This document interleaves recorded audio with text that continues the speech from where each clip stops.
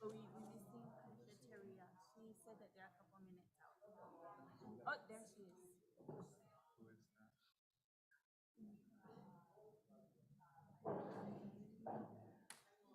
Who is that?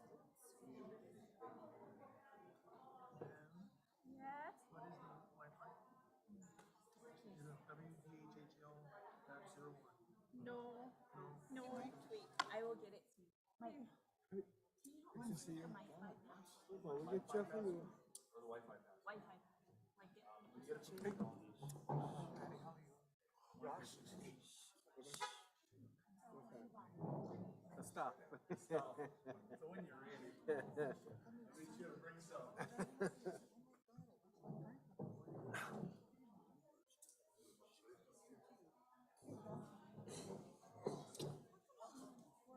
You made it. Yes, sir.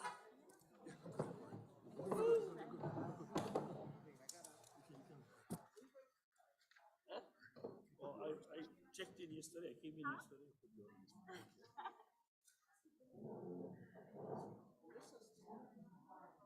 Okay, yeah, we gotta wait for her.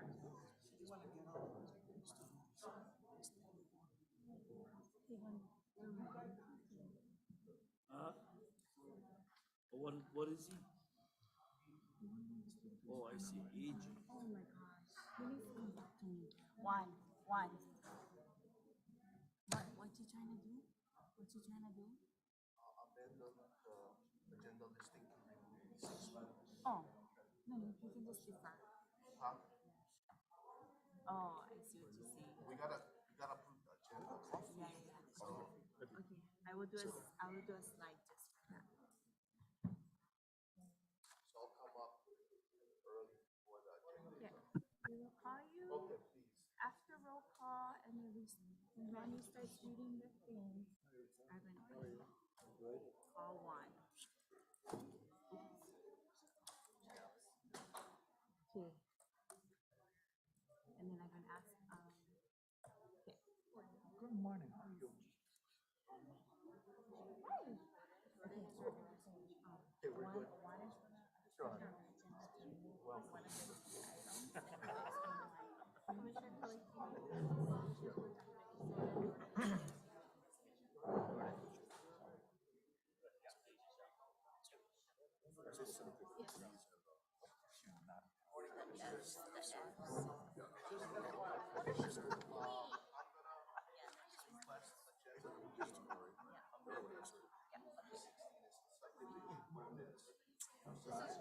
I gotta clarify. Are you working with Nina on that, or is that something else? Nina and Chip. Yeah, where? No, I told Nina to get in touch with them. So they're both aware that I'll confirm with her. I talked to her last week. I'm gonna reserve anything.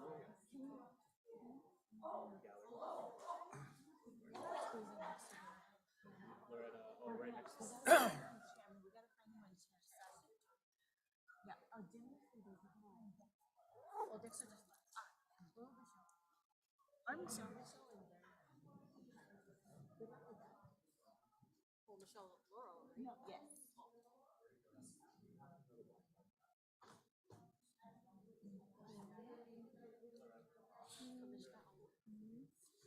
Yeah, Nina confirmed. They got in touch with her. okay.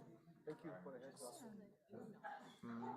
Nothing to do with any of that discussion Which one? about any of this who's chair. Oh man, I'm still none of it has any legal standing. I don't know why. I don't know either. Like we don't have better things to do.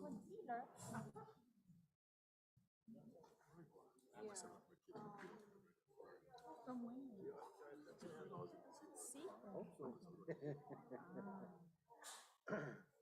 You need the password. You know, oops, was that live? Are we live?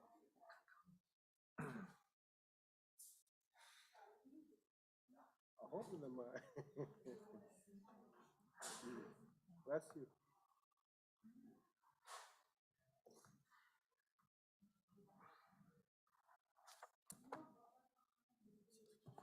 connected? Well, I'm gonna try and see what it says.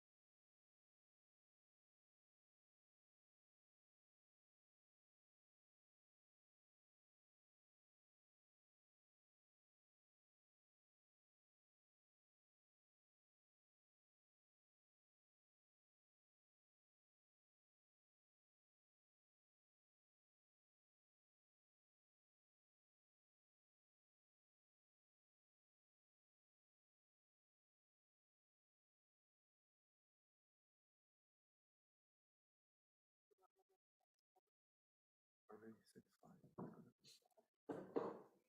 And 10 minutes for Jay. Because that was the, what were you expecting? We're going 10. I already told Craig.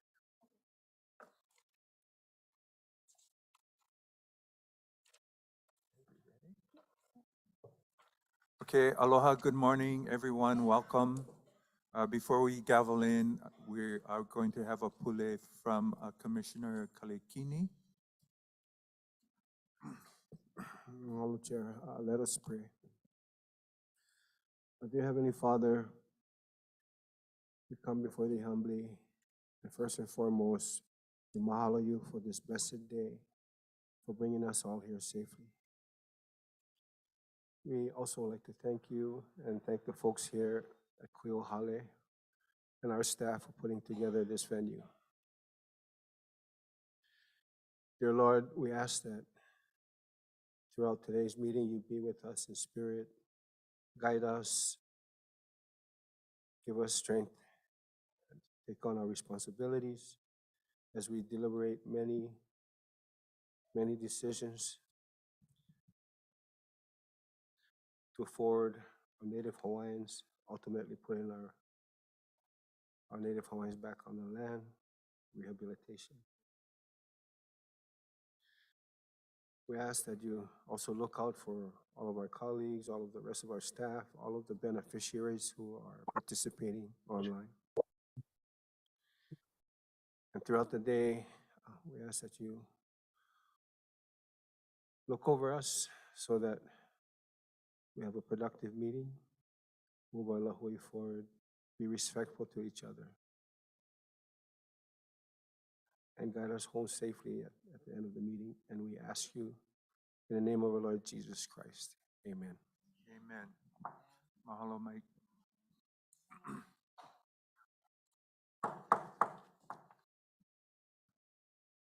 The meeting of the Hawaiian Homes Commission is called to order. The meeting is being held live and in person at Kuhiohale, 64756 Mamalahoa Highway, Kamawala, Hawaii, and virtually via Zoom. I am Randy Awo, Vice Chairman of the Hawaiian Homes Commission Act, and today's date is Monday, May 15, 2023. The time is 9:41. Leah, can you do the roll call, please? Commissioner Freitas? Here. Commissioner Helm? Here. Commissioner Kalekini? Aye. Commissioner Kaupu? Here. Commissioner Namu'o? Here. Commissioner Nevis? I'm here. Volume's a little low. Can you speak up, please? Thank you. Okay. Commissioner Teruya? Here. And Vice Chair Wu. Here. I note the excused absence of Chair Kali Watson. We have a quorum of 8 commissioners. Okay, approval of agenda announcements. The commission will recess at noon for lunch and to convene in an executive session for about 60 minutes. Tonight's community meeting is at the Kailapa Community Center starting at 6:30 p.m. Can I have a motion to approve the agenda? Oh, Kalamai. Good morning, Commissioners. For the record, Juan Garcia, Homestead Services Division Administrator. And happy belated mothers to all mothers present this morning. Again, I would humbly request that this commission amend its agenda this morning by removing consent agenda item D16. Motion. So move. Can I have a motion to approve? Second. Second. Mr. Chair. Discussion. Commission Teruya, go ahead. Thank you. Can staff tell me why removing D16? Yeah, there's some information that we were hopeful that would be available this morning. That has not been made available, so we're still waiting for additional information. Again, just to bring more or clarified information to the commission associated with this item. This is a deferral for next month or We're tomorrow? hopeful that we will defer it till next month. Okay, We're waiting for information from the lender. thank you. Thank you. Thank you, Juan.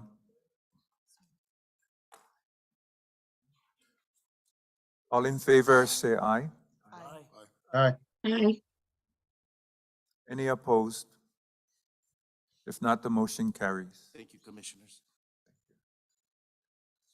Okay, Commissioners, approval of minutes. Are there any edits to the April 17th and 18th, 2023 regular meeting minutes? Mr. Chair, Go ahead. thank you. April 18 minutes. On page 18 out of 25, third paragraph. I'm asking Commissioner Terry asked for the 142 lots. I'm I'm going to ask that the staff come back and provide information on this discussion that we had on this paragraph. Thank you. Okay, thank you.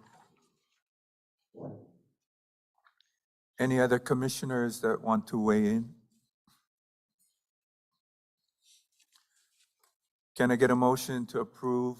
So move. Second. Okay. All in favor, say aye. Aye. Aye. Any opposed? If not, the motion carries. Thank you.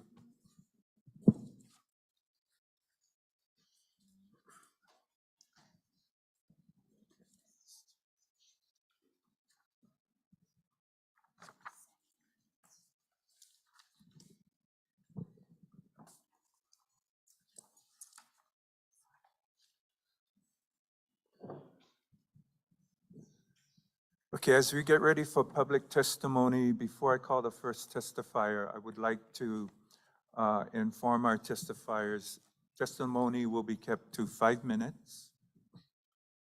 You can testify now or wait until the agenda item appears. We are doing this in order to ensure that all of our testifiers have adequate time to provide their mana'o and to also allow the commission to get to the agenda items.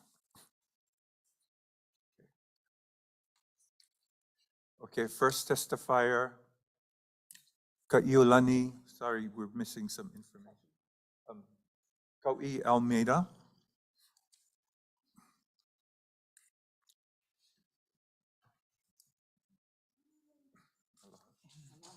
Aloha. My name is Kauilani. Oh, is this thing on? How does this work? It's on? Okay, sorry. Okay, let me put my glasses on.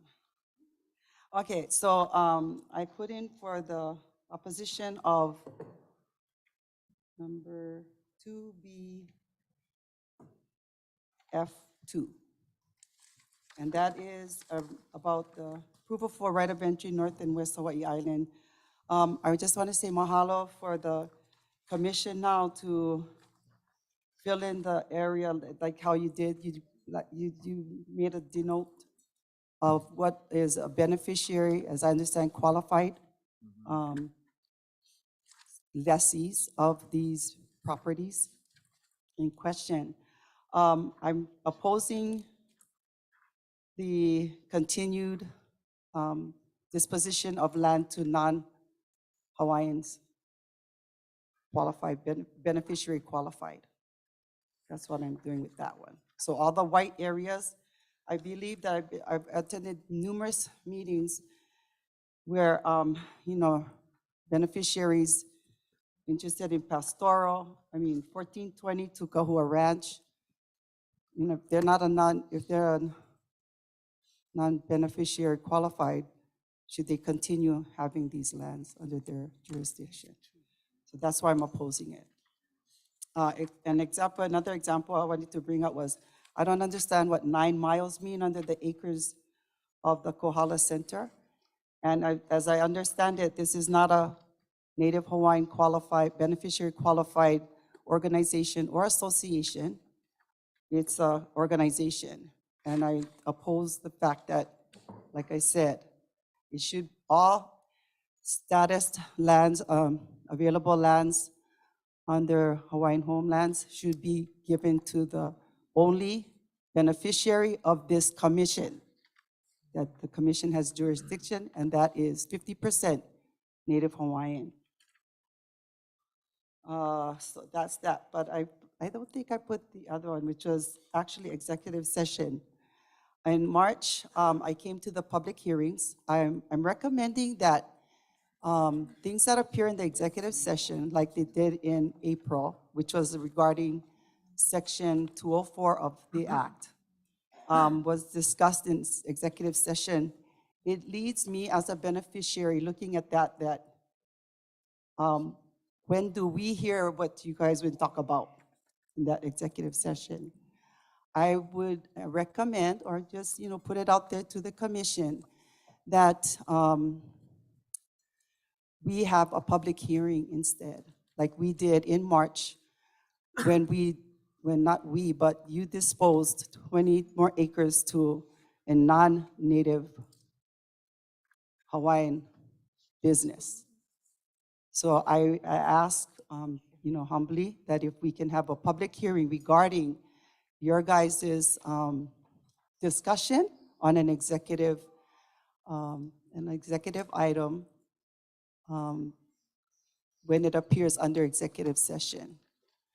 The reason for that is because it would afford the beneficiaries it would afford us the ability and the discussion, be at the table for discussion in regards to the Palapala.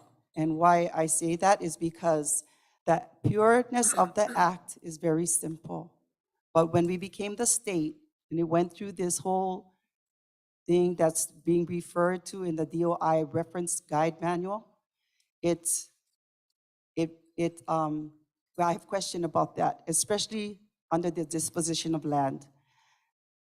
The disposition of land under Act 204 requires and only requires the commission to have authority over the disposition of land. However, when we became the state, it was crossed out. It was crossed out, the commission was crossed out. And the other part that was crossed out in that 204 was the word title. And that title meant the act, Hawaiian Homestead Act, and it was changed to another word. Now, when they did that, when they amended the act in 1963, by doing that, I feel that who are you then sitting here today as the state of Hawaii? You aren't the state of Hawaii, as I believe as a beneficiary. You are the HHCA Act, all 9 of you. The only person that is the state of Hawaii is the chair. He gets paid, or she gets paid by the state of Hawaii to administer, which is their job. So I just want clarifications like that to happen. And I feel that that's what I'm asking for today, that if in fact there are things that come up with regarding the act, if you do take it into executive session, please honor the beneficiaries by having a public hearing so that we can kuka about what you folks gathered on the state level and what is really gonna be in effect happening to us. Because tomorrow I am gonna be coming here to spread my wings and ask the department, actually the commission for the Prince Kuhio Plaza lease. I want to because I need that for housing the kupuna and make sure that we take care of our kupuna. So, and that's gonna, this thing that I just discussed in 204, under the state, the way the state's written it, I'm not sure if we're able to get it. But I think that I wanna, before I end, I wanna just say that the commission is here to serve one group of people. That should make it easier. That's the Native Hawaiians. Anything outside of that falls under the jurisdiction of Title 401, which says that if not even the Congress can interfere by putting out a book called a manual and say that this is what we need to do. Okay, Kaui, we're Okay, right at mahalo. 5 minutes. Mahalo. Thank Mahalo. you for your manao. Commissioners, any questions for the testifier? Yeah, Mr. Chair, I did. Kaui, come, I had a real quick question. go ahead. Thank you. And first of all, aloha, Waimea, thank you. I came all the way from Honolulu. So aloha, everyone, beneficiaries, thank you for being here. Aloha. Mike, you brought, what you were discussing earlier is the ROE right-of-way entries. Is that what you were discussing earlier, that you oppose some of the right-of-ways that are we going to be discussing today? Mhm. And so you identify some as non-Hawaiians, is that true? Well, that's what it says on there. Okay. So I'm saying mahalo because I never see, I looked through all our past minutes, never have denote beneficiary. And in March, I asked at the hearing that I wanted a clarification of section 204. Because the way I read it, the commission is therefore giving non-Hawaiians, non-beneficiary qualified, I should say, usage of land does not say that it's in the best interest of the qualified beneficiary. So all these people that have been asking us for land in pastoral business in these areas, why are we going to continue giving it to why are we continuously giving these non-Hawaiian organizations or whoever the land? You should put them back on the market, give it to the qualified Hawaiians. That's my point. Thank you. Thank Aloha. you. Thank Chair, you, mahalo. Go ahead. Chair on this side, if I Go may, ahead, can I Russell. ask, Kahana, can you come up and correct the exhibit for item F2? Thank you. There's that I'm 9-mile confused. reference. Yeah, thank you. It's 9 Exhibit mile. A for item F2. What is 9 mile? Kohala Center, in the acre column, it says 9 MI. That's probably a typo, right? No, it is correct. It's 9 miles, but again, that's for fence installation for Kailapa. So it's 9 miles of fence line. Correct. And that's all it's for. Okay, And once they're done with the fencing, the right of entry is done. They needed that right of entry for the fencing installation. okay, makes sense. But it's for their organization? Thank you, Mr. Chair. Thank you. It's for the Kohala Center? That fence is for the Kohala Center to put something in there? Kailapa's subdivision to keep the feral cattle, or not feral cattle, but the goats. So why are they coming in? Mr. Chair. I'm just saying. Okay, thank you. Commissioner Since Severino. Kahana, you're here. So I'm looking at both submittals and I'm trying to understand. So the ones that are darkened is what? Beneficiaries? Correct. Correct. Native Hawaiian Yes. beneficiaries. Correct. The one that is not highlighted are what? Non-beneficiaries. Non-beneficiaries, correct. So And we're looking at 1, 2, 3, 4, 5. correct. Okay. And again, these are not right of entries that Morning. have been issued recently. These have been carried over from Yeah, revocable she's permits taking my when they were grandson revocable to the permits back airport. in 2013. Understood. And yeah, Yeah. so just to, these are not Yeah, but, new. yeah, okay, and I know, I understand that, because we go through that in Oahu too. They're grandfathered in, and other people want opportunity to get ROEs, and Aole, they can't, because a lot of them are grandfathered in since way back. Right. So I just wanted clarification on both submittals. Yeah. Thank you. Yes. Go ahead. One quick question for you, Kana. So these REs that we're considering for non-beneficiaries, has the department received interest from beneficiaries interested in these areas? We have. We have. Okay, thank you. Okay, that's it. We'll call up the next testifier. Mahalo. Thank you. Kanani Kapuniai is up next.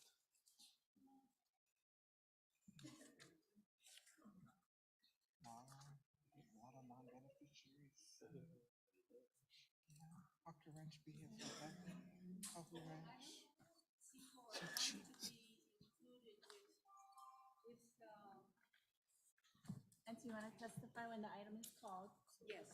Okay, we can do that. Okay, so our next testifier is Dora Ayo.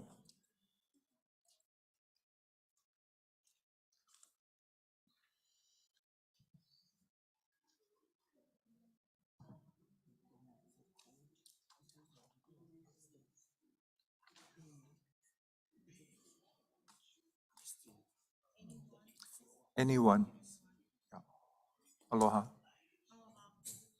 Good morning, Good everyone. morning. I'm Dora Ayo from Laiupua. I've been on the board there for L 2020, the VOLA, and Can now, speak into the mic so we can hear you. and now LCDC, Laiupua Construction Development. Yeah. I want to thank all of you for acknowledging our water issue, and hopefully that we can connect for this Gianellis properties so that we can go ahead and build more homes. I appreciate you folks looking at it. I'm going to be really short because we work really hard for this. And I admire that the commissioner can come to our Aina and see what is necessary, yeah. We've worked so long and so hard to get water, to build more homes for our people. And I appreciate you folks looking at it as well, yeah. And that's all I have to say today. Okay, mahalo. Mahalo to all of you. Thank you, Dora. Any questions for the testifier? Okay, mahalo. Thank you. Okay, next up is Ikaika Smith.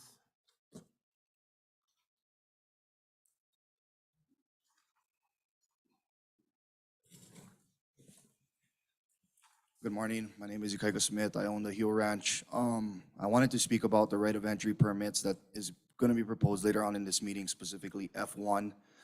I was unable to find any information on this proposed right of entry. I was looking to read up on it, read a proposal or any information given on why they need access to that land, why they need entry to that land. And since I was unable to find anything online, I'm unable to make an informed decision on whether or not I am for the right of entry or against the right of entry. I'm not sure why proposals aren't made public prior to the meetings and why we have to come here and kind of fly off the seat of our pants and make uninformed decisions. Speaking on right of entry, one second. Now, I personally went to the website of Hanalaulima because I'm from Kau. They're asking for a right of, they're the ones asking for the right of entry. The website states they're nonprofit economic development and economic sustainability in Kau.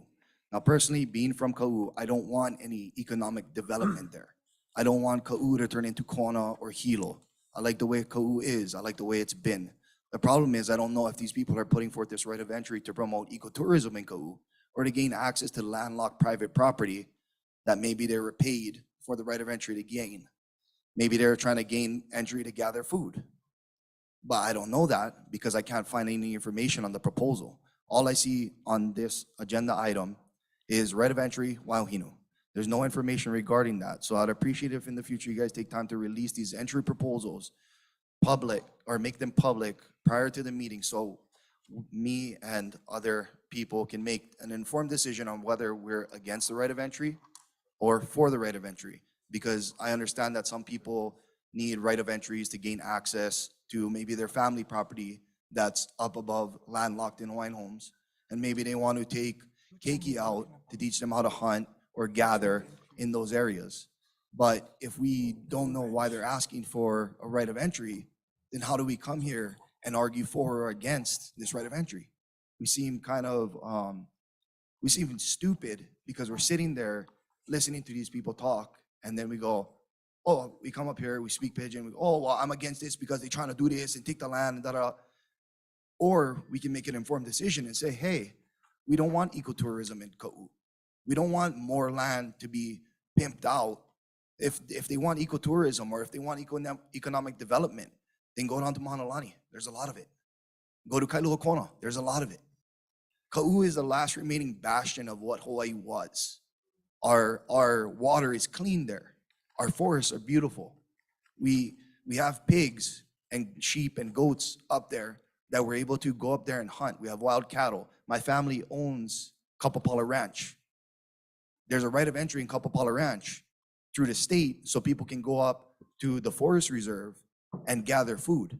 That's a good thing. But if there's a right of entry so people can go up there not to gather food, but to show tourists around, oh, look at how beautiful Kau is. And now we have tourists moving to Kau, buying up land.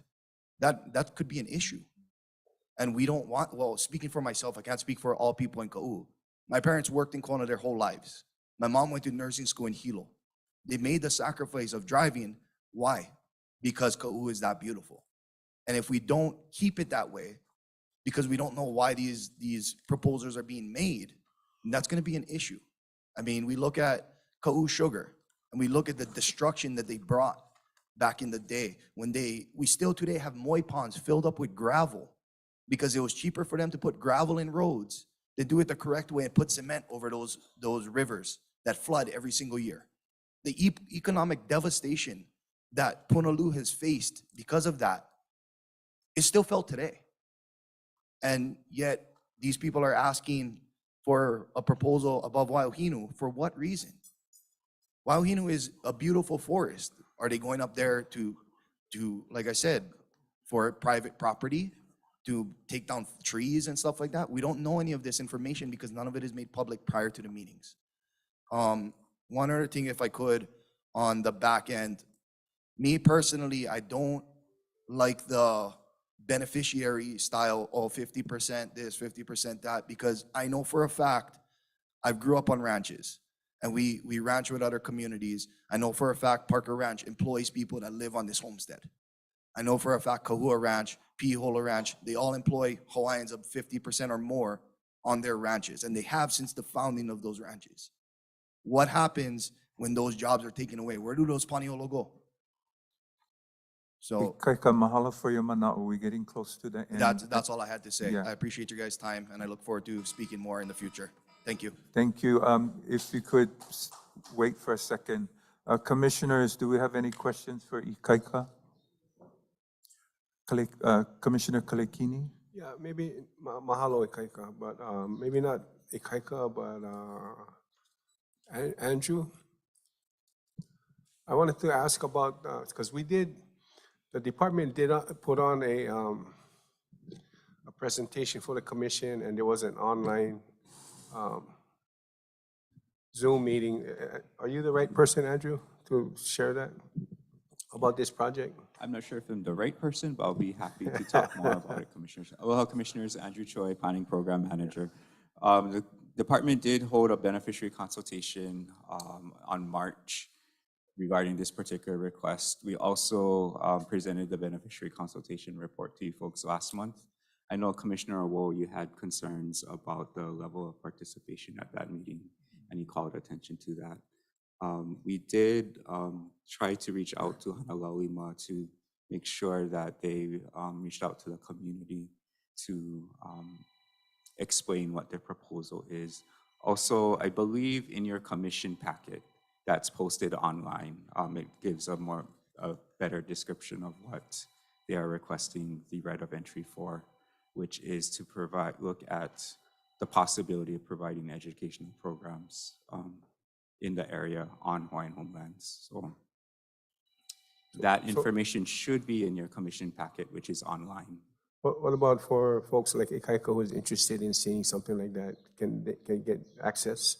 Yeah, it's posted online, the same place where the commission meeting information is posted. So there's the meeting agenda, the meeting packet, and all of the corresponding information related to the items on the agenda are in that meeting packet.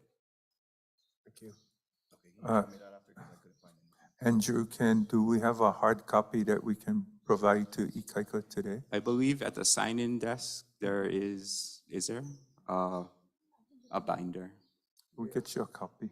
Okay, and then like real quick with Zoom meetings, having Zoom meetings, people work, people don't have time to just get on the phone and watch a Zoom meeting. So I think if you guys do have it online, then maybe I'm too stupid to find it. I don't know, but I spent 4 hours yesterday and 4 hours on Saturday trying to find it. I don't know if the website's just too complicated for me, but if we're asking older generation to try to find this, maybe it should be a little bit easier to find this information. So I'm 31. I'll be happy to walk him through our website to show him where he can find this information in the future. Okay, thank you. Okay, mahalo.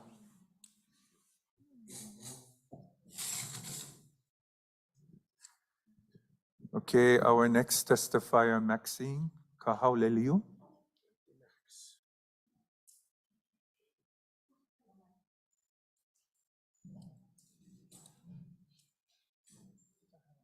I'm back and live. Okay. You guys see me I feel like on Celebrity on Zoom with you guys, really. I think you folks know my kuleana and my pilakia, that I'm on lot 45 on 5.8 acres that belong to Hawaiian Homes. I have a history of dates, times, people. I mean, I got 2 big Bibles related to Hawaiian homes. The beginning of Hawaiian homes, who really killed my horse, Kolohi, way back in 2011. Well, let's fast forward, and I think you folks know that what I did on Zoom last month, I broke down because I'm tired. I've been on that lot for 10 years, and I've been on April 23rd, 2013, I went to Kapolei and testified and brought everything towards the commissioner, a commission rather, and at that time, Masakatani was our CEO, Kalamai. And Joe Tasto, who passed away. I love you, brother. So I have not heard anything from the commissioner. I have not heard anything, and they keep changing the CEO. So I'm still at the ranch. This year make 11 years, and I'm not moving. I am not moving. I'm not moving. I will occupy, and if they bring the sheriff, maybe those 2 guys in the back, they like come. I'm not moving. I am not moving because they promised to get back to me and tell me, Mac, Auntie Mac, you're illegally fine. But I've been there 10 years and I'm malama that I know. I took all the palapala out, the tires, so much palapala. These hands work hard. My mo'opuna work hard, my kani work hard, and I have not heard anything today. So all I want is my name on the list. I am 84 years old, and probably the commissions at that time thought I was going to holla, but woohoo, I'm still here. I ain't moving and I ain't going no place. All I want is my name on the lease. And it's not hard.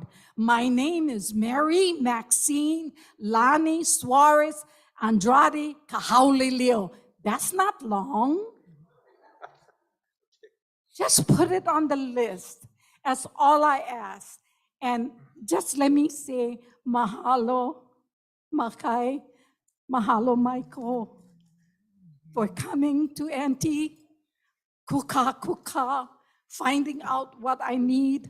Really, thank you, mahalo. I don't know if I'm supposed to have said that, but I don't care because they came to my hali, and that's what the commissioner should do. Come to us. We no can go to you. Come to us. We're Hawaiian. We're Kanaka, the brother over here.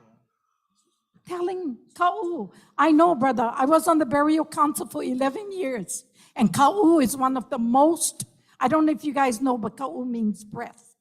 That's what the name means, breath. And Ka'u has so much ivikupuna. I know.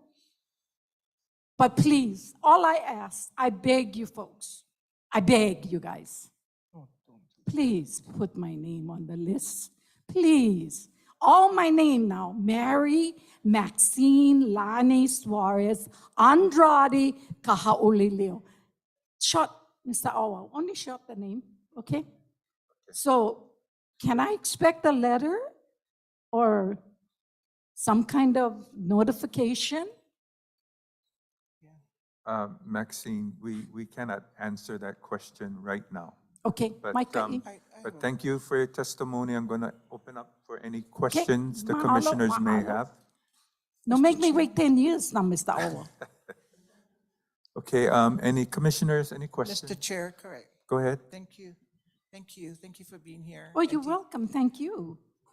I would sit here and be remiss if one of us or our staff don't talk to her or find out what's going on. I know we have staff here, and I'm questioning why it took that long or even getting a response. So I'm going to ask Mr. Chair that before we leave, at least somebody in the staff could at least communicate to her Yes. or let us know what's Yes. happening, because I'm not going to sit in another meeting Yes. and have Auntie come again and say, Uh, nobody called you Nothing. and nobody Nothing. sent you a letter. Oh, I take that back. Kalamai, I know I've been past. But when I went on the land to, after the testimony in April, it was April 23rd, 2013, I went to Kapolei, and Daryl was one of the people working. I went to testify, everything, showed them everything. And then I came home and stuff, went back on the land.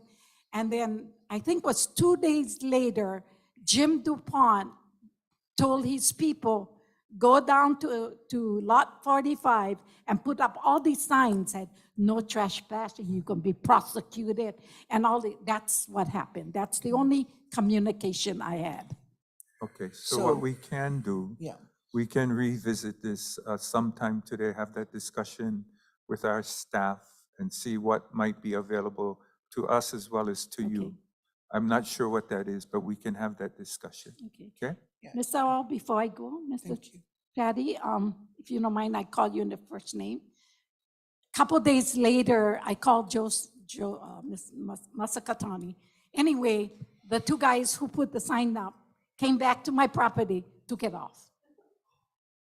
I had communication, so they took it off. So I'm still there, 11 years.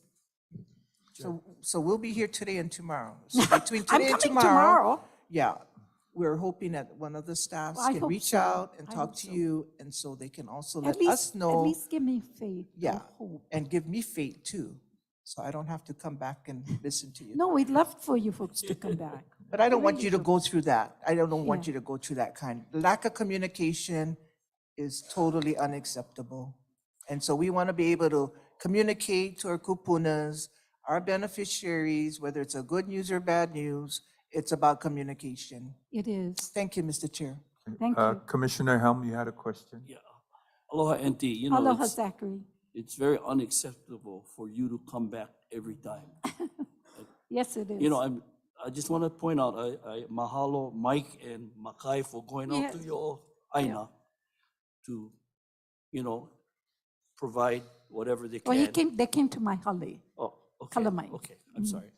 So, yeah, so there needs to be a follow-up. I mean, the follow-up's been years and still nothing.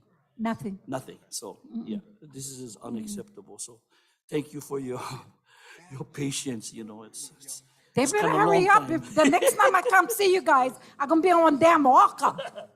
You know, so hurry up, you guys. I mean, Yeah. whatever. but Mahalo for your mahalo, testimony. Maikai, Thank you. mahalo, Michael. It was a very, very touching for Auntie. When you guys, by the way, your egg says honor. Thank you, Mike. Okay, mahalo. Okay. Aloha. All right, I gotta go. No, okay. All right, mahalo, you guys. Aloha. Okay, our next testifier, Iokepa Kaeo.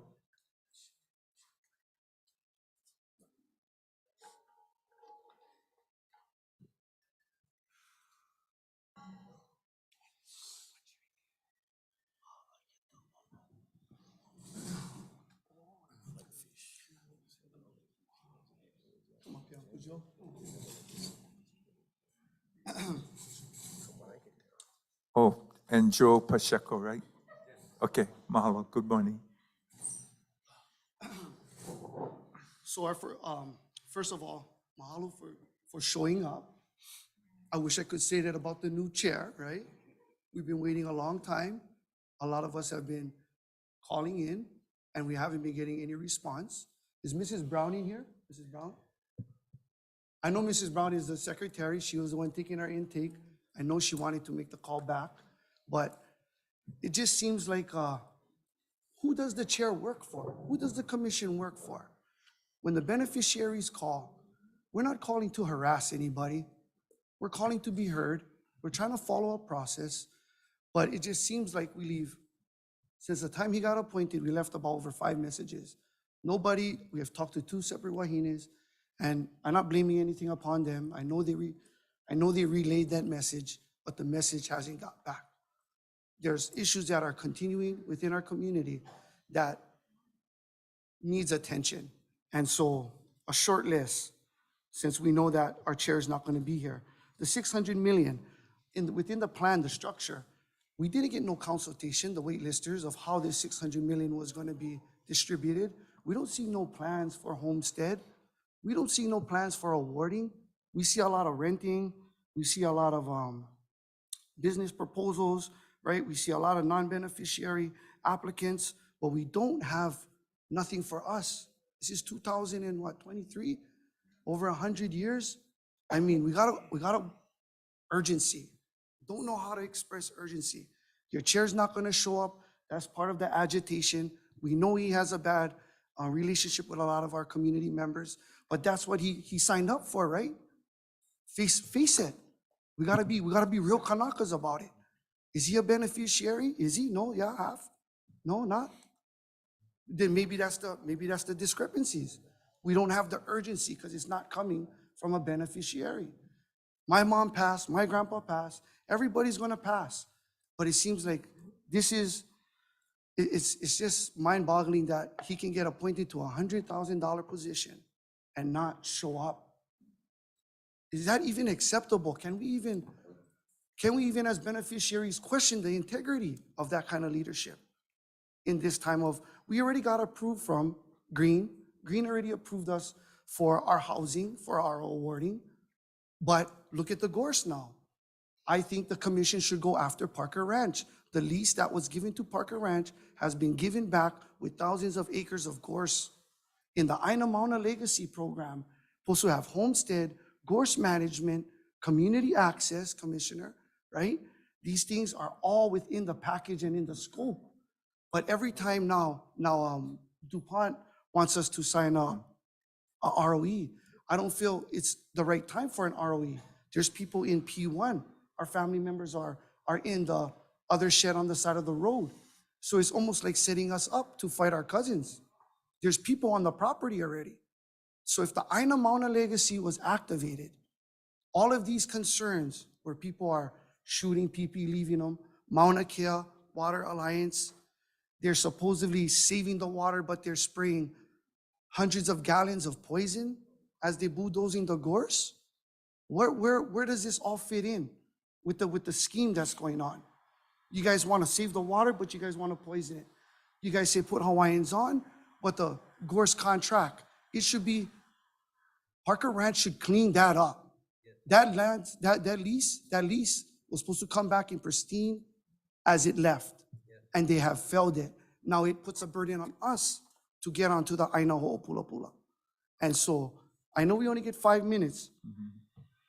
Kepa, I would like to help you understand why the chair is not here today. I don't know if you realized. We would love to know. Yeah, We would love to know. so what it was before he was selected to become the chair, he had a pre-planned trip that he was already committed to that. I don't know when it occurred, but it was well in advance of him being appointed chair. So the commercial leases in Hilo, the Beneficiary Trust Council and waitlisters demand that we have an option on the homestead for commercial leasing. There's about 10 leases vacant. We want one of it, and we demand that we have this meeting with the chair so we can go over these issues, because we're not getting awarded, right? Yeah, we'll get to that another time. We hit 5 minutes. Mahalo for your mana'o. We're going to now take mana'o from Joe. Joe. I hope you don't mind if I stand, because my adrenaline is pumping. Okay. And I would ask you guys, keep your mana'o to agendized items, please. Yes, I'm gonna be civil, Okay. because I came here to look for you to finally listen to the Hawaiian people. What our concerns is, there should be some wisdom amongst all of you guys that we can come to common ground with. My name is Joe Keona Keali Helivale Okomakohonu. I'm a direct descendant of some great chiefs, one of which they killed Captain Cook.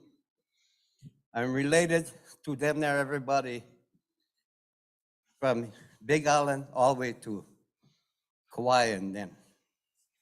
And we've been waiting. I've come to the crossroads of my life. I've seen a lot of bad things.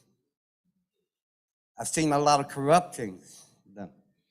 And for me to sit back, because the next generation, they're not going to wait. They are not going to wait. They came to my place several times and told me, Uncle, we're ready to go. These are girls. So they told me right there and then, it's not going to take long. Either you guys got to come up with some good solutions, or you guys are going to see something you guys never seen, the state would have never seen. I want to touch on the gorse. I brought this up years ago because it spreads and spreads and spreads.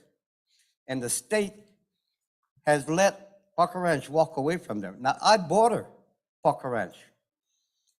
I was born at Waikiki in 1954. My pico is up on the mountain. I live at the base of the mountain of Mauna Kea, right next to Parker Ranch. And a lot of things they've done is heavy. Sometimes either I gotta fight back the tears or I'm gonna do something myself. Because there is no justice if people don't look into the problems and find solutions that we can all come on common ground to. Otherwise, we're just wasting our time. This will be another year, 2 years down the road and not accomplish a thing. We need to find common ground, and we've been in front of commissions before, and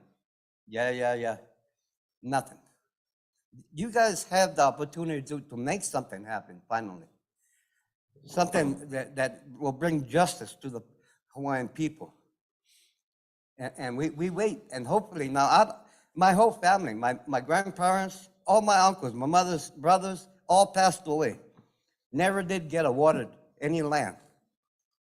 I'm the only one, and I didn't get awarded. I had to buy. 60% of the people that live in the back in Pukapu has bought out their leases. That's the only reason why they're there, like myself. And people say, well, Joe, you got yours. Why are you grumbling? I said, I grumble because for the next generation, the people that don't know how to come up and stand in front of you and ask for help. That's why I fight. Until the day I die, I'll fight. Until we can come to, there's gotta be somebody that can sit down and go, okay, now let's all get together and let's find the solutions. That's all we need. Because the next generation, like I said, you're not gonna believe what you're gonna see. And it's because they know, see, like my phone, I only use it for hello, goodbye. I don't know how to get on social media, although I've been there before, somebody's posted me. And I know the power it has. And that's why the young generation, they're not afraid to die. Because they know as soon as it gets posted, it'll travel along all over the world. So time is ticking right now. And it's not gonna go on like it has for all these years. You guys gotta be brave enough to do the right thing from right here. Feel what you feel and what you know to be right, you need to do it. Thank you.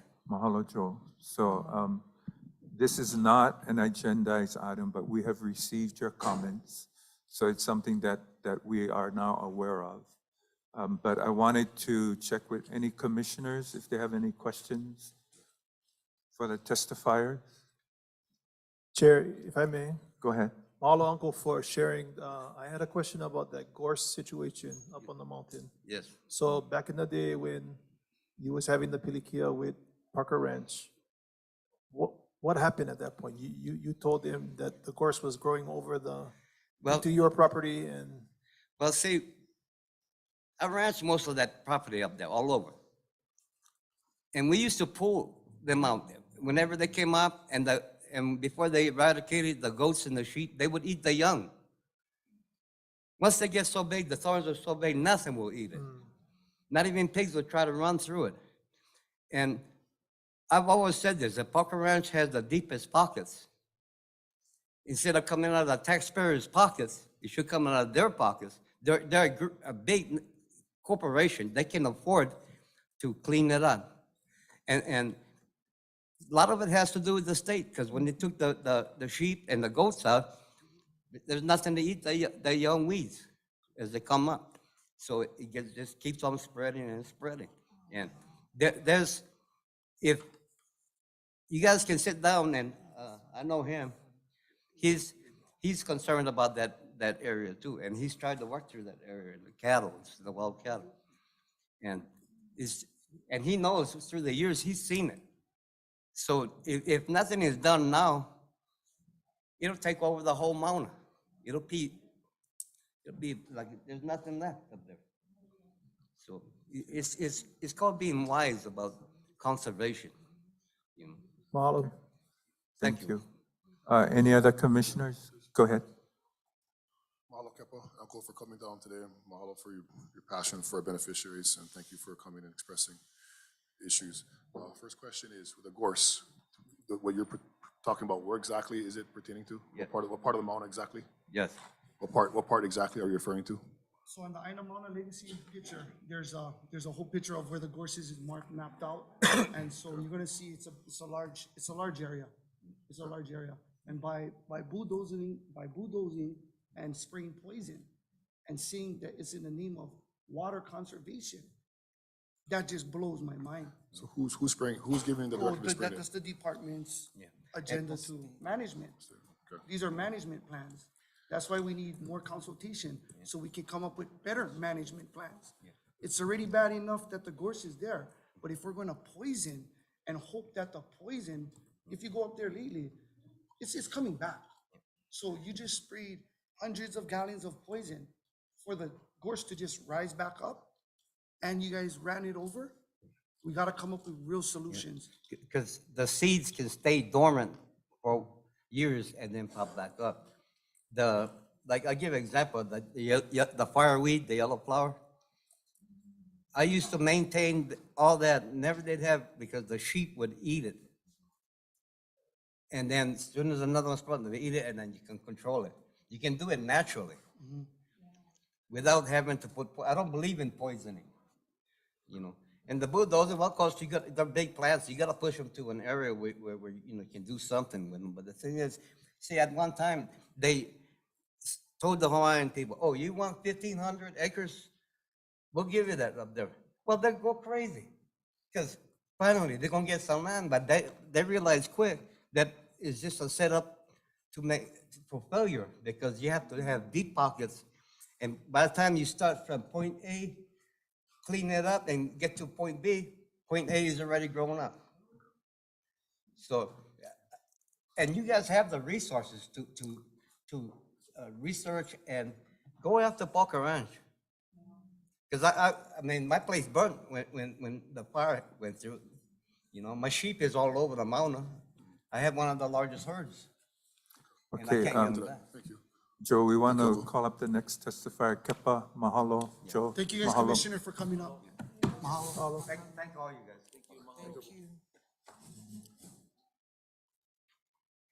you. Okay, our next testifier is Mike Hudson.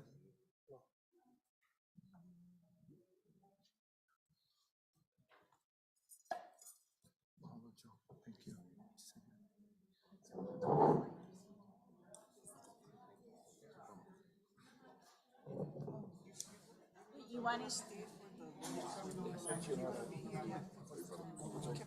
Thank you very much.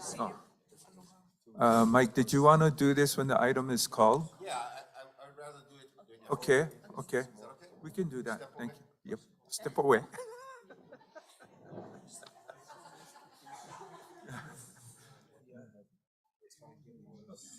Okay, our next testifier, Pat Hawaii Ola'a. Hawaii Ola'a, Kalamai.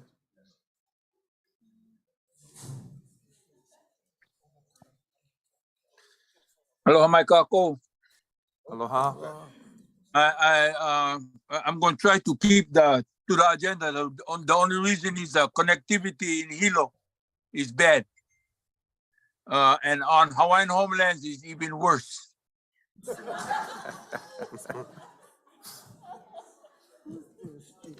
It's even worse. So, but on the agenda items, good morning, interim chair, Awo. Good morning. I had this speech ready. I had this speech ready for the chair and the deputy, and then all of you. But no, when they changed that, I gotta change my language.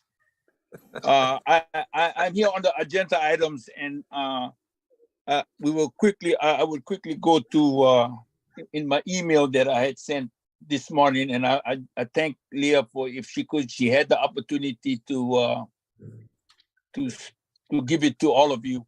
But I'm here to talk to. My name is Pat Kahabaiola. I'm a native Hawaiian, as defined, and the current president of the Kilkaha Community Association. I want to thank this body for allowing me to testify on a meeting agenda. Item 2, items for decision making, LMD, F1. I in a position to support Hana Laulima Lahui o Ka'u. However, my only question is, are those lands our lands? Are those lands having the status of Hawaiian homelands? That's the question. It appears that it is, because we're giving the ROE. So, maybe later you guys can ask, or I would truly want Kahana's idea on that. F3, I can support the idea of Punana F2, I am of the idea that I can support those ROEs, especially 461, 464, 684.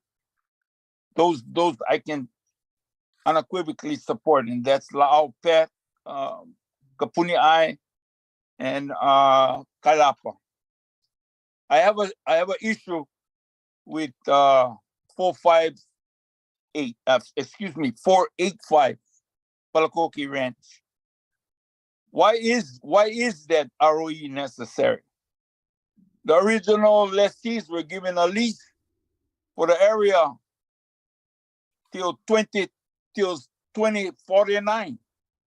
So I'm confused at what part of the land or of their total Palakoki Ranch of 7,600 acres that we given an ROE for them to get to the 7,600 acres, for use to include or to increase their capacity. Because my understanding, that's only I was just giving them 232 more acres, because the way when I did the research on Palakoki Ranch, those lands were from the DLNR, and then when they decided that they had to pay us back, and I use us as the term because they had to pay the beneficiaries back when the state abused the lands in the territory in 1959, or excuse me, when they had the 16,000 acres that was returned, part of that land. So then we got Hawaiian Homes, the trust got in General Lease S5373, 242 acres conveyed to the Department of Hawaiian Homes. So I'm confused. Is the ROE just for the 232 acres, or is it for a bigger portion? So those are the questionable, especially when the 7,600 acres for cattle operation. It is said most of these lands in the ROE to the non-natives is because these lands are not suitable for homesteading. Then why didn't we think about maybe giving those lands them and exchanging lands with the DLNR for lands where people can live? But that's another issue, but still that's an agenda item. I'm glad Kahana explained about the Kohala Center, because I too got confused when I saw 9 miles. We giving somebody the use of 9 miles of something? Well, I find out it's fence line now. Parker Ranch, 381 acres. For what? Is that what the ROE is for? What? They get 130,000 acres in their area. Why we gotta give 381 acres? They're probably the largest landholder right there where you at right now. You look out the window, you're gonna fall inside Parker Ranch. The entity as Parker Ranch is the largest landholders out there. The record has been given in the court of law, really, that they were the impetus that brought the Gorse in when they began cattle ranching back at the turn of the century. Uncle Pat, That the mahalo Gorse- for your mana'o. I'm going to open up for questions so we can continue a discussion if the commissioners have any questions. Commissioners? Okay. Can I just wrap it up with Kahua Ranch, Chair? Okay, quick wrap. No, a quick wrap is that I just need to know the same. It's that same Kahua Ranch. What portion of it that we're being asked to allow them to use? That's all, because we wait. Okay. Mahalo. Yeah, thank you. Aloha. Commissioners, any questions for Uncle Pat? Chair. Go ahead. Yeah, so looks like there's been more than one interest on the ROEs, but that's an item that we're going to take up in more detail later on also. Okay. I mean, I know some of the responses to Uncle Pat's questions, like the Waiohinu and whatnot, but when we go through the more details, I think we'll get better understanding of the questions we've been receiving. Yeah, so your request is to do what, Mike Kalamai? No, I just wanted to make sure, because there's lots of interest in these ROEs, that when that item comes up for discussion, that we respond to a lot of the thoughts that we've been receiving. Agreed. Thank you. Mr. Chair, could I any other just questions? end with this? Oh, I'm sorry. Are we done? No questions? Okay, mahalo. I'm again, I hear- Mr. Chair, could I just, it's an agenda item. I need it. It's passion for me. Is because I'm a 100% disabled Vietnam veteran, and I'm not able to use the benefits on Hawaiian homelands. That's one of the MOUs that the department is going to make with you guys' authority to make with the Department of Veterans Administration. And I truly would want to get that passed for all the veterans who have the opportunity to use that veterans preference of a loan to get home ownership. So, but right now, I'm being told by the Veterans Administration, no. I'm being told by HUD, we can't. People cannot. So we just need to, there is a serious disconnect when all of these entities from the DOI, the money is being flushed down to our people, but we've been in Kilkaa especially, when they are not able to use the ability to acquire those loans. One, because we get the airport noise. Okay, Before we get the gas, we get Uncle the Pat, sewer. So thank you. Thank you. Okay, mahalo. Okay, so we're gonna call up the next testifier, Blossom Fatera. Mahalo, Uncle Pat. You're welcome.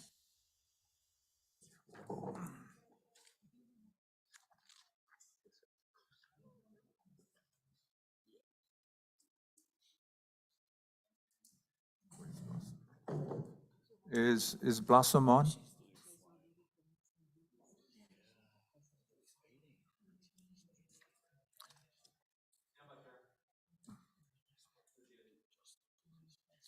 Aloha Blossom, you're on. Blossom, are you muted?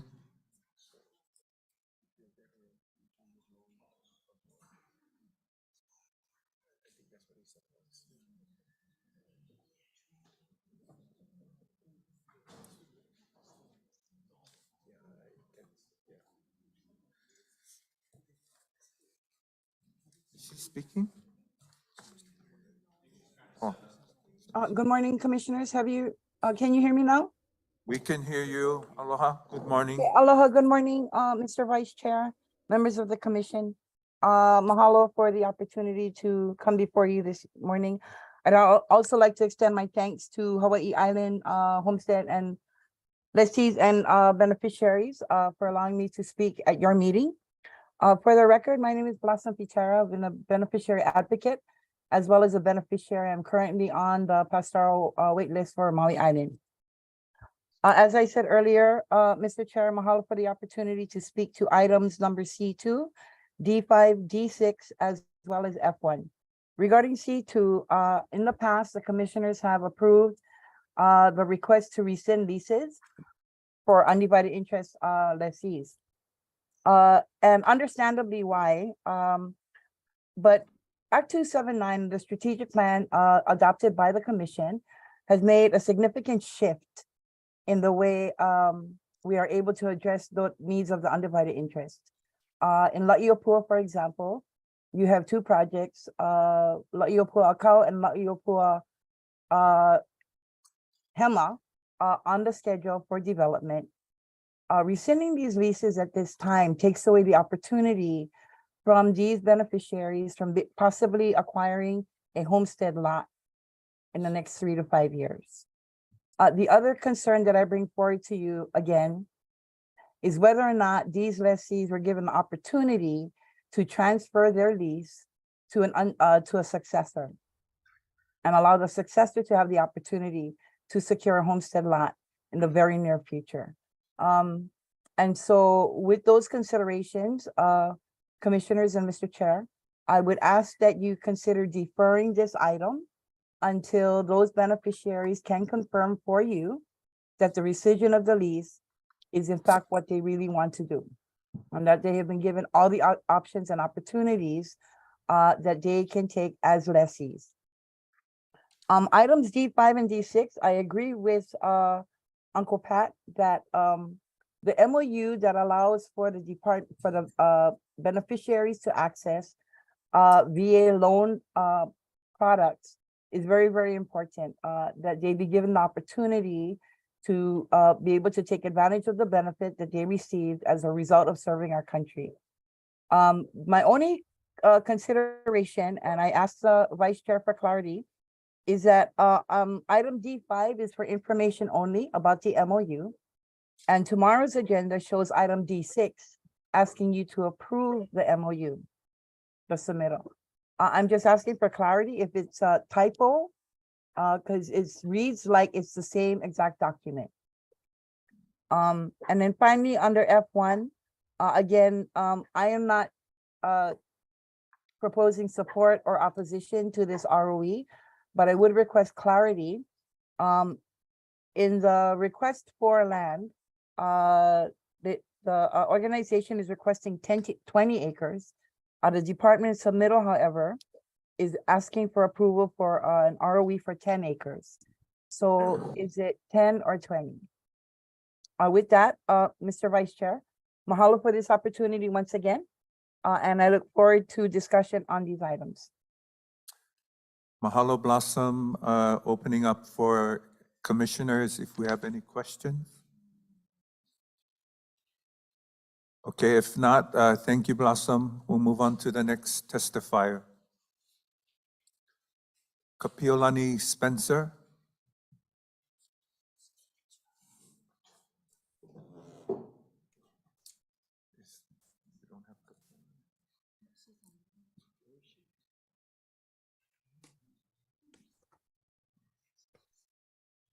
We're trying to find Okay, you. I am Kapiolani. here. Aloha mai kako. Aloha. O Kapilani Spencer ko inoa. no kulana kauhale o La'iopua akau eha maiau, yeah. I'm from La'iopua Village 4 akau. The reason for my being here today, and thank you for having me, is so that I could testify on my family's behalf and also the community's behalf here.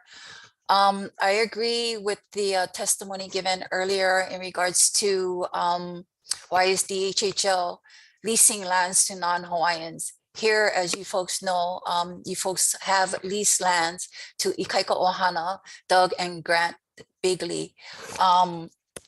Right now, we're faced with a lot of issues here. And every time we call DHHL, we're told that it's either they were told not to get involved or basically they don't know, you guys don't know what we were talking about. So part of my reason for being here is to give testimony on these issues, which is one is our high water utility issue. Okay, so from the very beginning, we've had this enormous water issue. Before the irrigation company turned over the water irrigation over to the developer, Ikaika Ohana, what had happened was they took ownership back, Ikaika Ohana, and then we received in an email that we only have 4 days to go down to the water department to put down a deposit and our names on the water bills. We are being compliant. I mean, we're residents here, we're being compliant. So at that now binds us to a legal contract of the water ownership.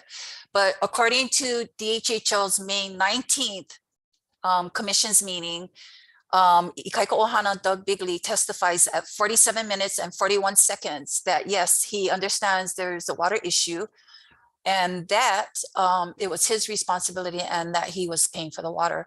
I believe Doug, because I have somewhat of a relationship with him since I worked with Uncle Bo Kahui on our water audit retrofit phase 1 project for the 17 homes on Keanalehu Drive because of the extreme water bills. I mean, when we first moved in, my first water bill was well over 1,000. Some families on the hill over 2,000. Once I've seen the May 19th meeting, that already told me that the water wasn't our responsibility. We tried numerous times turning off our water to lower the consumption, but we were told at the time by the landscapers and by management that we were to keep the water on because I guess they're trying to grow everything in their yard, which was invasive to start with. So after irrigation company, landscapers, they left, it was told to us that because, hey, we cannot eat none of this stuff. And we put on the land for sustainability, right, people? Yeah. Kohio's mission statement, yeah, to put the people back on the land for sustainability because we are a dying race.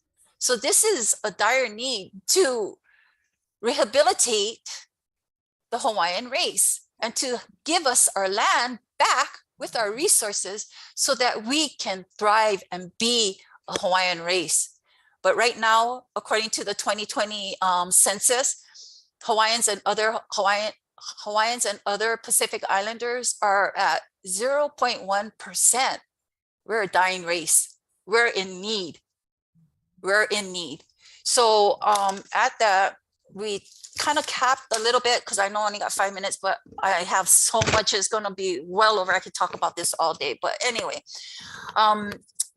as of March 31st, we had Kelly Lincoln, who was our site manager here on the property.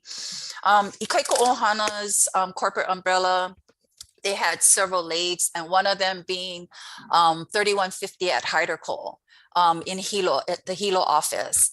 But anyway, we lost our management, and Kelly was the only one who was our site manager who would come here, not only what she came here for, and she did her job well, and we petitioned to keep her on. And I spoke to Doug Bigley about this because we trusted her. We built a relationship because for so long, management would tell us one thing and do another.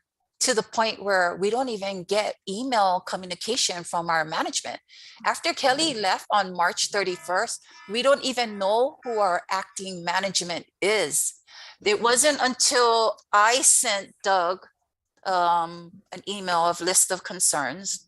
Oh, by the way, back to the 17 homes, the retro. Kapiolani, Yes. Kapiolani, we are at 5 minutes, but I will open up for questions. I have to tell you. We are at 5 minutes. We will open up for questions. Mahalo. Commissioners, any questions? Go ahead, Commissioner Freda. There's so much more. Dr. Piolani, Non-compliance of maintenance. We have maintenance issues that are well over a year. The house is it's shambles because of no maintenance, no management in place. You know, this is all serious stuff, guys. Kapiolani, a commissioner is Okay. prepared to ask you questions. Thank you. I'm Okay? sorry. Kalamaya u. No I'm not really asking questions, just more of a generalized statement. I am aware of the current situations with the water as well as the maintenance issues. I was at an orientation, Uncle Bo was there about maybe a month ago, regarding the rent-to-own development that Kaiko Ohana is doing. And I'm really bad with names, so I apologize for not remembering the young woman's name. Bokobo was with her that day, and she was in tears. Tears of anger, tears of just overall frustration, and that was really, really hard for me to watch. And I did speak with the other woman who was the old project manager. I've been in touch with Derwin a lot. I actually saw it in on the Laiopua meeting last week too with Keone. So we are trying to get to the bottom of this as far as from a communication standpoint. Again, I am very, very aware of the high $2,000 a month water bills for people who are on a very fixed income and they're in a rent-to-own situation. And the whole rent-to-own concept was to save money. Nowadays, it's not happening with the extreme water bills on top of the maintenance issues. Yes, So, absolutely. Please, I Thank you. understand. And I worked with Uncle Bo on the water. water project phase 1, and he was so kind enough to help us with that, you know, and it was successful. I gotta say, so now we're waiting for approval for the next 44 homes for phase 2. No, and I am making an effort. I just got on, this past January to get into the community and have face-to-face dialogue at your guys' meetings, and I'll continue to do that. Uncle Thank Bo you has so my much. contact information. Yes, Please he get it does. from him if you need to reach out to me. Okay, But, okay. we are in dialogue with this, and please don't feel it's falling on deaf ears. And I'm sorry for what you guys have to go through. That brings relief. Thank you. Mahalo. Commissioners, any other questions for Kapiolani? If not, mahalo Kapiolani, we're going to move on to the next testifier. Thank you. Mahalo he lama ka'i. Okay, our next testifier is Jessica Andrade Kahaolelio.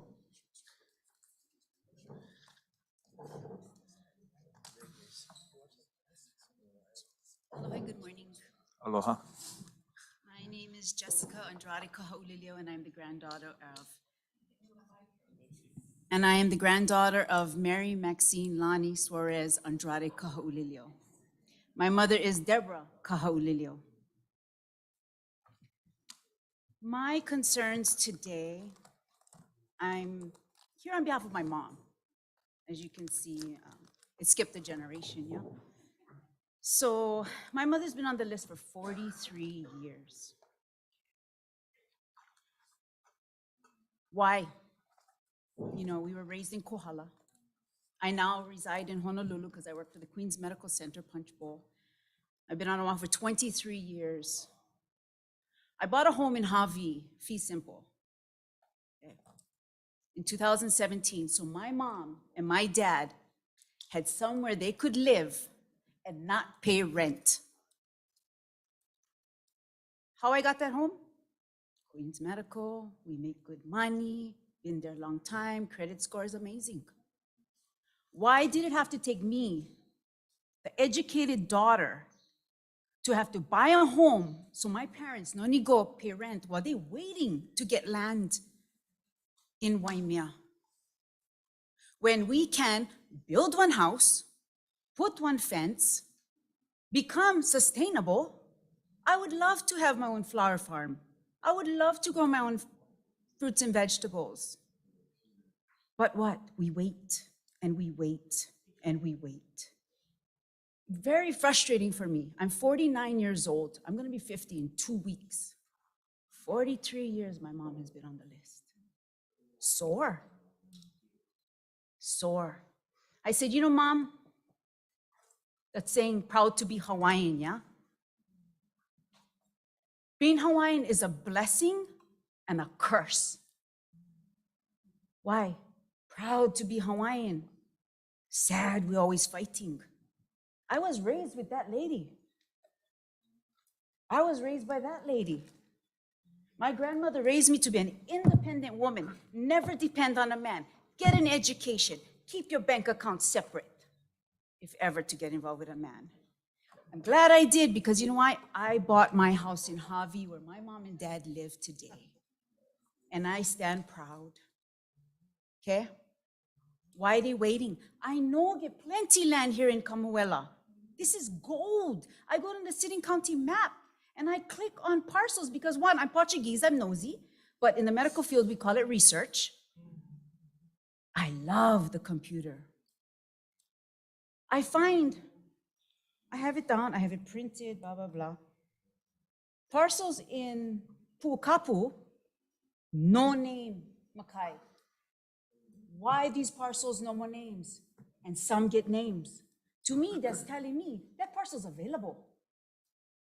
If it does have a name, if there is somebody occupying it, then go to the city and county, fix it, so people like me no say, I have this one, not no more name, this one no more name, this one no more name. Okay? What's going on? I can tell you. I'm also a Wiedemeyer. My granduncle, Johannes Wiedemeyer, is my grandmother's half-brother on my dad's side.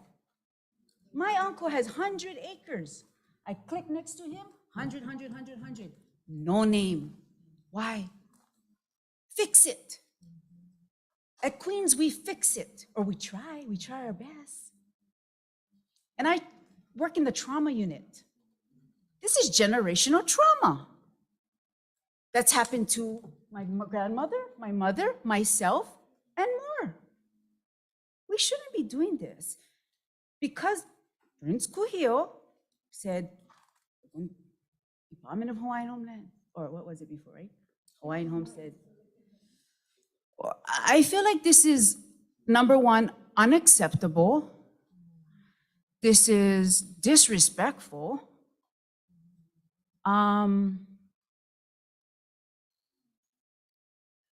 It's very disheartening. It is. You know, my bedroom is at my grandma's house. So I live with my grandmother when I come home, because I come home a lot. She's getting older. How are we going to fix this, Makai? I want to know, are these parcels that I printed out taken by people? Okay, moving on. My next thing is, my dad got something in the mail last week. Jessica, Yes. we have 5 minutes. Okay. So I think what I would like to do is open up for questions by our commissioners. Okay? Yes. Commissioners, we have any questions? statement. Go ahead. Yeah, we'll look into that. And we spoke last time on Zoom. I spoke with staff, and we will look into those potential openings that are around this region, and we will, do the protocol that are in place to award them if they are truly available. If they're not awarded, we will get the fix. And I'll work with staff on that. Then people like me not going to be so, you know what I mean? I understand.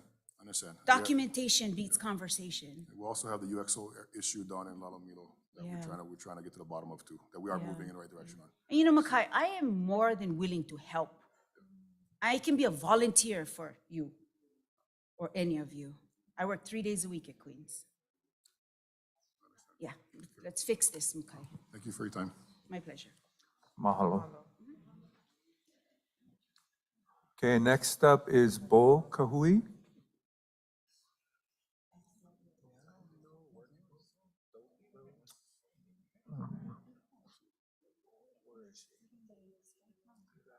Is Bo in the area? I thought I saw him earlier.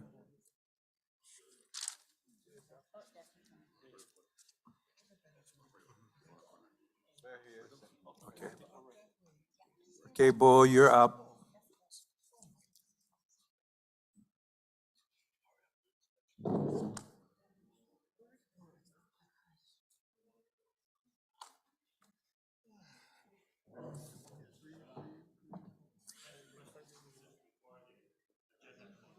You want to wait for it to be agendized? Okay, that's fine.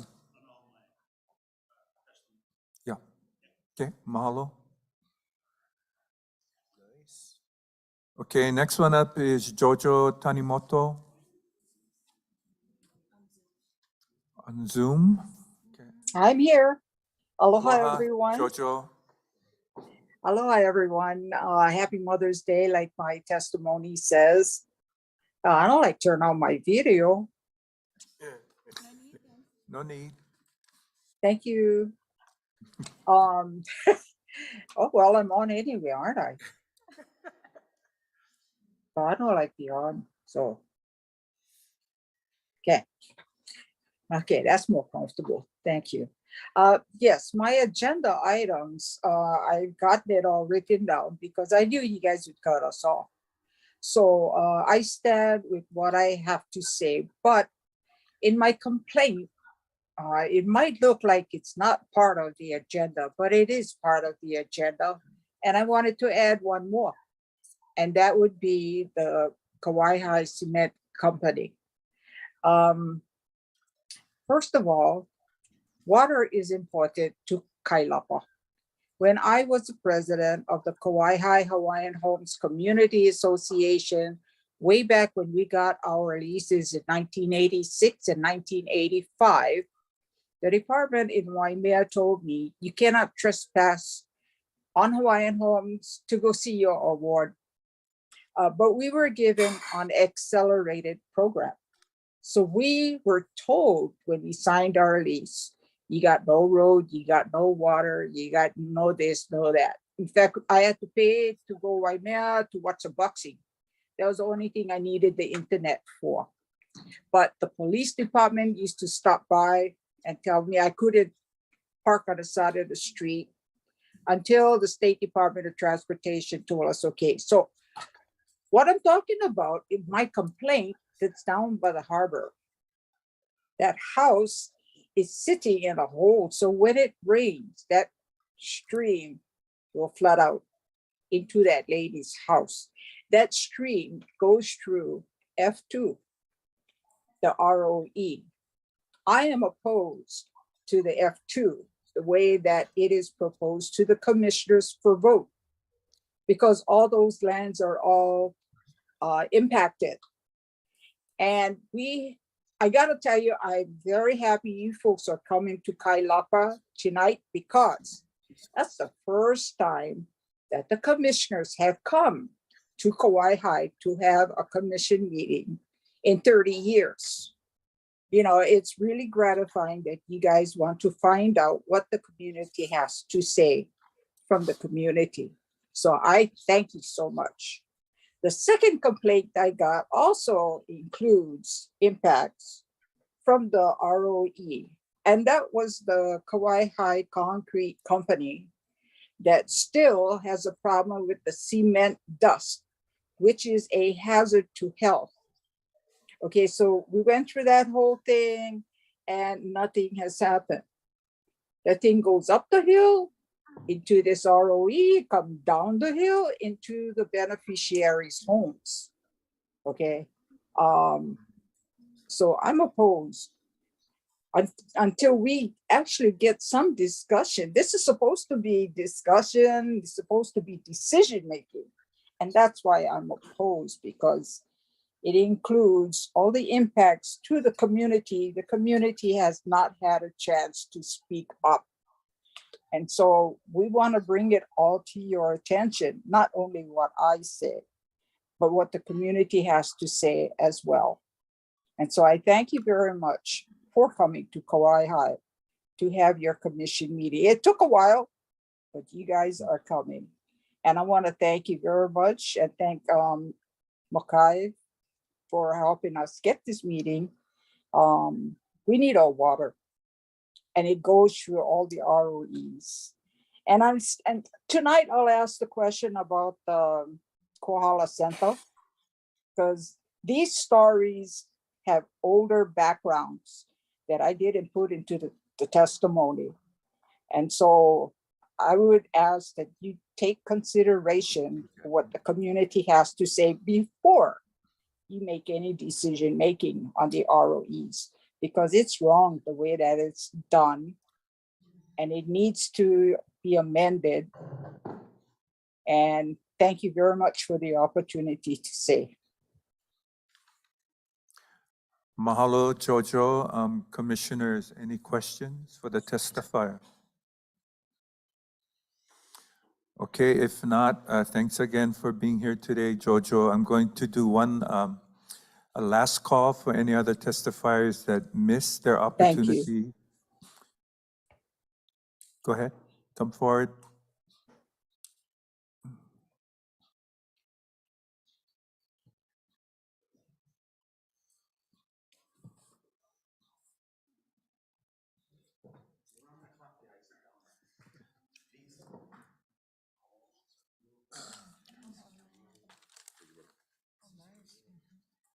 Mahalo, thank you.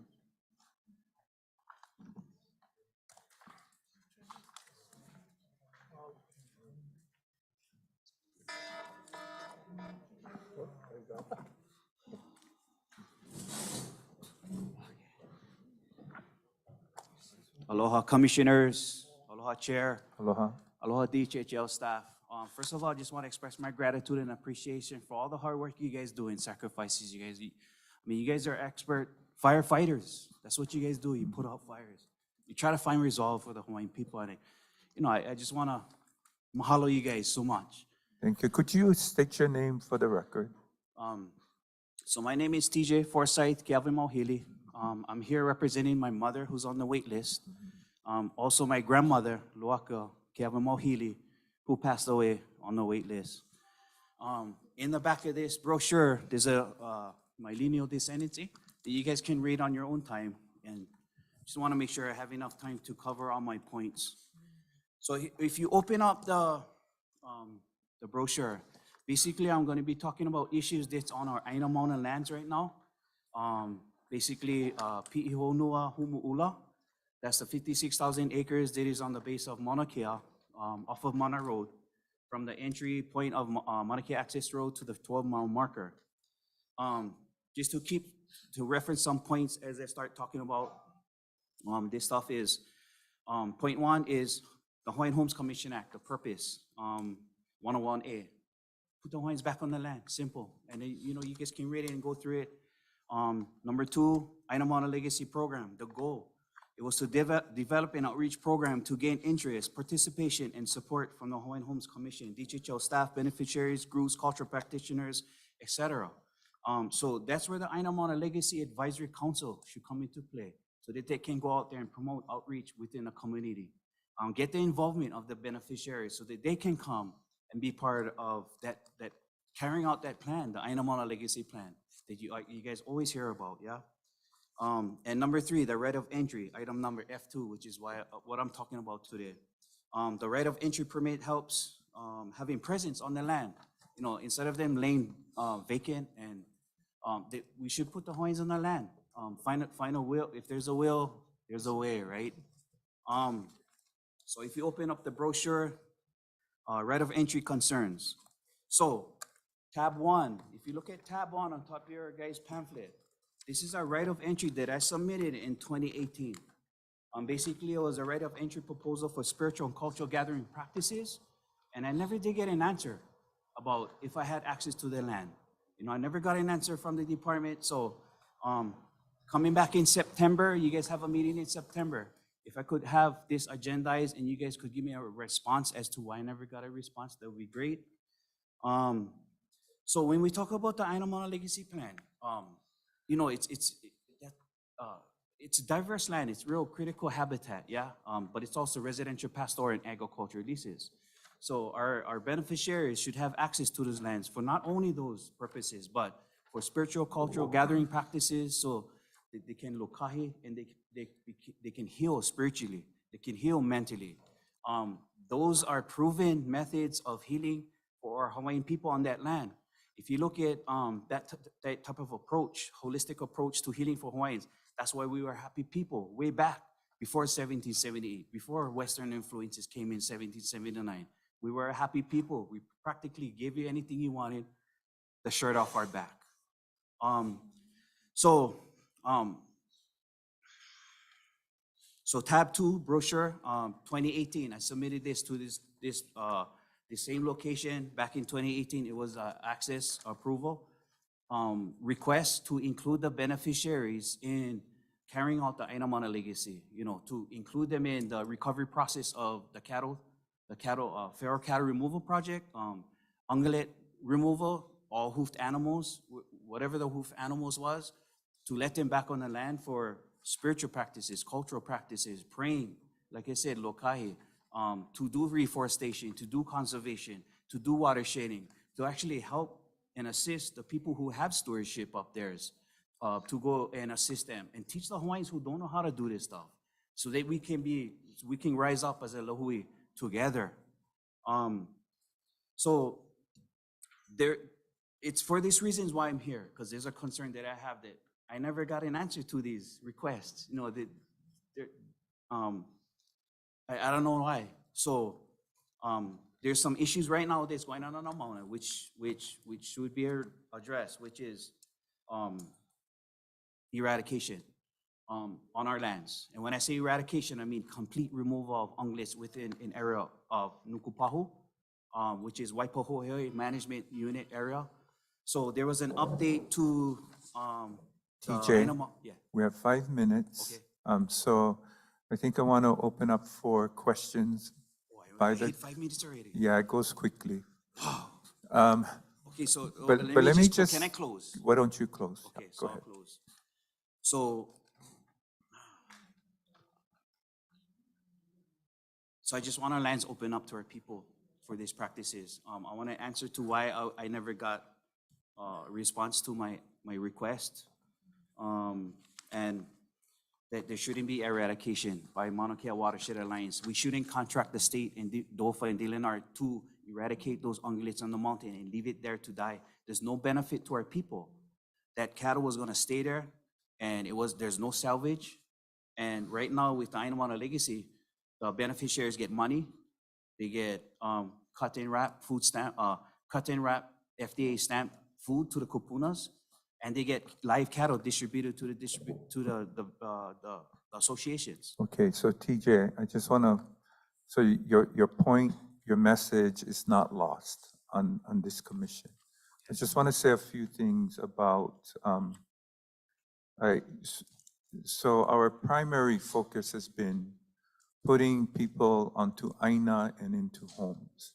But more and more, we are being confronted with that additional kuleana to protect and manage those lands that have sacred meaning to us, as defined by our gathering sites, our forests, and other resources that come with that. So we understand the challenges that are in front of us, and we are trying to find our way to manage that kuleana better. So I just want to leave you with that your presence here today is not lost on us, okay? So I'm going to open up to any other commissioners that have any questions for TJ. Okay, if not, TJ, mahalo. Well, Thank you for being here Thank you, today. Mr. Chair. Sorry, Kalamai, go ahead. It's just a comment, and thank you. Thank you for putting this wonderful packet together. It takes time to distribute this whole packet of information. And I receive it, I'll take a look at it too, but I thorough, good information for us. I don't know how to answer why the department didn't answer you 2018. I really don't. I was here in 2019. And again, it's about communication, correct? This department maybe got to do better in communicating back to our beneficiaries. That is really important. Whether phone call, an email, or a text or something, we need to get back to our beneficiaries so that they know that we're getting back to them. If we don't have the answer, we still need to get back to them. So your message is loud and clear, and we're here to listen. And again, thank you for putting this great information together. That's Thank why I you. made the packet, just in case I ran out of time. You guys can Yes. peruse it and go Yes. through it line by line. And it's not going to be ignored. Yes. You so much. Yeah, Thank you, thank you Mr. for your Chair. effort. We appreciate that. Okay, commissioners, we're going to go into a 5-minute recess. Mahalo, everyone.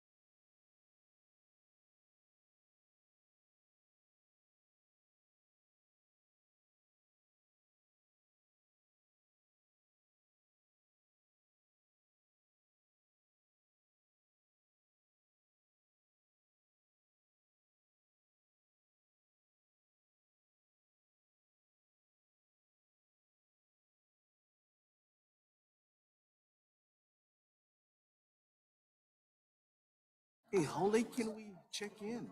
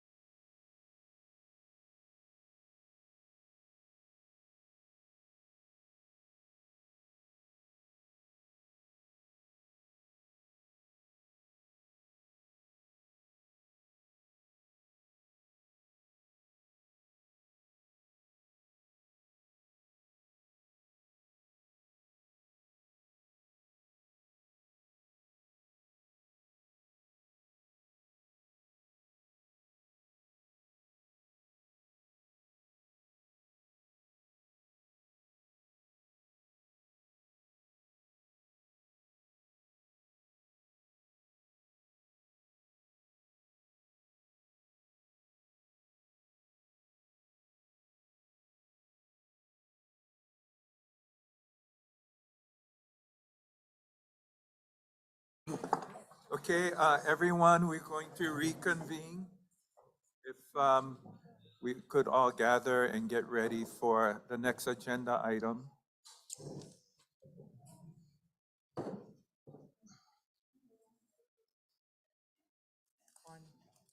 You know we love you.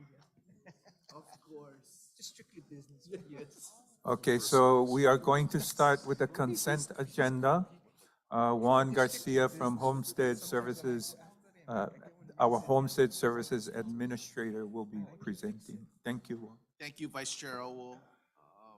Yes, Homestead Services Division has 13 consent agenda items for your consideration this morning. I'd be glad to answer any questions you may have at this time. Okay, Commissioners, are there any items you want to address separately? Mr. Chairman, thank you. Go ahead. Not exactly separately, but I did want to comment on item D18.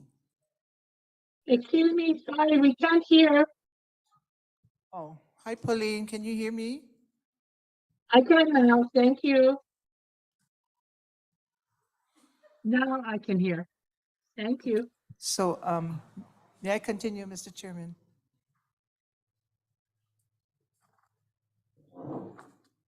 So D18, what I wanted to comment was, one, is that house, so now we're turning over the designation of successor for the Pauline House in Kanahili.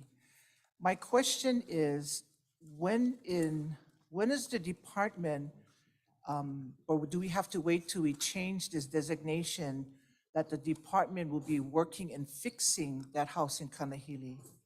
I understand that we had a contested case hearing on this item here, and the decision-making was that correct me now, AG, if I can go there, that the department was responsible to fix that house. So where are we with that? Because drove there the other day and it's still boarded up. It's still not touched.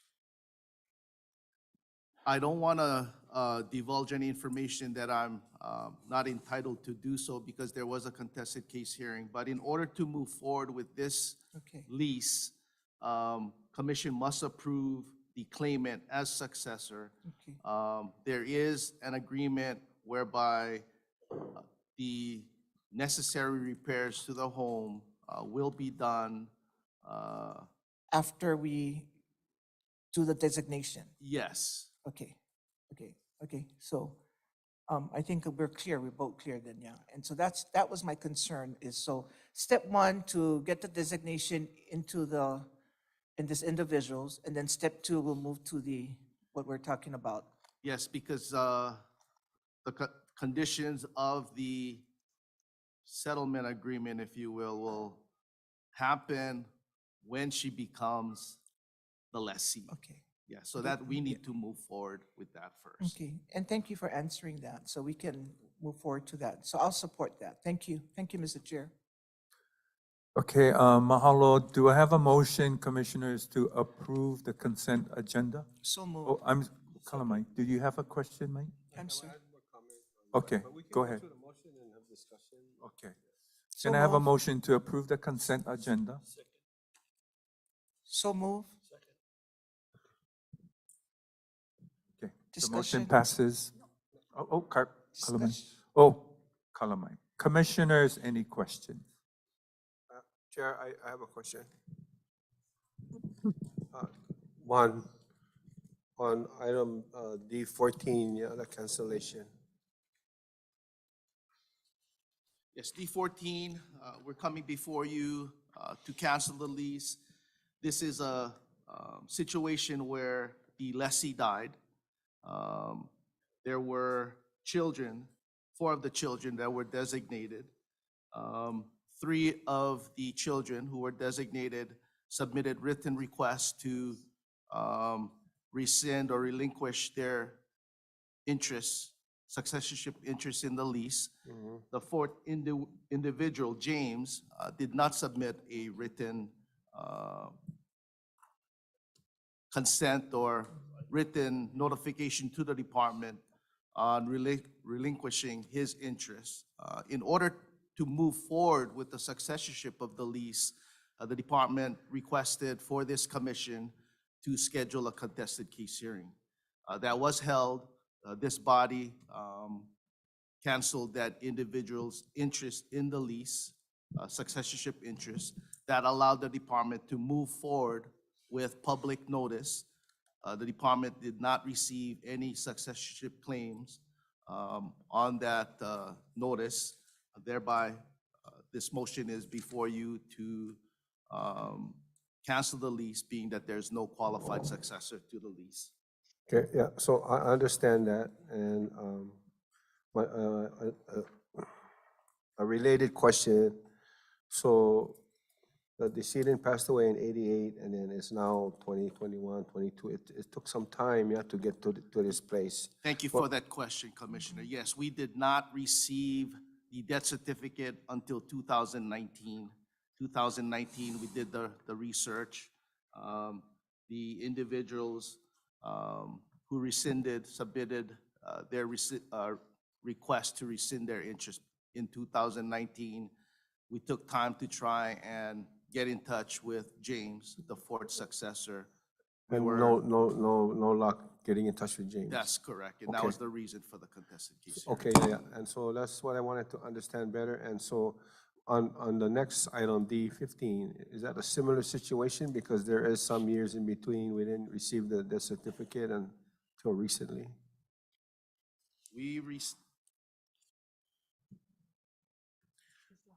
Decedent passed in 14, and so Yeah, we received it in September of that very same year. Okay, and reason why I was asking too, I know there was some testimony asking us to make sure that, you know, when we cancel the lease, that the successors well informed. Thank you, Chair. Thank you, Juan. I have a question. I see Commissioner Namupo, your hand is up. Yes, I have just one question.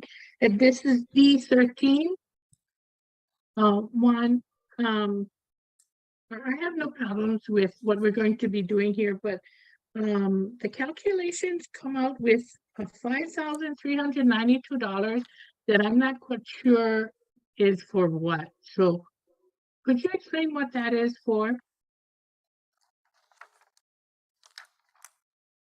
The request is for an advance on the 35,000, right? the net proceeds that is due to the decedent's estate.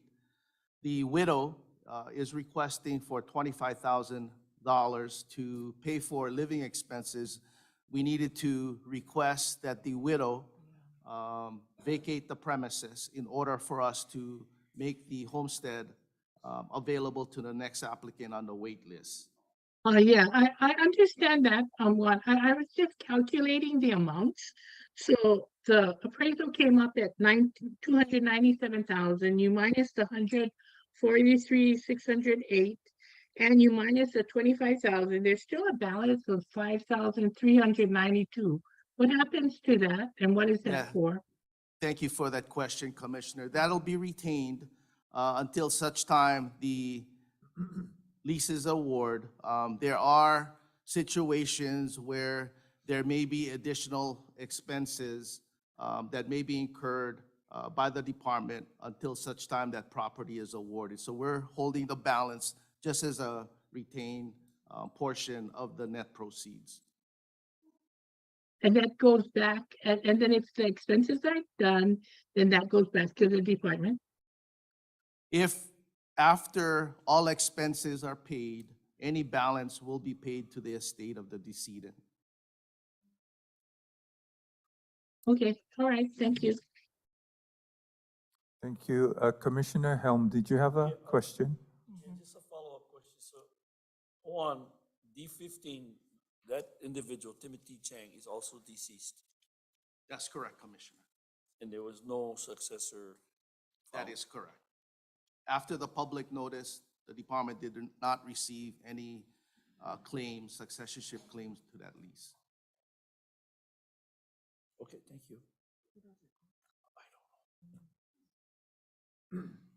Again, the family, after the public notice period, the notice is published in the newspapers throughout the state for a period of 120 days. After that 120-day period, basically the opportunity to submit a claim is gone. And that's the case here. After the expiration of the public notice, no one came forward. So, Juan, this 14 and 15, none of these applicants resided on Molokai, correct? They were not on Molokai. I'm sorry, I don't have that. You're talking about the decedent? Yes. Yeah, I Because don't have that information in These front of names me. don't look familiar, that's why. Thank you. Yeah, they might not. Okay, mahalo. Any other questions from any one of our commissioners? I have a quick one. Go So ahead. D14 is a residential, is there a home there? Is anybody in there? There is no improvements on the property. What do you mean by no improvement? So, There's no dwelling. oh, Yeah, it's a vacant. vacant lots. And so being that the cancellation is in place, so what is the next step? It will be open up for other beneficiaries to submit for these? It'll be provided to our awards division, Okay. and the next qualified individual on the application list will have that opportunity. What is the timeline for that? Do you have I awards? would defer division? to, Paula? yeah, Paula. Just so the timeline is not like, yeah, not like 12 years, 10 years, you know, I mean, my clock is ticking too, so just curious, what is the timeline? Thank you, Paula. Thank you, Paula. 'Cause we Hawaiians, we always like, now. Aloha, Vice Chair, Commissioners. To date, actually, we've offered all of the pre-owned lots that was transferred over from Homestead Services. We have, so I guess my short answer is we'll be able to move it very quickly at this point because we have maybe 3 lots that are already in the offer process. So as they're sending it over, we're getting it out as soon as, as soon as possible, again, with a limited team. But prior, some of these lots were sitting maybe 2-3 years while we were building the team. So right now, we're at a good point where we can go ahead and offer. That's nice. Good So, answer? No, thank you so much for that. Wait, I'm not finished. I'll give it to Mr. Molokai here. But so when what did I want to say now? No. So when the lots were there, who maintains if it's empty? Who takes care of the lots through the years that it's been empty? Just out of curiosity, because I always get concerned when we have multiple abandoned lots, While there's an effective lease, where there's a lessee that's responsible for the property. I see. The lessee is responsible to upkeep and maintain the property. So has it been upkept? Because they're deceased, so I'm wondering, who has it been upkept all this time? Once it's canceled, the department will maintain that property until it's gets awarded. So we work, Homestead Services Division coordinates with the awards division until it is awarded. The department, because it's back in our inventory, the department would then be responsible to upkeep and maintain the property. Okay, that's good to know, that we're not just giving the next lessee an abandoned property with trash and all of these things and say, here, Kalama, you take this property, take it as is, we always say, take it as is, and they have to keep up. And then, try to fix it. So it's good to hear that one. Thank you. Yeah, if I can just add, there you. is a little bit of a delay with vacant lots because they're in the process of trying to hire a contractor, getting their house plans put together. So there is a delay there. It's not like, we just dump it on them Okay. and then it's like, okay, it's your problem. So awards works with the families to ensure that they're getting to the point of at least permitting before we will offer the lease. Yeah, so it gets in their hands sooner than later. And working with the current chairman, we're trying to look at more efficient processes to get the leases in the hands of our families. Thank you. Thank you, staff. You're welcome. Mahalo. Any other Yeah. questions? Go ahead. This one more. Paula, thank you, and Juan. Yeah, in the past, we've had vacant homes after people turn it over back to your inventory. What I'd like you to continue, if it's possible, that if you can continue to communicate with me, at least so I know these lots are being awarded. Absolutely. I don't need to know the names, but at least I know that it's being awarded, because that's the question that a lot of people say, oh, there's a lot of vacant lots on island, but it's still not awarded, so. Yes, we usually advise the district office and the commissioner for that area when we're going out with an offering. So you folks are aware, because I know you folks will get questions about those lots. And then on Molokai, there's just 2 right now we're working with. There's nothing else on Molokai right now to offer, but I know that they're working to get some over to awards. I would be remiss if I did not mention Kahiki Nui as well. We have awards that need to be handed out, so. Okay. I Noted. just want to make one small comment. I don't want to get into the weeds on this, but I think when the department says when somebody is deceased and they take custody and control over a property, and during that time damages occur under while the department has control of that property, and then the cost to mitigate is passed on to the successor, I think that's when it becomes a problem. And that's when it's deemed to be unfair. So I just want to throw that comment in, and that's all I have. Commissioners, are we done with questions? Okay, so we're gonna call up Auntie Kanani. She wants to testify on this item as well. Thank you, Marlo.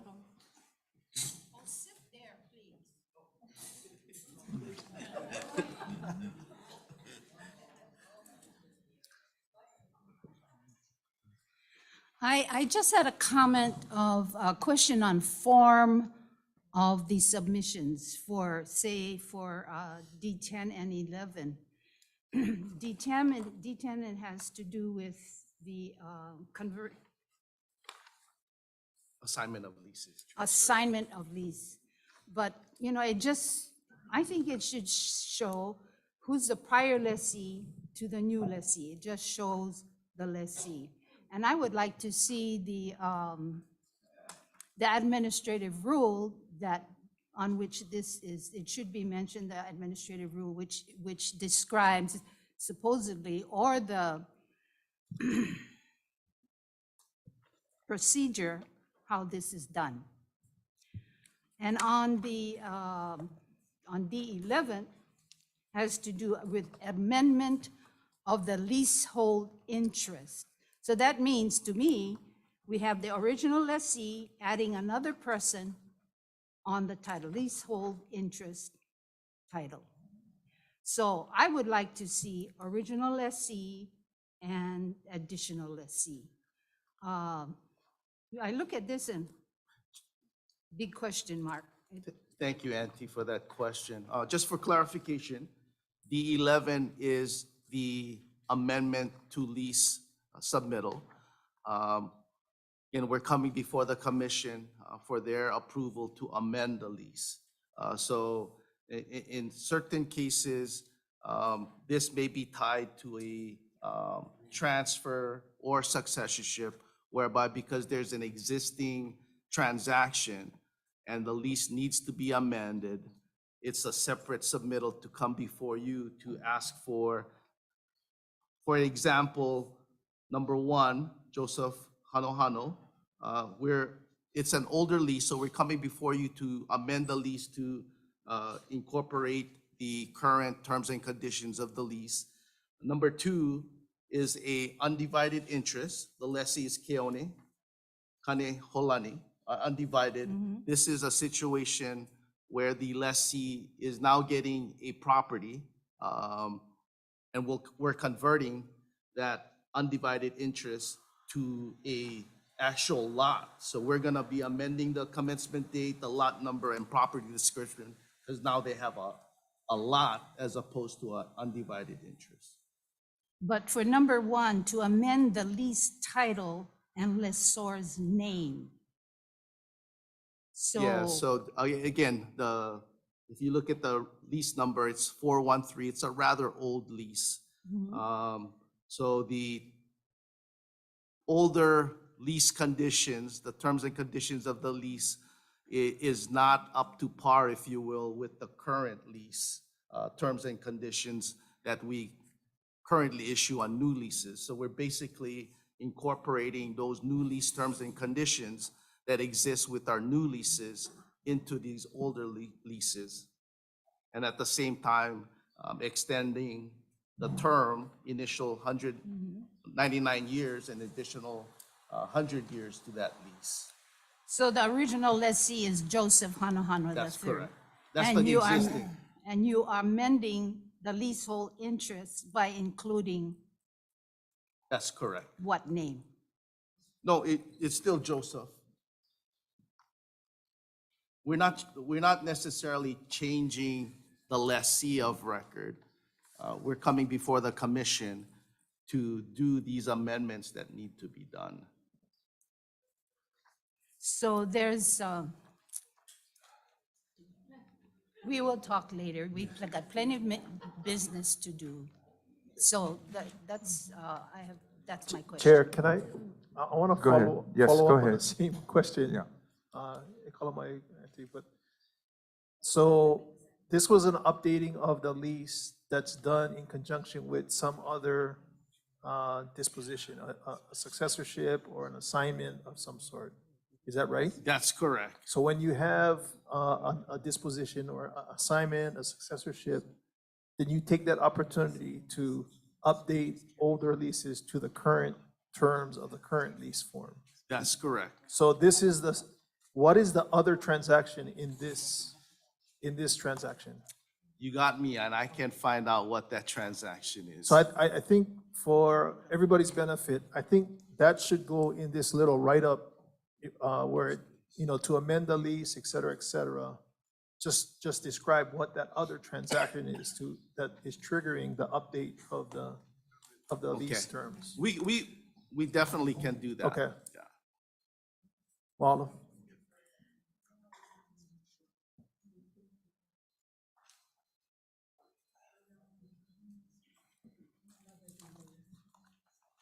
You still thinking? No, I'm Paul, Okay. but I'm hearing Okay. from the crowd, ask a request to defer. I would prefer maybe to, one, send you back to go figure out what that other thing is and come back to the table, maybe at a later time to explain that so that we can take up this action today and not have to defer it to a later. Yes, day. I will come back, expedite that request and come back to you today with that information. So Chair, can we pull this specific item one from the 11 for one to come back at a later point, but otherwise go through with the other approvals? So, Okay. Mr. Chair, with that, as a motion maker, I'll make a friendly amendment to defer that What item? Item D11, item 1 of D11. Yeah.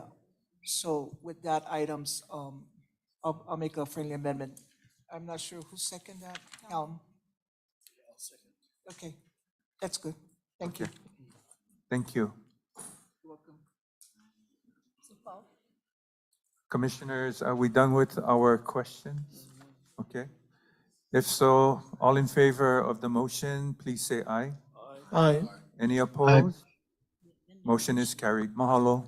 Thank you. Chair, do we vote on the as amended, or we vote on the amendment and then on the underlying motion? So it's my understanding the friendly amendment was made, so it's So we carried. voted on the original motion as amended by the friendly amendment. Because Okay. you had a I think the original answer is motion. yes. Okay.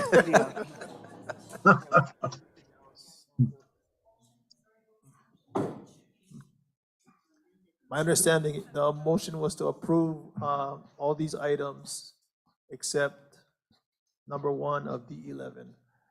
Um, No, Let's get clarification from our AG on the proper process for approving this, because it is an amendment. 11 and 12, right? no, just 11. I thought it was removing D11. Russell, right? To clarify, there's the motion, an earlier motion was made to approve the consent agenda. So, that was moved and seconded, and then, a new motion was made, to approve the consent agenda with the exception of D11. So the last motion that we took was to approve, it was to approve the consent agenda, was just the original. Okay, so if our AG is confused, so am I. So should we go? The first motion. We're going that into a recess. We want clarification on this. Kalamai, everyone. Thank you.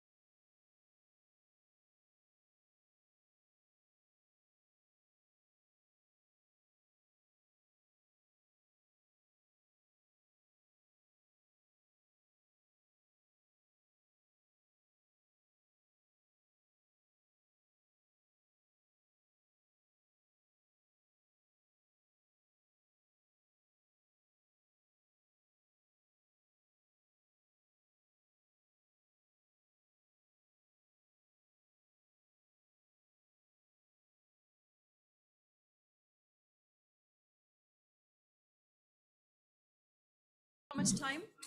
Should take 5 to 10 minutes. 12 o'clock, allows us to go into exec. No, no. Okay. Okay. 5 minutes. Thank you. 5 minutes, just real quick. Thank you, ladies and gentlemen. 5 minutes. Mahalo, everyone. Oh, I'm just helping.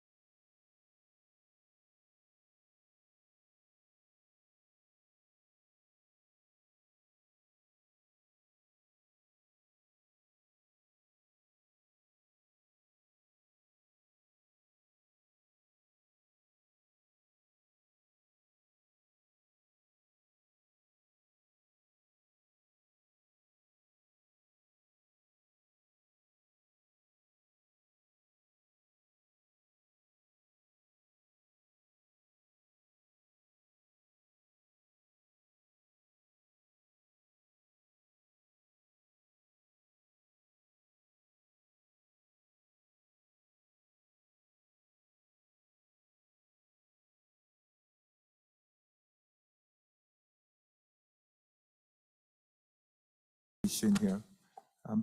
We are prepared to begin again. Thank you.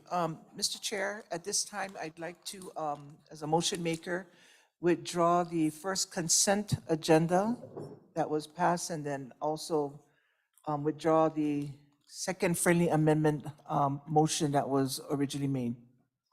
And I will withdraw my second. Thank you, Commissioners. Juan? Thank you, Vice Chair. Again, my apologies for the confusion.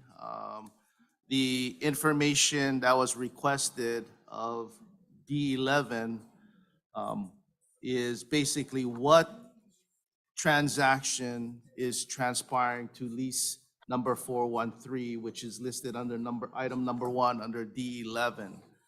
The department is currently processing a pending transfer through successorship of lease for lease number 413.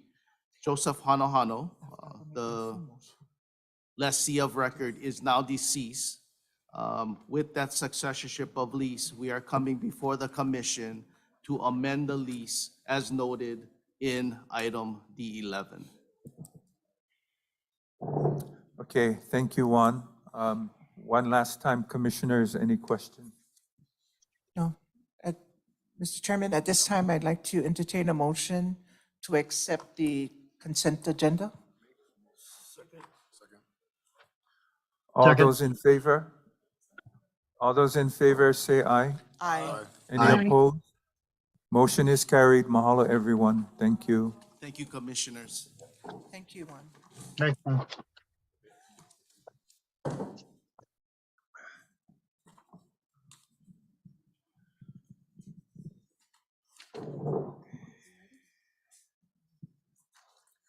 Okay, next item up, C1, approval of lease awards. Paula Ayla presenting. Good morning, aloha, Vice Chair, Aloha. Commissioners, Paula Ayla, Contact and Awards Division.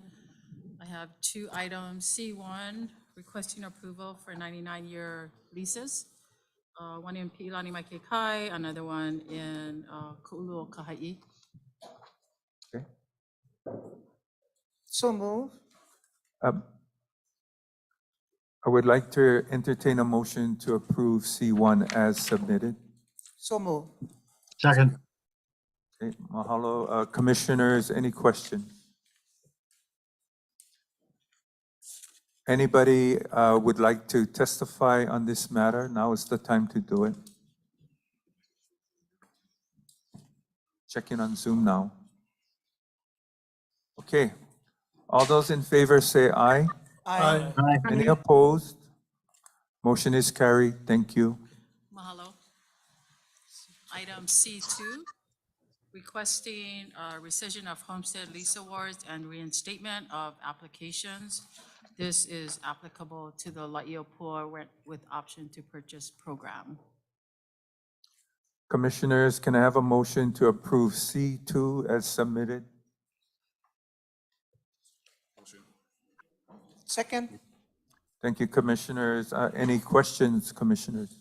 Chair, there was earlier testimony from Blossom asking whether the folks that are seeking to rescind, whether they were given full information about that decision. I guess, so you can share with us what that process is and Sure. yeah. They were properly advised. Oh, I'm sorry. Kalamai. They were properly advised in the offering letter in terms of what a rescission would do, and the steps were provided to them if they proceeded to accept the rescission, because the only way to apply for the rent with option to purchase programs is to be an applicant status. So they had to rescind their UI, and this is the formality that we're going through so that we can put them back onto their original spot on the Hawaii Island residential list. And then we will refer them over to the property management company that's doing the financial qualification for the rental. They were also asked to take a form to a notary showing all the steps that they were agreeing to And so I have all of the notary forms from those 3 individuals. Once they go back to the island-wide residential list, the difference is when you're a UI, that UI is specific to that parcel area, the location. So in La'iopua, those on the La'iopua UI list, there's about 200 left on that list. They will only receive offerings for Village 4 and Village 5. Anything that goes on around the island, they will not receive any of those offerings because they have that UI lease that is specific to that area. So by moving from the UI to the applicant list on Hawaii Island, now they may receive offerings for anything on the island of Hawaii that is residential and not a UI area. I hope that was clear. When they make that decision, do they have some indication that they're likely to be called on the island-wide basis? Because otherwise, why would they give up the UI and risk sitting on the list and not getting called? Is there some? Yeah, so we give them all the information, also through FAQ page that addresses those types of questions. So they are going in eyes wide open, right? So we did mention in the letter that if they proceed with the decision to rescind their lease, there is no guarantee that their name will come up in the rent with option to purchase process. And they still decided to proceed with this, yes.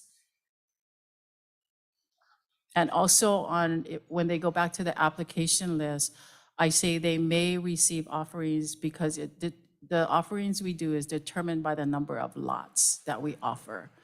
So if we only offer 5 lots, we're not gonna go out to the whole list, right? So in the case of Discovery Harbor, we had 38 lots there. We went to the entire list twice, right? So we gauge it by the number of lots that we have. Okay. Chair, I don't know if Blossom is still on. I see her name on the screen, but I was trying to echo her Yep, earlier no. comment. I don't know if. She commented last time we did this program as well, so I'm not Well, surprised. hopefully we answered, Yeah, I her hope so, concern. yeah. Yes, so I do have a question, Sure. Paula. So one of the things that have come up from various beneficiaries under UI is why are they not being told that they can pass this on to a successor as they go back into the line? That's the question. Yeah, so on our side, when we are working with the UI in a situation like this, or just, other lots that we're offering, and maybe they're struggling whether to proceed, to send us an interest form, or, they have questions of that nature, like, what am I really holding on to? We do advise them that they have the benefit of transferring that UI lease to a 25%er, So in our shop, we do have that conversation with them. Yeah, because we don't want them to make a decision without all the information at hand. So when you say they go back, this is not date of application, they start all They're over again? original, no, they're original. Original date of Yes, application. yes. Okay, So you will see some of the, 2 of the 3 on this list goes back to 1990s. Another one is 2003, right before we offered the UI program, which started in 2005. Yeah. okay, so just to re-clarify, each UI that you have spoken to regarding La'iopua in this Yes. case, they have been informed that they Yes. can pass this on to a successor. Yes. Okay, Yeah. okay, thank you. Okay, thank you. I see Uncle you. Pat would like to testify.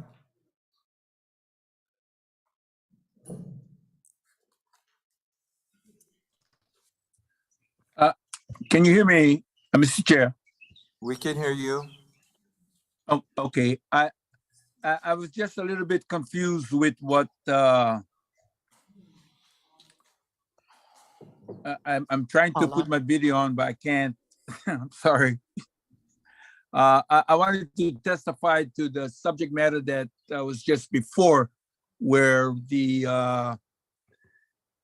the 99-year that Ms. Isla is there to pursue with the 99-year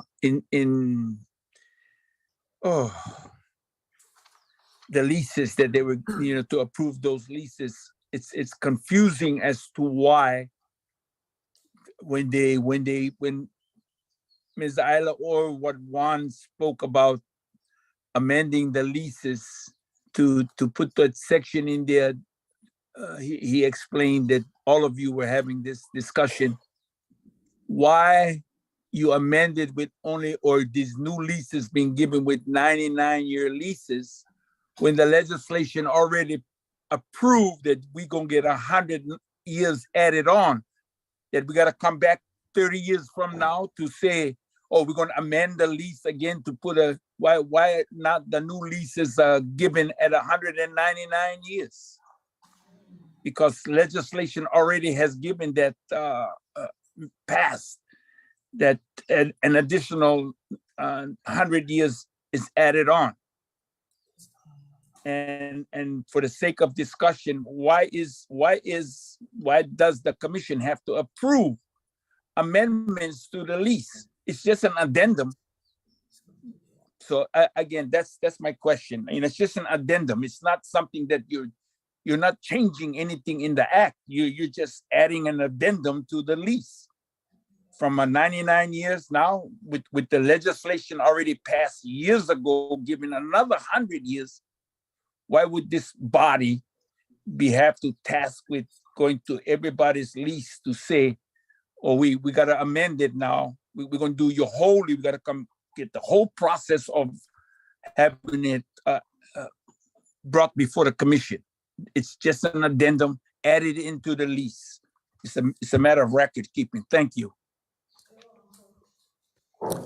Mahalo, Uncle Pat. Last call for anyone in the audience that would like to testify on this agenda item. Okay, come forward, Bo.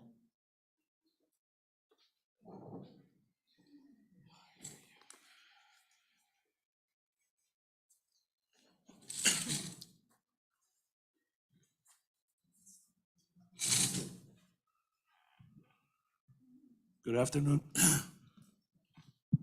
Good afternoon, Commissioners. I appreciate the opportunity to speak on this agendized item. I was an undivided interest awardee, and in 1999, I built my home, and I still reside in Laiopua. My daughter, who took my brother's lease, is on the wait list, and she has an undivided interest award. We, in recent years, and through the rent with option to purchase program, some of those guys, and I can't be too accurate because I don't know, I don't have that information, would have leapfrogged my daughter interest because of the income limits set by the program. So you gotta be poor, or you gotta be within the income limit in order to qualify, whether you're an undivided interest awardee or not. And so therefore, my daughter, who is an undivided interest awardee, did not get her place at Laiopua. So I wish the department, in looking at the undivided interest awardees, with respect to the right with option to purchase program, balance that out in Village 1 and 2, which is coming up for discussion a little further in today's agenda.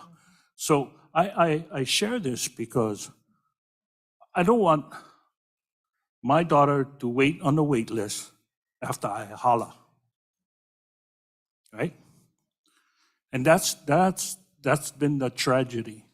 Although undivided interest award lease agreement between the department and dependents, like my daughter,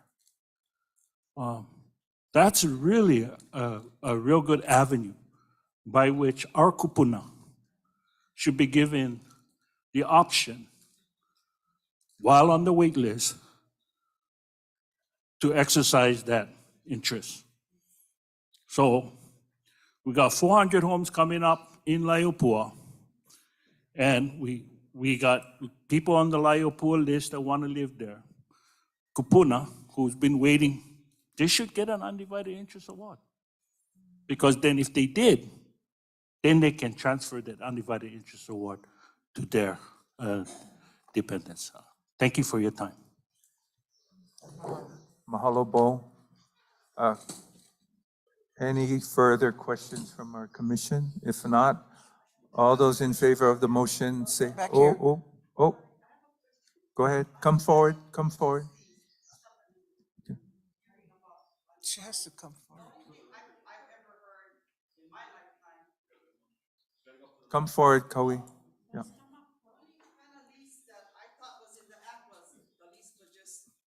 Lease one lot that was available. But now I'm hearing undivided interest lease award. Does that include leases of tracts of land like the without a hale? Or is it only to this program with the rent to, for ownership, whatever? Go ahead, Paula. Undivided interest lease program started in 2005, statewide. And so there are certain areas on each island that have undivided interest lessees. It was approved by the commission at the time, and it's been an ongoing program. When we do the offerings in a particular area, like Pi'ilani Mai Kekai on Kauai, we have a mix of UIs and applicants. What we do is the UIs get first dibs at lot selection, should they go through the whole process. If we run out of folks in line that are undivided interest lessees because they don't show up, or maybe they didn't like the lots that were left, then we make it available to the applicants on the list, because we want to fill those lots. But the UI program, to your question, was started in 2005. Okay, so that means that it has already one hale that the DHHA that is in the process of building, or is it vacant land? It could be either. Okay, Yeah. so then I have a question, because these people who are rescinding or whatever, this parcel thing or whatever, this lease, this award, you're putting them back onto the list, back onto the island list, with saying that they will not be able to get a UI list because they're giving up the UI list now. How am I? Yes, in order to participate in the rent with option to purchase program, which is only available to applicants. That's the way that program was set up, the rent with option to purchase. Okay, so then I'm confused, because UI program, you can also get one lot, UI lot, right? Right, so. But I guess what maybe I'm misunderstanding. What you said was that they cannot get another UI lot under these circumstances, the rent to own, or they cannot get it, go back on the list, and if an opportunity for a UI thing comes up, they cannot. The UI program has expired, so only those that were given a UI lease back then are part of the program. It's not a program that we reoffer or make available to folks. Okay, so my concern as a beneficiary chair is that this is one pala nightmare. They're going back on top of the wait list or island-wide with one note. Who is going to look at that note when their number comes up? Or just the time putting in that into the system of the already confused system we have already. That's my only concern. Okay. Thank you so much. Thank you. Okay, commissioners, all in favor of the motion, please say aye. Aye. Oh, do we have another glitch? Did I hear any? I thought I did. For what? We're on the vote. Yeah, aye. Okay, all in favor, say aye. Aye. Aye. Any opposed?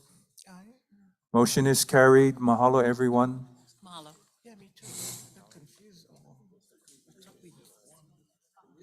named them.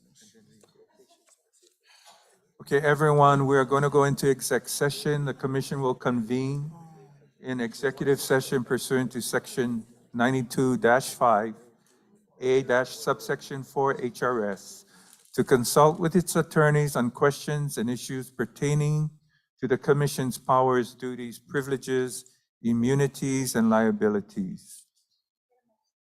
Can I get a motion to go into exec So session? move. Second. All those in favor? Aye. Can we, Go Mr. ahead. Chairman, can you also inform the beneficiaries and guests how long or what time we may be coming back so they can be prepared to come back? Yeah, we're agendized for 60 minutes. Okay, thank you for that, Commissioner Teruya. Thank you, Mr. Mahalo, Chairman. everyone. Thank you.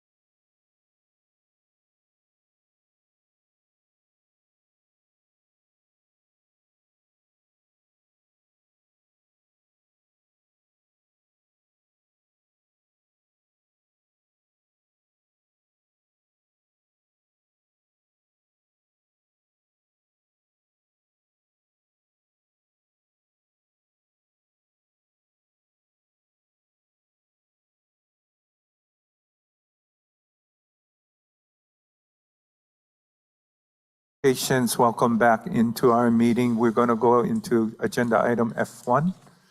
Kahana will be presenting. Thank you. Aloha and good afternoon, Commissioners. Kahana Albino, Acting Administrator, Land Management Division. Land Management Division has three agenda items for your review and approval.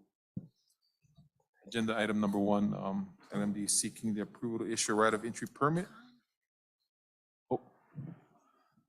Agenda item number one is LMD is seeking the approval to issue right of entry permit to Hana Laulima Kalahui o Ka'u Incorporated out in Waiohinu, Island of Hawaii, TMK number 395005003 portion of that. Commissioners, can I have a motion to approve F1 as submitted? Motion.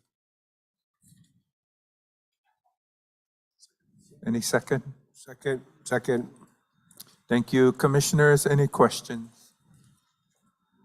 Kana, did you have a chance to share F1 with the testifier from earlier this morning? I did, and I did speak with, I'm not sure if I think they're online, Dane and Terry Lynn Shibuya from Hana Laulima, and they were able to speak to that gentleman also. Good. To my knowledge. Okay. All of. Sorry. Go ahead, Commissioner. Thank you, Mr. Chair. Is this like a due diligence ROE? Are we going to look at due diligence from this party or? Correct. So under item condition number 1B, it states that the premises shall be utilized strictly and solely for the purposes of conducting due diligence studies, including but not limited to preparation of the Ka'u Hawaiian Cultural Center Project Master Plan as they proposed, business plan and compliance requirements of Chapter 6E and 343 Hawaii Revised Statutes. And I didn't see any, is there a rental in here? There is no rental, it is gratis. It is stated in item D, the fee for the term of this right of entry shall be gratis. And again, they're not doing, actually it's for 3 years for them to do due diligence. If they are able to accomplish those business plan and the requirements that stated in item B, then they could come and ask for a right of entry or a license or lease to that specific premises. And again, I know there was some question about the acreage. It is for 10 acres. I think, what's her name? Blossom had brought that question up. So for 20 acres or 10 acres, it is 10 acres. So it's a 10 acres at 1 year gratis? Actually, it's 3 years. 3 years? Correct, to do their due diligence. Is that normal practice in an ROE, 3 years? Yes, it is. Oh. Yeah, and that was stated in the planning office's submittal last month about this project. And they have to get the general liability and everything in Correct. place, Yes. compliance? Correct. Okay. So they come back to the commission after the 3 years? Correct, if they're able to accomplish those requirements. All right, thank you, Mr. Chair. Chair, Go ahead. yeah, Kahana, so we had earlier testimony reference to whether it's DHHL or DLNR. Can you elaborate on that? Yes, it is. We don't have the title as, we don't take the status of Hawaiian Homelands because it was EO'd to us by DLNR. So it's not lands where we can issue 99-year leases on this. Executive order. Correct, Yeah. over to DHHL, correct. So, and what Commissioner Turia was alluding to, if after 3 years they find that all these items are favorable to their business plan, Correct. at that time would we negotiate perhaps some compensation or? Correct, we would come back and consider that. Okay. Thank you. Any other questions? One last one. Go ahead. So is this land not suitable for residential? Yeah, it's not suitable for, it's preservation. Conservation, yeah. Okay. And this is a local Hawaiian Correct. entity? Ka'u Beneficiary? Hawaiian, and yes. Okay. I just wanted to add, because the lands were executive ordered to Yeah. DHHL by the Department of Land and Natural Resources, it is not, we don't have the authority to issue a 99-year homestead lease. Thank And you. I guess for further context of why the lands were executive ordered to DHHL from the Department of Land and Natural Resources, if you go back to the 2012 Ka'u Regional Plan, one of the priority projects that the beneficiaries in Ka'u had identified was to do agricultural programming in Wailohinu. Unfortunately, the department did not have sufficient land in Wailohinu.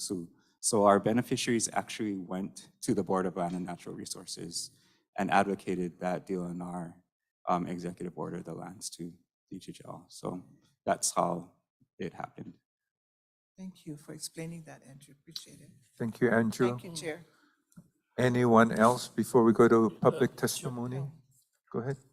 Yeah, thanks, Chair. Kahana, one testifier, I guess, was Mr. Smith Yes. earlier. Yeah. He was concerned about keeping ka'u, you know what I mean? And I'm not sure if there's other beneficiaries in ka'u feel the same. But the question, because you said that this ROE is for 3 years, and he's worried about attracting tourist industry in this area.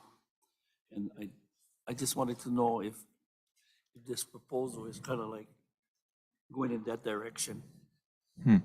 I mentioned earlier that Mr. Smith actually got a chance to, or Mr. and Mrs. Shibuya from the Hana Laulima organization got a chance to speak to Mr. Smith earlier after his presentation. I'm not sure if they're on, they can give their,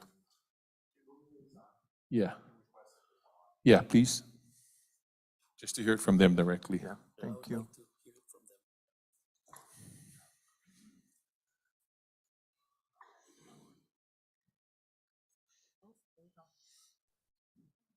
There he is. Aloha, Dane. Hey, aloha, shucks, Not sure sorry. if you heard the question. Yeah, it's truly to preserve our Hawaiian culture. Sorry, the wife had to leave, go feed the pigs, and I'm watching a little mopuna on the side with my oxygen. But yeah, this is solely, like I talked to brother Ikaika Smith. Actually, I know him. Knew him when he was a small kid. Now he grown up and wanted to come back to Ka'u and whatsoever. But yeah, we solely to preserve our culture. Oh, sorry, my name Dane Shibuya. Thank you, Dane. Yeah. So when you say culture, what do you mean by culture?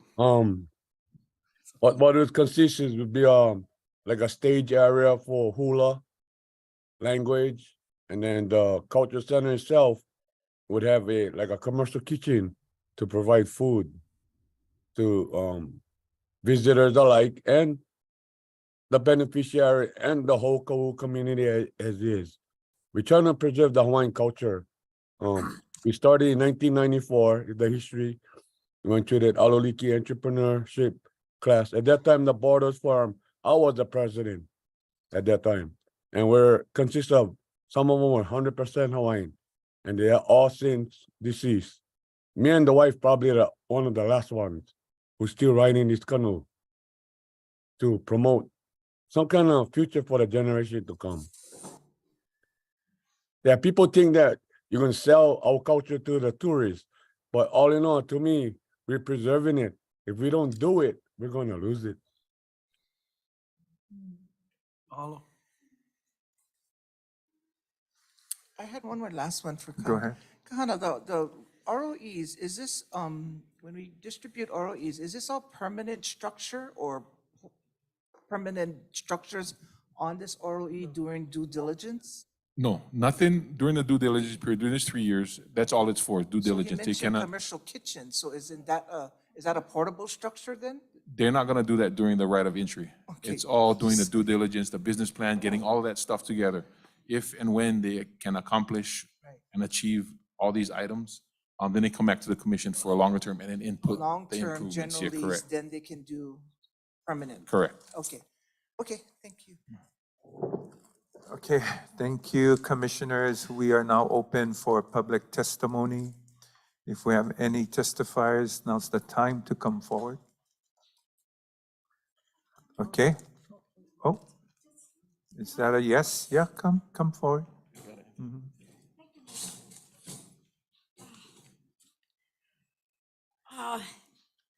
I just want to comment on preserving our culture. And when people talk about conserving our culture on our land, I don't care where it is. It's our land. It's our Hawaiian. I don't care where it is. But I wanted to testify before the commission because I was sitting on the burial council for 11 years. And Ka'u came up and we had tons of meetings all over the place. And there is so much iwi kupuna in Ka'u. It's unbelievable. They have caves that you cannot go down. Only the, Tumakuli, but we have tons of caves, tons of burials. And to preserve our culture means to preserve our kupuna. Not only our culture, but our ancestors. And Ka'u, I don't know if everybody know, and I think I said it, Ka'u is the breast. Chichi. Our breast is Ka'u. And Ka'u's legend is their people used to feed the breasts of the land. And that's what we were told, we were learned from people. And Mr. Fox was always at our burial council trying to preserve Ka'u. Ka'u is not like Kona. That boy said it right. It is a beautiful, beautiful place that is untouched. It's like the Garden of Eden. Why are we doing this? It's like Mauna Kea. That's the last. If we don't preserve Mauna Kea, we have nothing. Nothing. This is why Ka'u, when they came to the burial council, they presented so much mo'olelo. And then you had a division.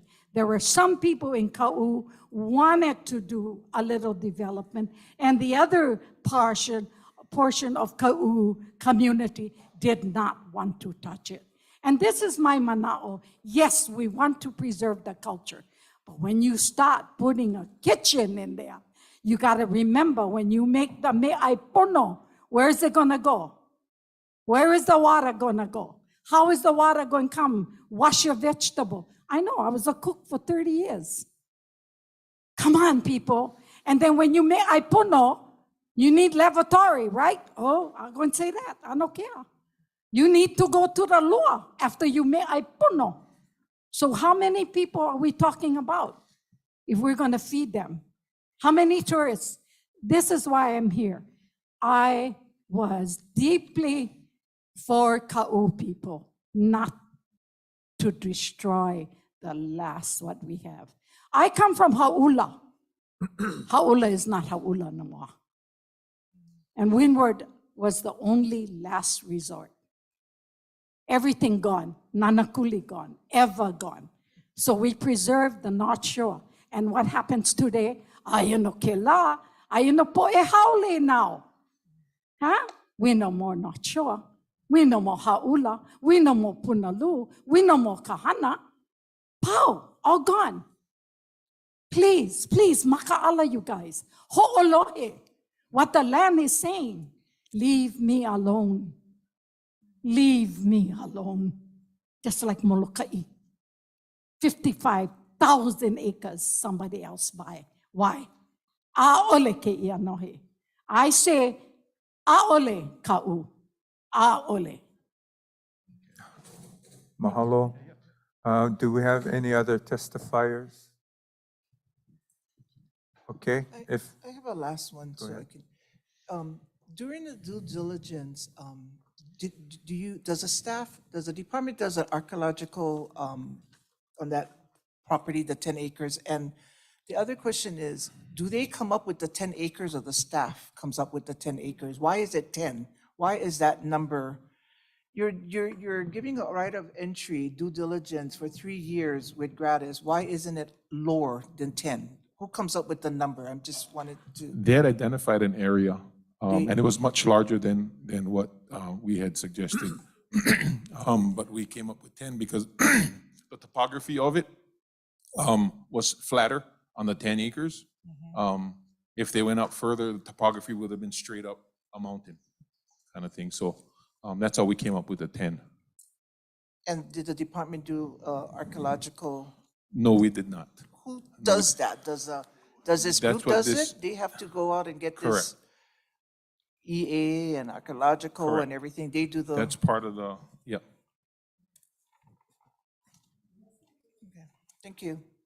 So going, excuse me, so going through this process, the EA process, will it answer a lot of questions when it comes to water source? Correct. Water, bathrooms, all those kind of things? That's what the due diligence will provide Yeah, us. it'll check all those boxes, and then those findings will come back to the commission to give the final okay? Correct.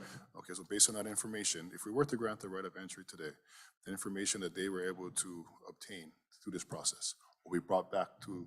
Correct, to the commission. And also we'd have another round of beneficiary consultation. People kind of come to hit the mic, and we could also, articulate those findings to them. Yeah. And proceed from there. Correct. Okay, thank you. Okay. Hold on. We have, come forward, please.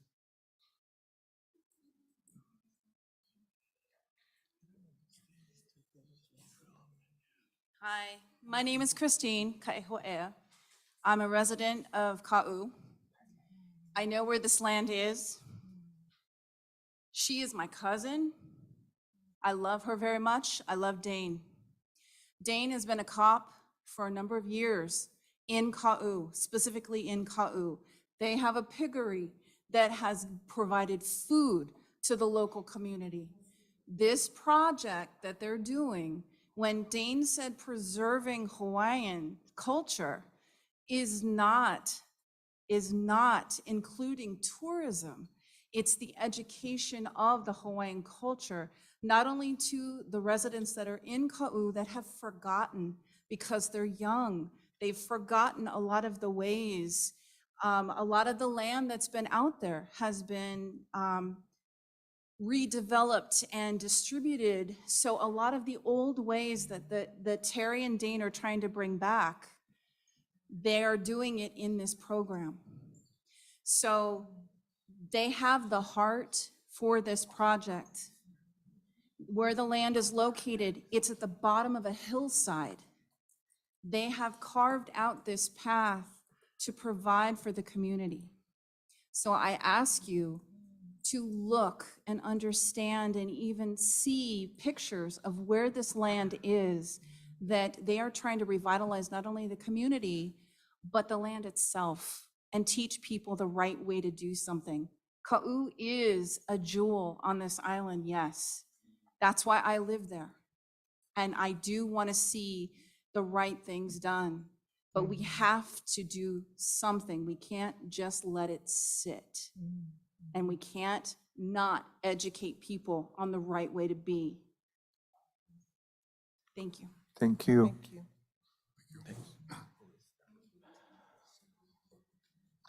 Okay, we have, Kawi, I'll get to you next. We have somebody on the screen that wants to kuka. So Terry Shibuya, and Kawi Almeida. So we have you both on the same line. Okay, you go after Kawi. Okay, Terry, aloha, welcome. You can share your mana'o. Aloha, aloha chair, commissioners, and aloha to Waimea. Kalamai, we were planning to be there in that meeting, but unfortunately, we all got sick. The mo'opunas is sick home here. My husband is really sick, and I myself just got done feeding the pua'a. And yes, Auntie, I understand where you're coming from. I'm born and raised Ka'u, my family from Ka'u. And we go back from 1994, trying to preserve our Hawaiian culture and implement it with sustainability. And my husband and I, yes, as well as the community, don't get me wrong, we love our community.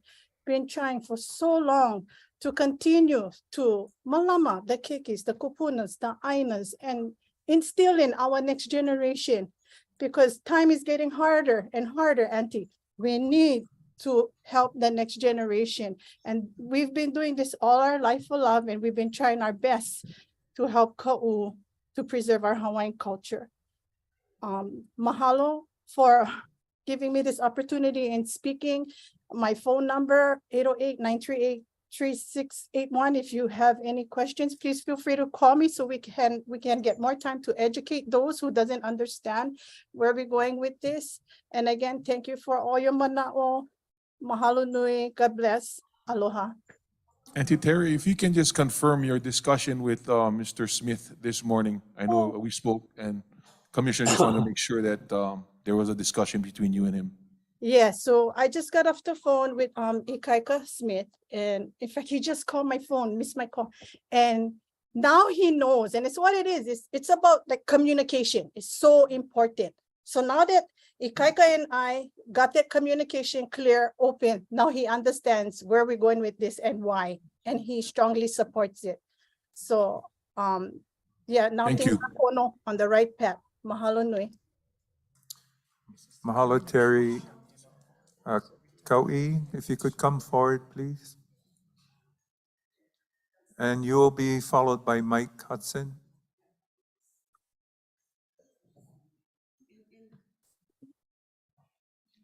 How's it? They've been doing this since 1994. So we gotta persevere, girl. You know what I mean? We've been doing this long time. So mahalo for keeping it up. Okay, so I wanted to speak actually on executive session. Okay, because it's on chapter 90. Sunshine Law. Yes, okay, because something happened to me at the special meeting in March. I was on Zoom and I had my hand up and you folks were preparing to take the vote and I raised my hand. Kau'i, Yes, we are on item F1. oh, sorry. So I would like to keep on topic. Oh, sorry. Okay. You have anything relative to F1? Yeah. Okay. Sorry. Okay. Uncle Pat asked a question. He wanted to know if it was DLNR land or DHHL. So help me understand that. Did you just say that we don't have the title? Correct. So what are we deciding with the right of entry? We're issuing a right of entry to this organization. Again, this lands was EO'd over, executive ordered over to Hawaiian Homelands. And with that being said, it doesn't hold the title of Hawaiian Homelands. The state of Hawaii DLNR still owns the lands, but we are given that authority to manage it, not give 99-year leases. Well, we know about a title.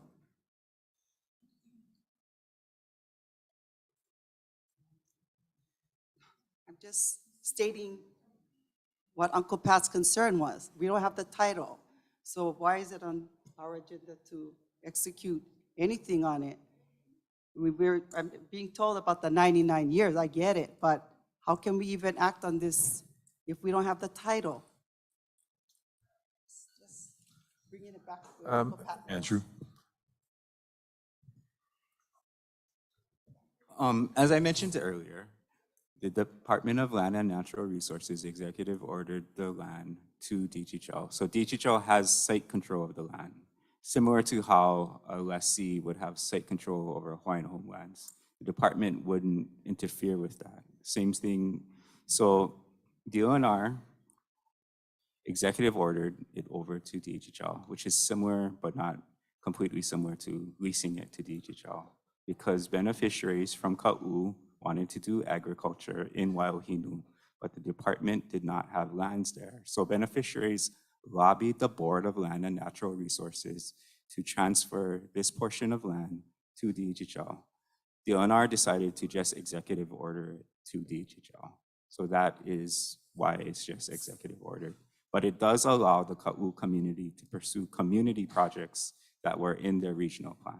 Like last year, the commission approved a right of entry to the Ka'u Hawaiian Homestead Association for an agriculture project up Malka on the very same property.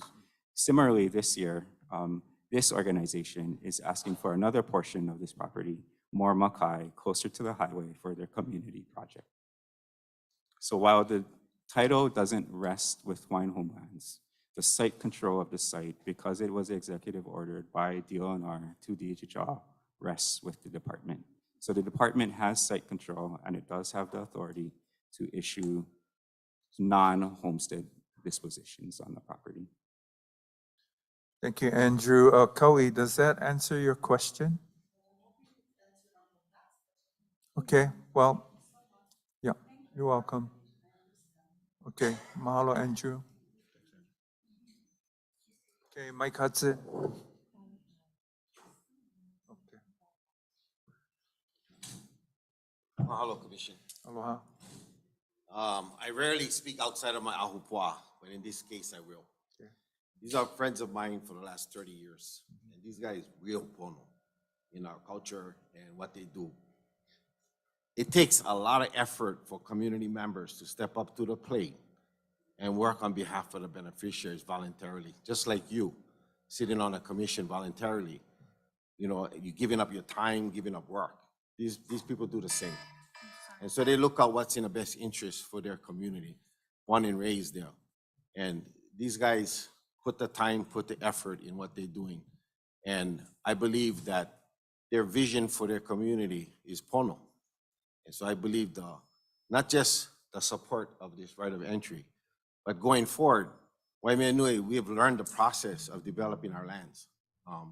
We went through that whole process of master planning, environmental assessments, community engagement.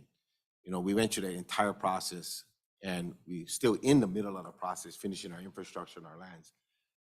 This took us almost 11 years. So this is not gonna happen overnight.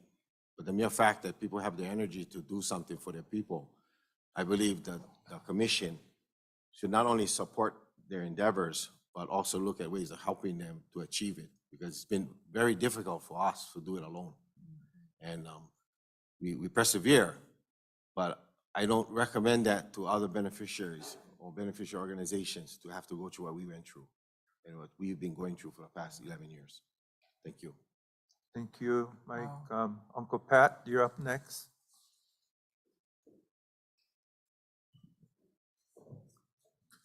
Uncle Pat, you're Hello, on. can you hear me?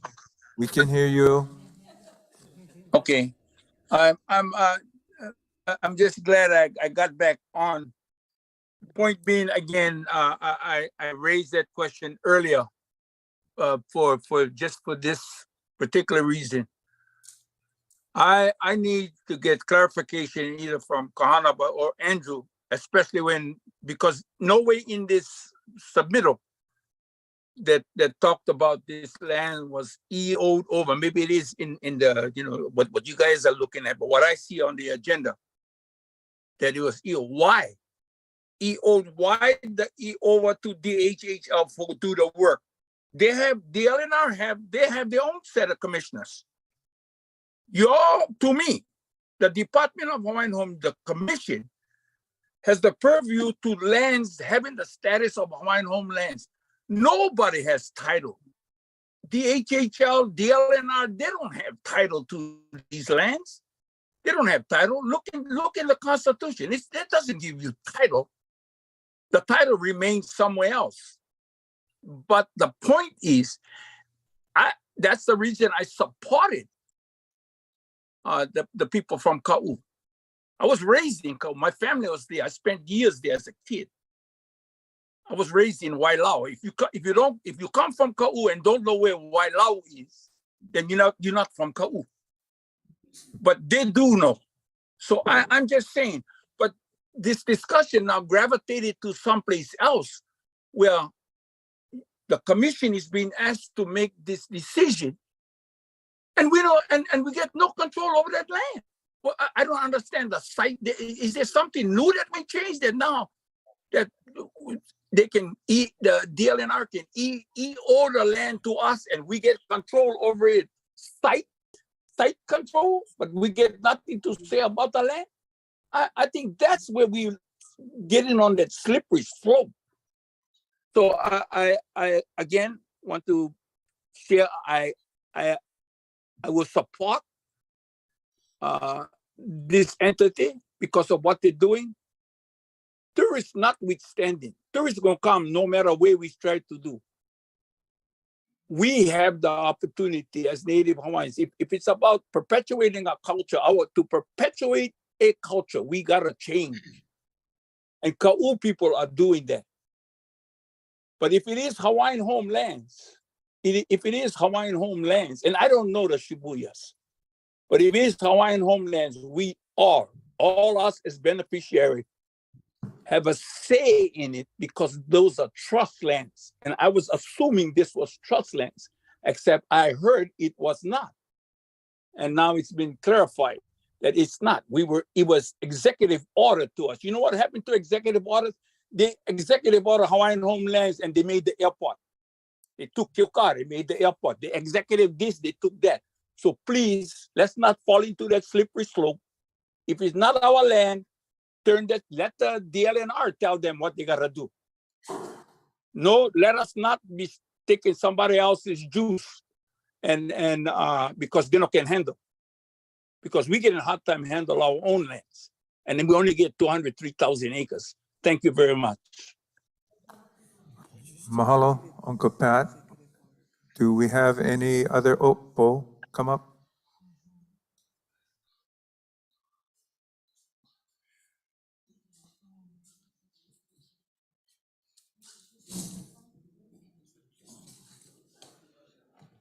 Aloha again, Commissioners. Bo Kahui with Laiupo Community Development Corporation.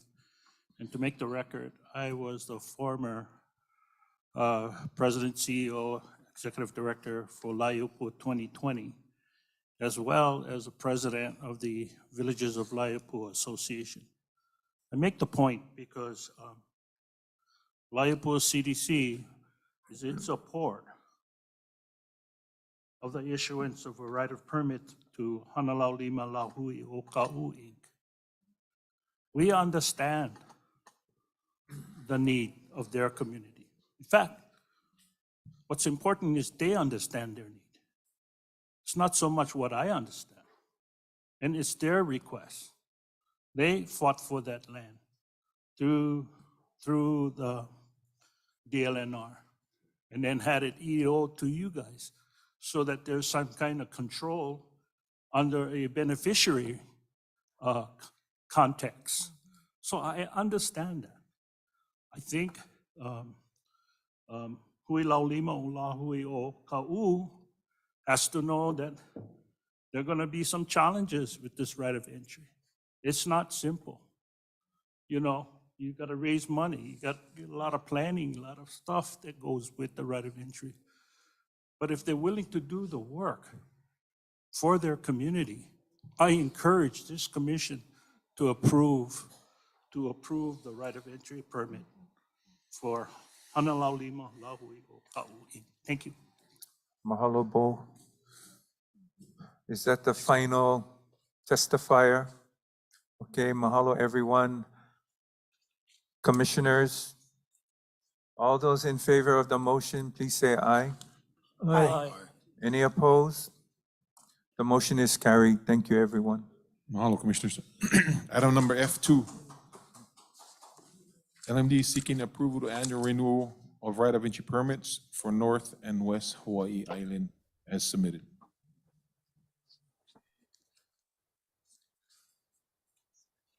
Do you need a motion to go in discussion?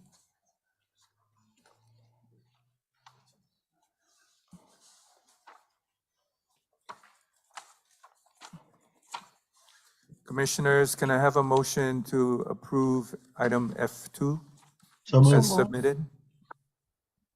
Any second? Second. Okay, Commissioners, any questions? Mine is just a comment, and I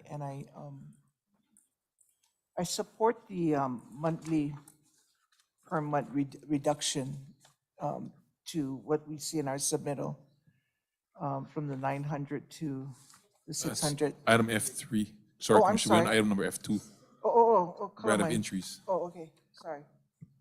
I'm looking at the wrong one. Okay, but my motion is to support. Good. Okay. Thank you, Commissioner Teruya. Any other Manao on F2? Chair, I have two items. On the exhibit, Hannah, can you clarify number 683, the last one on your exhibit? I'll just share a little bit about the Kohala Center and then why it's 9 miles and not an acre number in that Yeah. table. So the Kohala Center is an organization that is assisting Hawaiian Homelands, actually a partnership with us for fencing off an area, namely Kailapa area. That's the homestead area where tonight's meeting will be held.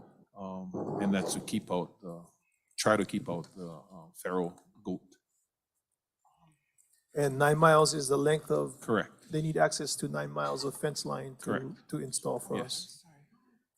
The other one is number 461 on the list. You note here that the account is delinquent.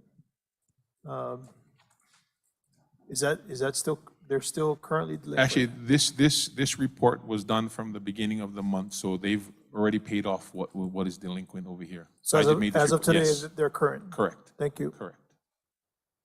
Okay. Any other questions from our commissioners? Chair. Go ahead. Kahana, on number 599, Parker Ranch. What do Yes. they mean by insufficient infrastructure? That's an area that is almost like landlocked. So they have other lands around us, kind of thing. So that's what I mean by that. And there's not sufficient infrastructure for us to put homesteads. I see. Thank you. Yeah. Questions, commissioners, before I go to public testimony? Okay, if not, Jojo Tanimoto, you're up. Thank you, Chair. In my testimony, I wrote that there's a few problems. Number one, the important Sukai Lapa is acquiring water. So we need access. Okay, so the access for the water that we're working with Andrew is through this ROE. And we have not been able to get access for the board even to look at where they're going so that they know what they're talking about. The other thing is this water well that they're going to do the desalination is in this ROE. The rest of the issues are all listed there in my testimony. And I wonder if Kahana can address those issues because that's a lot of property. And yes, they don't have infrastructure, but the community needs to begin. We've been waiting for 30 years to get water, to get road for an emergency during fire that happens up there, which is right above our homes in a subdivision. Flooding, flooding down by the harbor. And those people are historic homes. Their homes are in a hole next to the stream. So none of the issues are addressed in the testimony in this decision-making. And I would ask that the commissioners address those things before you make a decision, because that's going to terribly hurt the Kailapa of this generation, next generation, if nothing happens. So if somebody can answer me, please, Kahana.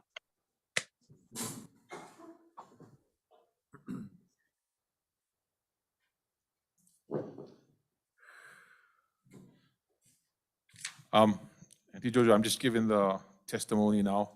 I would need some time to review it and get some answers back to you on that. So does that mean the commission does not take this under vote today?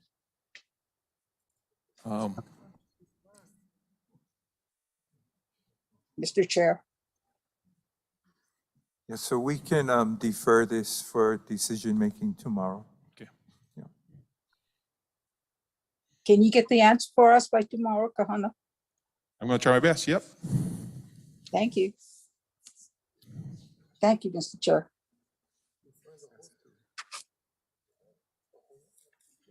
I'm sorry. Are you deferring the F2? This deferral is for F2. Yes. Yeah. Okay.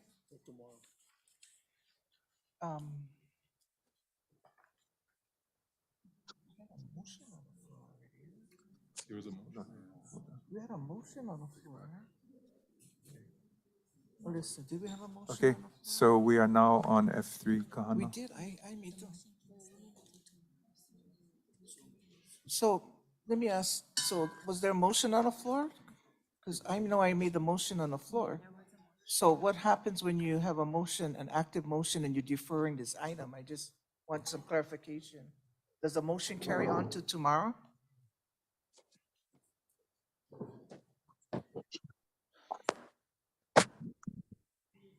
There was a motion that was made. It can be deferred until tomorrow. Well, you had a motion, you had a second, so my question is, can you Motion do a to approve. deferral? Or do you go into discussion and then defer? I mean, how does that work? I'm just trying to ask some legal. Or does the motion carry on to tomorrow because of your deferral? Or you have to have a new motion, I'm not Deferral sure. decision. Well, if you want it to be cleaner and defer till tomorrow, then you can withdraw, Commissioner Turi, you can withdraw your motion and then we can reconsider tomorrow. Okay, so at this time, I'm going to withdraw my motion, make it cleaner, thank you. Thank you, Commissioner Teruya.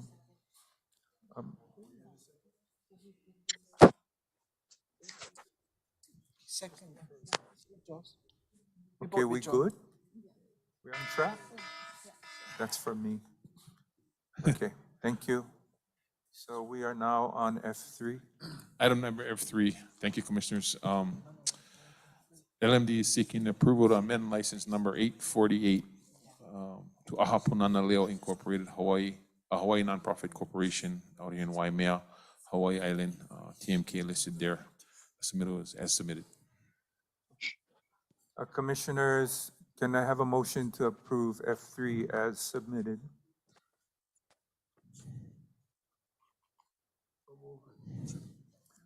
We're moving slowly today. Okay. Did I get a second? Second. Mahalo. Okay, Commissioners, any questions? Yeah, question and comments. Thank you, brother, for putting this back on the agenda. Yep. You know, we've had discussion on this and kind of bounce things around and options. If possible, I'd like to humbly ask that this be reconsidered and have gratis granted to Ahapunaleo. And I feel this for a few reasons. I'd like to articulate why I feel this way. I know there's a lot of people here who, sorry, rookie mistake. There's a few reasons why I feel this way. I know there are people here who are going to testify too. You know, first and foremost, when I was able to be nominated to this position, one thing I wanted to do was get into the communities and understand, you know, the issues, build relationships, gather information, and, you know, truly understand how I can help. And, you know, looking at our duties as commissioners, you know, the number one duty, of course, is protect the trust, but also to act exclusively in the best interest of our beneficiaries. So as issues arise, you know, that are gray issues that, you know, have two sides of an argument or issue, you know, I kind of think to myself, what is best for our beneficiaries, not just here and now, but moving forward. And if you look at, you know, to tie it into the act, if you look at Prince Kuhio's vision, you know, the advancement of our people towards self-sufficiency, self-determination, education, And perpetuating language, customs, and beliefs is a key component in that advancement. So because of that, I really feel that they should be granted gratis because of their mission aligns with the act. Now, another reason too is their funding mechanisms. You look at, they're located right here on 0.42 acres, right here behind us. The establishment in front of them, through Kamehameha Schools. I'm not a land expert, but I want to say it's a $250 billion trust that has a constant revenue source. There's other academic, places, entities here that have other kind of constant funding mechanisms, constant revenue sources. And I feel Waha Punaleo doesn't have that. They don't have that constant money coming in. So because of that, I think if you look at their mission and how they're building a foundation for our people to perpetuate our beliefs, cultures, and language, which again aligns with Prince Kohio's vision, I'd like to humbly ask for reconsideration. Thank you. Go Thank you, ahead, Mr. Chair. Commissioner Turia. Thank you. So I remember this came up back in Honolulu. And I guess our question was, point blank, why are we charging Punana and we're not charging Kamehameha School the same opportunity to pay rent? They have a gratis, correct? Who, Kamehameha Kamehameha Schools? School. Correct. Correct. And so Punana also, as brother mentioned, their mission of assisting our Native Hawaiian children here in Hawaii is very, very important. And so the balance to me is like, it just doesn't make sense. Kamehameha School, they have an empire of money. I didn't go Kamehameha, but they should be able to pay rent too if we're charging Punana. And I think it doesn't seem fair. And I know this discussion came up in 2021? Yeah, when we were talking about this. So I would support Makai's recommendation in gratis to Punana and to have the opportunity to support their mission of our Native Hawaiian keikis and their property. So with that, thank you, Mr. Chairman. Chair. So wait, no, so I wouldn't support that motion of the submittal. I would love to amend the motion to add in, instead of the lease fee reduction or this, it would be a gratis fee opportunity. So with that, thank you. Yeah, thank you, Patty and Kahana. I'm, that the increase is really going to impact the families. That's how I believe. And, Punana Leo, we have Punana Leo all over the state, but I think a lot of families are struggling, especially today. And if they are assessed more to pay for their tuition or whatever, it's really not the time. And again, basically they shouldn't be charged. Okay. These are our future. This is our future. Yeah, so that's something that I cannot support. Thank you. Commissioners, any additional comment? Chair. Go ahead. Yeah, yes, I agree with my fellow commissioners. There shouldn't be any more conversation. Should be gratis, period. Thank you. I just want to make one comment because like medical centers too, that on DHHL property, especially in our area of Waianae Medical Comp, they are gratis. They provide medical attention to our beneficiaries. They are on DHHL, and that truly makes sense because we're providing this opportunity to serve our beneficiaries, which is either educational or medical. And I think that's really important, that we need to keep that value of how do we take care of our beneficiaries? How do we use our land in the proper way? And, it's not gonna hurt gratis. I mean, we can charge Kamakana, we can charge other big commercials to make up with that. We're not gonna hurt by this, by grabbing some funds from Punana. So I just wanted to make that comment because it's very emotional when it comes to keikis and kupunas. Beneficiaries are truly important for our future. Thank you. So, Hana, I'm not sure if anybody else. Just Oh, one I'm sorry, additional Mike. okay. Mike, go ahead. Kahana, mahalo. I just want to understand, so this lease is the consideration to 2031? Correct. It's a 10-year with one extension if they wanted for another 10 With years. one? Yeah. Okay. Correct. That's what I wanted to, yeah, okay. Correct. Thank you. I just want to make one additional comment on the rent, because we also have another Ahapuna Leo on in Waianae at Kanui Kapun or Kawaihona, that area over there. So that would come up also as a possibility of reducing their rent or bringing it down to gratis.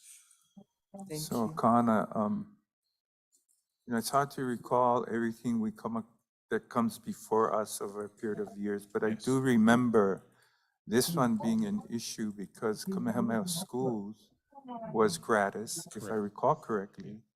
And immediately the commissioners were asking why Punana Leo got to pay as a nonprofit when Bishop Estate has so much more revenue. So, so if I can respond to yeah, that. so if I could just finish and you can respond. So, and I'm sure there's an answer, but that's the question for us.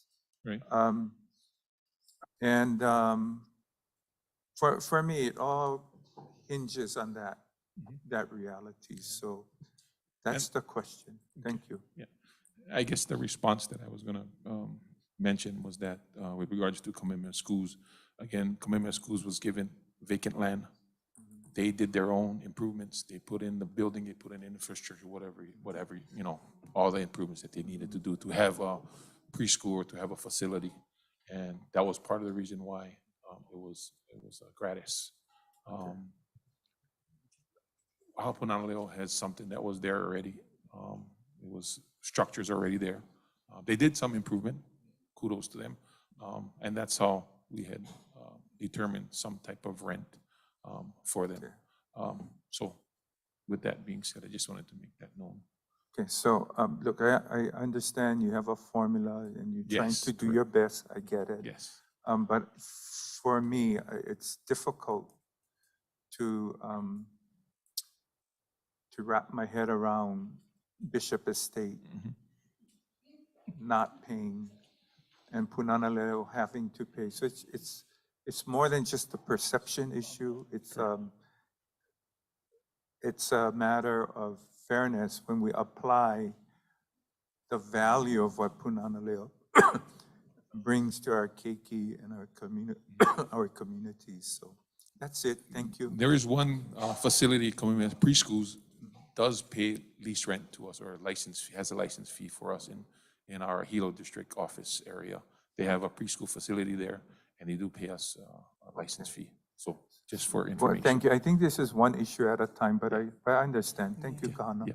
Mahalo. Chair, I have a question. I'm gonna violate your one issue at a time comment, but so the Kamehameha Schools is a ground lease. Correct. The Punana Leo here is a space License. lease. It's a license. A license because they're licensing a structure. Yes. Waianae is what? They're also licensing a structure that has already been there. That's for a Hawaiian years. home structure. Actually, it's a preschool. It's already a school structure that was converted to Kawaihona. I believe Commissioner Turia. Kawaihona. Yeah, it's a On Kawaihona. It's a DHHL former property. Nanakuli Elementary site. Yeah. Is that? But that's, you folks charge them community, you folks charge them, but Kamehameha School, we have like 3 in Waianae, they're all under community use too. It bothers me that the Imuas don't pay. And then in Maui, Gotta charge them. Paukukalo, Yeah, that's their. that's facility. their Yeah. site. Yes, correct. That's not, That's they're not just DHL site. adjacent to our Yeah, homestead. correct. Okay, mahalo. Mike, like, Okay. Okay, public testimony. Mike, you can come up now. Thank you. Followed by Maluhia. Mahalo again, Commissioner. I prepared a statement, but before I prepare the statement, I'm going to cover it in my statement. But I want to address the fact that Kahana's responsibility is in the best interest of the state and the trust. Making a decision of gratis is a commission responsibility. It's not his responsibility. So he's not here to come to the commission and ask for gratis. His job is to perpetuate the trust. So I think and I'm going to clarify that in my statement. What a task that you volunteered to be commissioners, taking off from your paid jobs to do an unpaid task. I commend you. Our people come to you as a last resort, and I see this watching the last 10 plus years of commission meetings, watching them on YouTube. I probably watch every one at least 10 times, and I watched our people coming to you as a last resort because they're not getting answers. And that's why I state this. Understanding full mechanics of the system is difficult. The design of the system gave commissioners the ability to dictate to DHHL, an entity that the state was required to create in a compact with the United States known as the Admissions Act. Over the years, the chairman of the commission became a cabinet member of the director and director of DHHL. Through this chairman, director instructions are passed on to the state's DHHL staff to investigate conditions, situations, potential usage of both trust lands and resources, and bring forth recommendations to the commission for final decision. I'm gonna talk a little faster because it might be over 5 minutes. These investigations, recommendations are just that. From a business point of view, DHHL is not tasked with the duties of the commission. You are. If DHHL had the responsibility, there would be no need for a commission. The commission is separate and distinct body tasked with acting exclusively in the interests of the beneficiaries, while DHHL is a state agency with the task to administer the act and at the direction of the chairman. With input from commission, they are still a state agency and must hold loyalty to the state. Given 6 days to review an agenda and pages of documents that go along with it before a commission hearing is a daunting task. Especially when decisions need to be made to move things forward. Are these decisions made hurried? I see that today. I see that every commission meeting, that decisions are like hurried in a process with the limited time that you have to review things. Are we deferring too much to the DHHL recommendations? What happens when we defer is we bank on the fact that DHHL is almost making your decisions, and that's not the task. A beneficiary consultation should have as much weight as the recommendations of DHHL, for they are separate and distinct. For the beneficiaries are looking out for the interests of the beneficiaries and their community, while DHHL is looking out for the trust in the state of Hawaii. Waimea Hawaiian Homestead Association is an organization as Native Hawaiians Homestead Community Development Organization for the benefits of all Native Hawaiians in Waimea Nui, as defined under the Hawaiian Homes Commission Act. WHHA was established in 1952 for the purpose of organizing our Kanaka of Waimea Nui to have a voice in our ahupua and take on active role in how our community is developed. In a list of our principles and purposes, perpetuating our cultural education, our people in the ways of the Kanaka is well stated.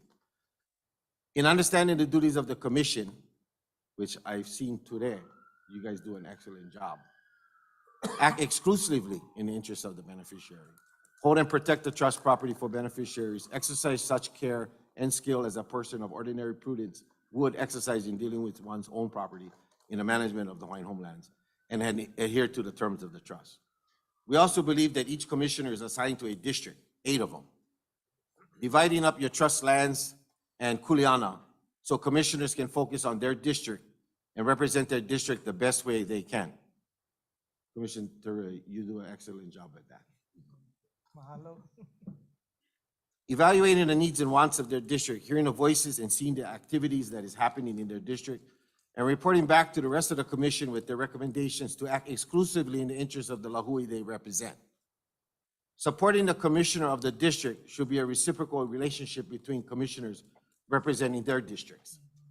Our commissioner, Makai Mahalo, has done just that.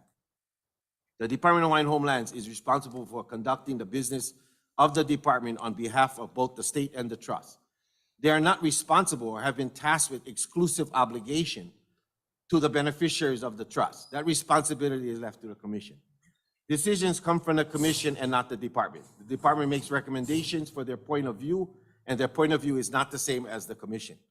We believe that the purpose of both Waimea Nui, WHHA Board, and Hawaiian Homes Commission is a coexistent relationship for the same purpose, the rehabilitation of our people to bring us back to what we once were, socially acceptable, free to practice our culture and our culture beliefs, economically sufficient, highly educated, and politically self-determined. WHHA has over 50 divisional board members in 12 divisions, 9 members of the Homestead Executive Board, 9-member Waimea Nui Council, and a 7-member Ahu Kupuna with a voting membership of over 500 beneficiaries.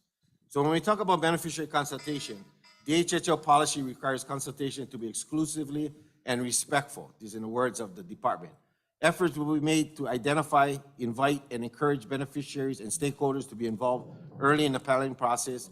Consultation requires proper outreach to the right people at the right time. Early beneficiary consultation allows careful and respectful consideration of their input and feedback, ideas, and visions. The leadership. Mike, I'm going to ask to wrap it up, please. Okay. Thank you. Punanaleo brings to our community value, not just in education and childcare, for other entities do the same thing. Both brings the teaching of our language, the teaching of our culture, the teaching of our customary practice, all of which falls within the mission of the Act, in line with both WHHA and Hawaiian Homes Commission. Punanaleo is not Kamehameha Schools, as we know. Punanaleo is not Kanuokaina, an entity that has gratis in this community that you guys failed to acknowledge today.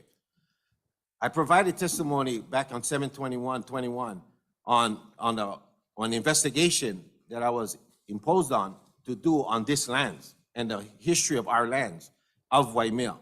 And we've done that, and we provided that testimony in our beneficiary consultation. And I'm not sure if you guys had a copy of that, by actually identifying each entity and showing the differences and the disparities. And I sure hope that you did have a piece of that. And I sure hope that you do look at the findings of the Homestead Beneficiary Organization. All right? Thank you, Mike. Any questions for the testifier? Yes, just real quick. Excuse me. Mike? So, I'm sorry. So what copy, Mike, did you expressed a copy that we're supposed to see in 2021? What In is? 7/21/21, there was a beneficiary consultation. I provided documentation for the beneficiary consultation. And it was an investigation that I done. If you don't know, I was an investigator in the police department for 27 years. So I did an investigation on this land base. I investigated the disparities of what was going on. I think it was something like a 7-page beneficiary counsel. I didn't bring one copy with me today.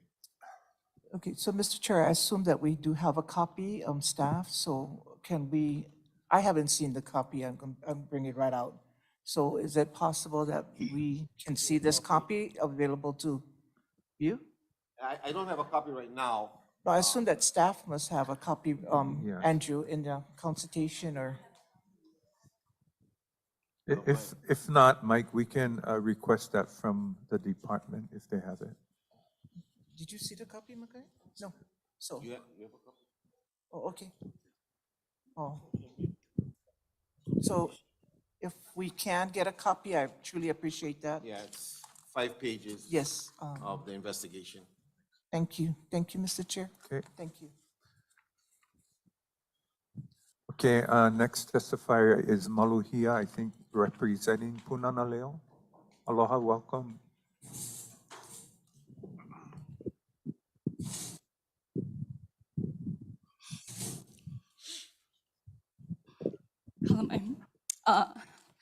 Aloha e nā kupuna, ohoa kaya ulu, kupoe o Hawaii, a me kia poe, nona ke kuleana e ho'olana, I ka mana'o o kuhio, ea ka mana'o e malama I ko kākou hui, I ko kākou poe, ka poe Hawaii no hoi, aloha nui kākou.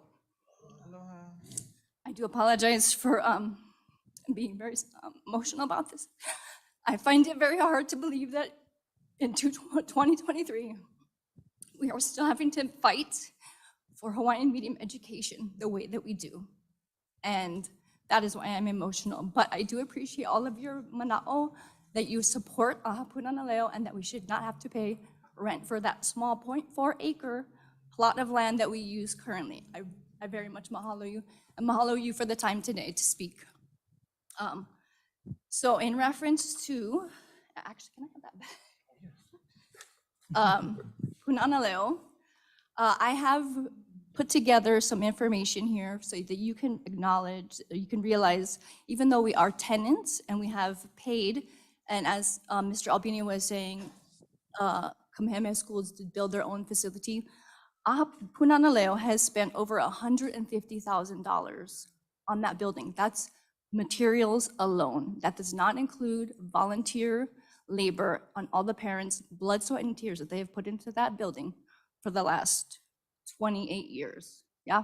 So even though we have been using that building, we have been good stewards of that place. We have taken care of it, including incurring all of the costs for maintenance. Aha Punanaleo has always paid for septic cleaning, for cleaning of the roof, for maintaining of the yard as well. We even take care of that area that is outside of our boundary, outside of our lease. We take care of that every single week. The parents take care of that place.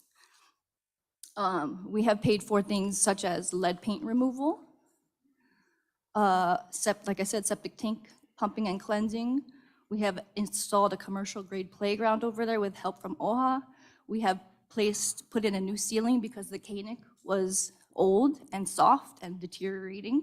We pay for all of the pest and termite control over there as well. We have paid for not for the cleaning, but for the exterior and interior to be painted several different times. We have installed new carpeting, new flooring, new fencing. I have extra copies of this that I'm happy to provide to you all. But so all that to say that while so this building was built by the Civilian Conservation Corps. So no, we didn't build it, but it was already there. And we have maintained it and taken care of it since 1995, gratefully, because of course, we appreciate having a place where we can teach our babies to olelo, and not just olelo, right? Olelo is the avenue for knowing culture. And so that is what we provide over there. So I will go over some of Uncle Mike's that he shared back in 2021, very briefly. As we heard earlier, Kamehameha Schools has 2 acres right next door, and they have a, let's see here, 2 acres, a 65-year lease for free. Kanu'okaina, 10-year license as of 2001 for a small property. That's $600 a year. I don't believe they use that property anymore. That was Pupulehu. Kanu'okaina, 50-year license as of 2007, 30 acres for free. Punanaleo, $10,800 a year for 0.4 acres. You are correct, commissioners, that is not fair.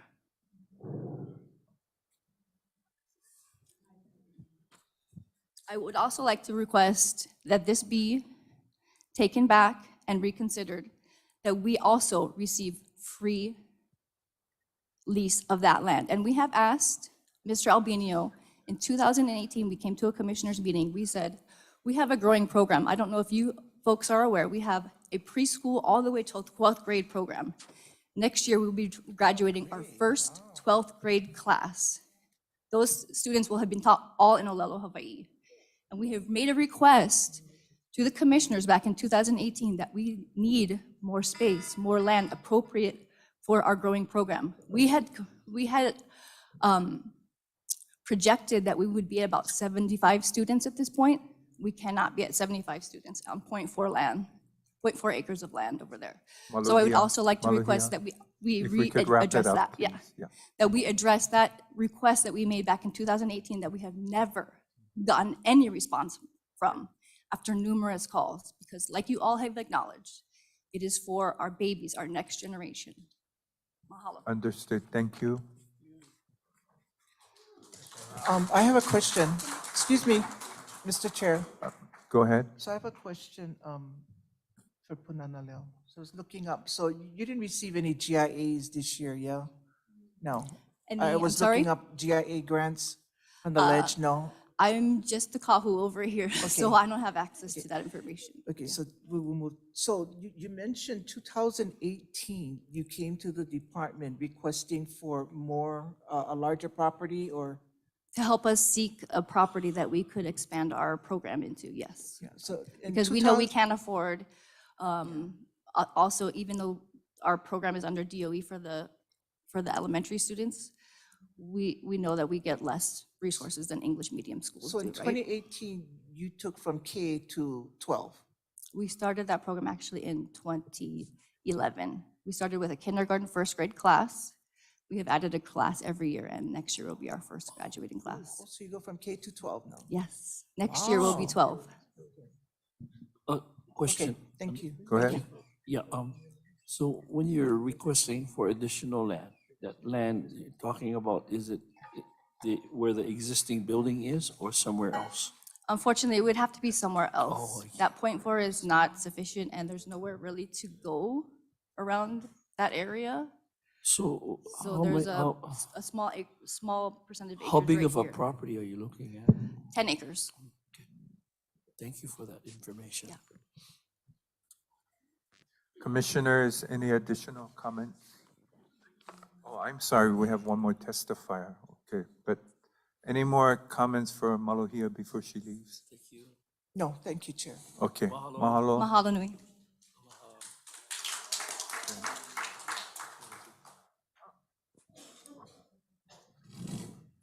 Auntie Kanani and then Jojo Tanimoto will be up next. Thank you. Well, I will read my testimony, and I have an additional request. I appear and testify to protest any monthly license fee required of Ahapunalelu Incorporated to enter and use the designated land for operation and maintenance purposes of its Hawaiian language family-based preschool program. In addition, I demand that the license fee charged and paid since the beginning of the current license term be reimbursed. There is no justification for charging any fee for the best use of trust lands for community purpose. Secondly, it's been covered. There's no justification for charging a license fee against Ahapunaleo when no license fee is charged against the neighbor Kamehameha Preschool. A'ole do the right thing. And you have already proceeded to rescind the recommended motion and action.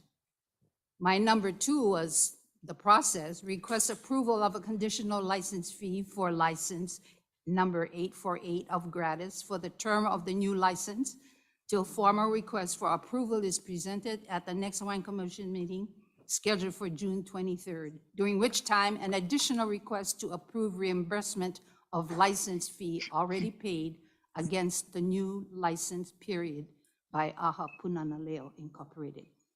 Thank you very much. Thank you.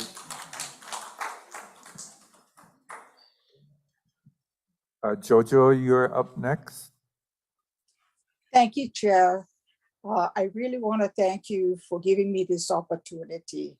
And I want to actually change the story because like in any environmental assessment or due diligence or whatever, there is always something about the background. And I don't see it in any presentation up to this time about the efforts of our Hawaiian language and the Ahapunaleo.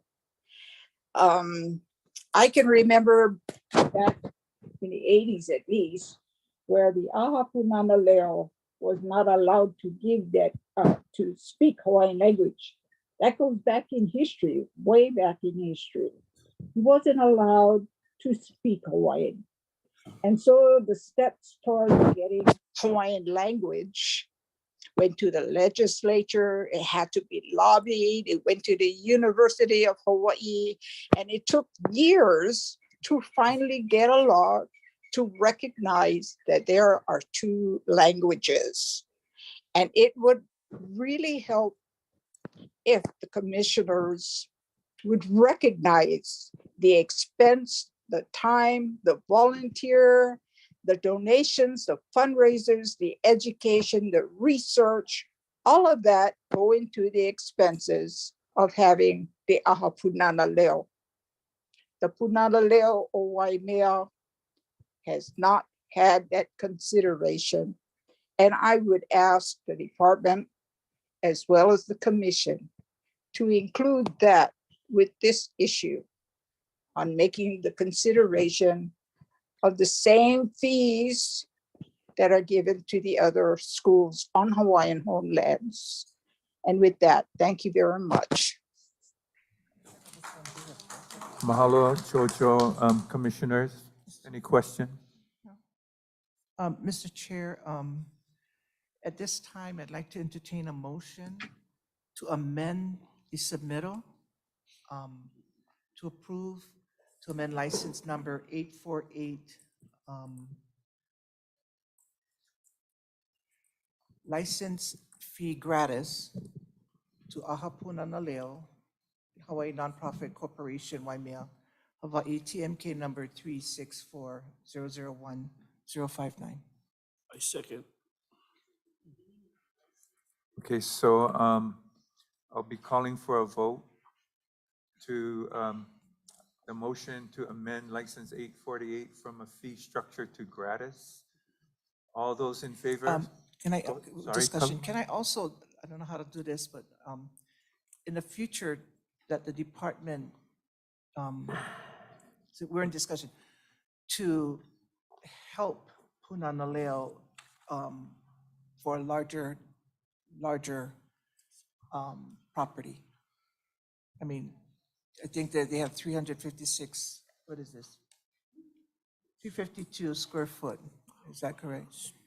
That's not even half an acre, but in the future kahana, I'd like the commission to support at least reviewing to look for larger parcel to assist Punana Leo. Thank you.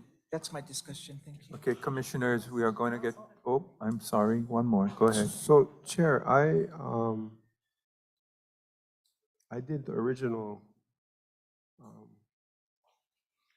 motion, yeah? Yeah, and So Makai second. the original motion, so do I need to withdraw? No need, okay. No need. I went over your head and amended. Okay. Let me withdraw. Okay, go ahead, take the vote. Any questions? Well, yeah, the question is, if I was the initial motion, do I need to make the amendment as the person who initiated the motion? I guess it's a question for AG. For AG, yeah. Alyssa?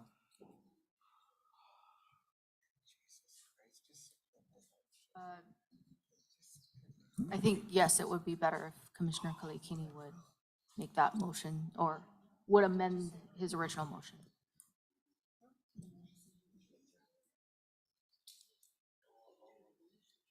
What are you asking?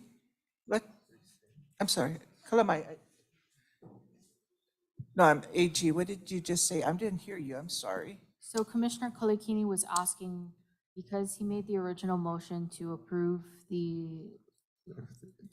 F3, whether he would be the appropriate party to amend the motion.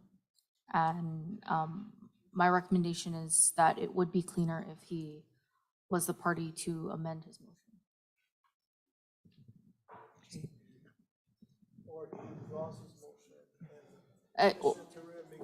Correct. That could be another option. He So could just withdraw his motion. It's a lot yes, cleaner, he can. faster. He can withdraw his motion, and we can let your motion stand, Commissioner Teruya.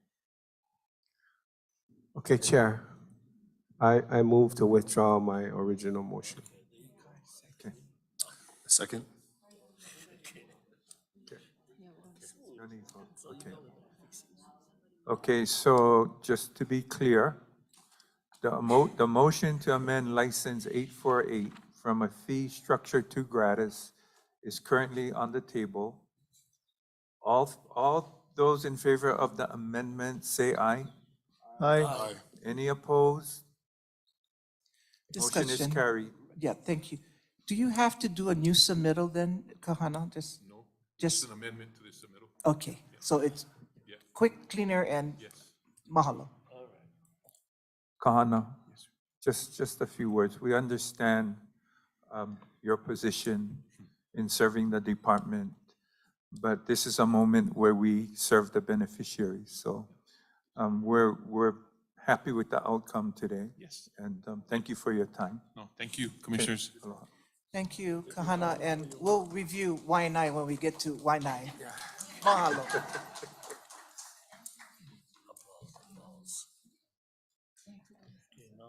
Let's go into recess. 5 minutes. Sorry. We're going to take a quick recess. Mahalo. Thank you, Lehua.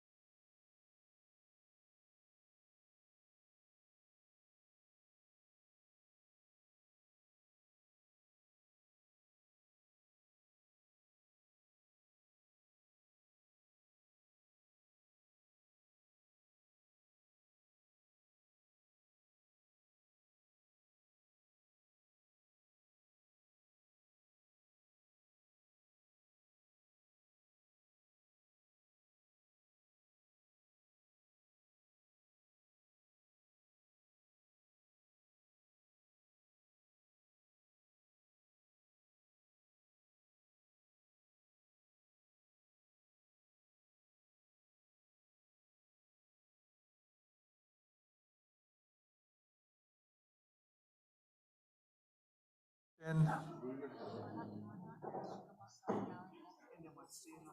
Yeah. Just as an advisory, we have 1 hour left, so we will be taking item C3, C2.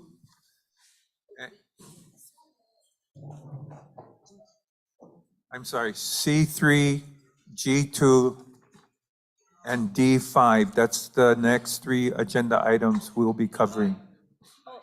Oh, we're adding D9 or in place of D5?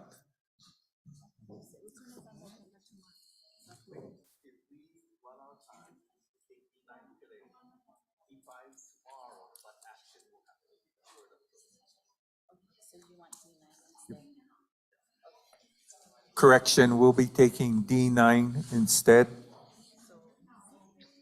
Okay, so C3, Lehua, mahalo.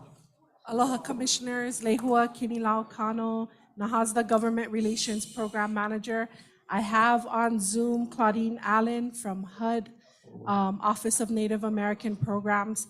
She did do this presentation in July 2020, and we know this commission is short on time, so we can do our best to go through the information as quickly as possible.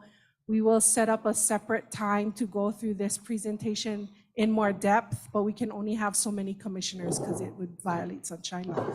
So with that, Claudine, if I can turn it over to you. Mahalo Lehua, aloha chair, aloha commissioners. As Lehua said, I am Claudine Allen, and I am the lead Native Hawaiian program specialist with the Housing and Urban Development Office in Honolulu. Thank you for allowing me some time to go over our Native Hawaiian housing programs with you. This is a very brief organizational chart just to give you an idea of where this program resides within the organizational structure of the Department of Housing and Urban Development. So HUD is led by our Secretary, Marcia Fudge, and then we have our assistant secretaries who head the different program areas within HUD. And then below them, we have the deputy assistant secretaries. And this program of Native Hawaiian housing is within HUD's Office of Native American Programs, led by Deputy Assistant Secretary for Native American Programs, Heidi Frechette. The Office of Native American Programs is headquartered in Washington, D.C. Out of that headquarters office, there are 6 area Office of Native American Programs located across the country. Within the Hawaii, Honolulu HUD office, we have 2 staff people, myself and my colleague Diana Houston, who administer the Hawaiian housing programs, and we report directly to our leaders in Washington, D.C. The Native American programs that are administered for Native Americans and Alaska Natives on the continent and in Alaska fall under these various programs for Native Americans. That includes the Indian Housing Block Grant Program, the Title VI Loan Guarantee Program for our Indian Housing Block Grant recipients, the Indian Community Development Block Grant Program, a tribal HUD Veterans Affairs Supportive Housing Assistance Program, and the Section 184 Indian Housing Loan Guarantee Program. So these are all the programs for Native Americans. This is where the Section 184 Loan Guarantee Program for Native Americans are made available to our Native brothers and sisters on the mainland and Alaska. Our Native Hawaiian housing programs consists of the Native Hawaiian Housing Block Grant and the Section 184A Native Hawaiian Housing Loan Guarantee Program. The Native Hawaiian Housing Block Grant is authorized under the statute called the Native American Housing Assistance and Self-Determination Act, affectionately known as NAHASDA. That law was amended in 2000 to add the Title VIII section for housing assistance for Native Hawaiians. And this program provides affordable housing opportunities to low-income Native Hawaiian families who are eligible to reside on the Hawaiian homelands. The other Native Hawaiian housing program is the Section 184A Native Hawaiian Housing Loan Guarantee Program, which is one mortgage option made available to finance homes for home ownership on the Hawaiian homelands. I would like to take the opportunity to go over the next few slides and discuss in a little more broader overview of the Native Hawaiian Housing Block Grant Program. And this chart here demonstrates how the funding flows down from when Congress appropriates the funds to the funds being awarded to the Department of Hawaiian Homelands. So when the president each year presents his budget to Congress, Congress will then take that president's budget and negotiate between the House and Senate and eventually come up with an annual federal budget of appropriations, which identifies the amount of funds approved for each federal program.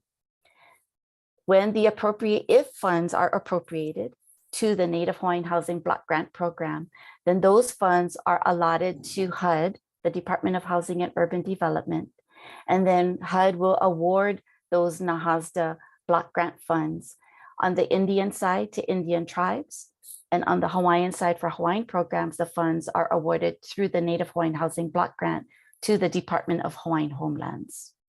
I will just quickly mention that the Indian housing block grants are awarded through a formula base and divided amongst over 500 Indian tribes, whereas the Native Hawaiian Housing Block Grant is one appropriation, and the entire appropriation is allocated to the Department of Hawaiian Homelands. Mahalo. Next slide, please.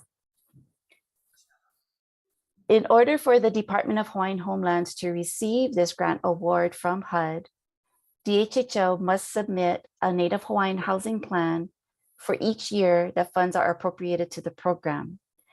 After DHHO submits that housing plan to HUD, HUD will determine whether that housing plan is in compliance with the requirements of NAHASDA. And once that determination is made, then HUD will award the funds to the Department of Hawaiian Homelands through a grant agreement. This slide here gives you an overview of the funding. Mahalo. DHHO will then be able to implement their activities that are identified in the housing plan, which describes how DHHO intends to use the grant awarded funds. DHHO can expend the funds directly for activities that DHHO carries out directly, or DHHO could make sub-award grants to subrecipients or to contractors for them to help DHHO carry out the activity identified in the housing plan. Mahalo. Next slide, please. This slide gives you an idea of the amount of funds that have been awarded since 2002. The very first year of grant award was in 2002. The department was awarded $9.6 million. Between the years of 2003 to 2015, the grant award was anywhere from $8 million to $12 million per year. No funds were awarded in 2016. And then from 2017 to 2021, the department was awarded $2 million per year under this program. Last year in 2022, the department was awarded $22.3 million, the largest amount of funds granted in any one year through this program. The current year appropriation would include $21.3 million to be awarded to Department of Hawaiian Homelands. We are currently in the process of reviewing the housing plan that the Department of Hawaiian Homelands submitted to HUD. And once that review process is complete and HUD determines the housing plan to be in compliance with NAHASDA, then the intent is that we will execute a grant award with DHHO for those funds. I would like to mention that in 2009, DHHO received an additional $10.2 million of Native Hawaiian Housing Block Grant funds awarded through a separate statute called the American Recovery and Reinvestment Act, or known as ARA. And in 2021, DHHO received an additional $5 million grant through another appropriation that Congress passed during the coronavirus pandemic called the American Rescue Plan. So these were additional NHHBG funds appropriated under these special statutes that DHHO received in addition to their regular Native Hawaiian housing block grant funds appropriated by Congress. So thus far, through 2022, DHHL has been awarded $173 million under this program.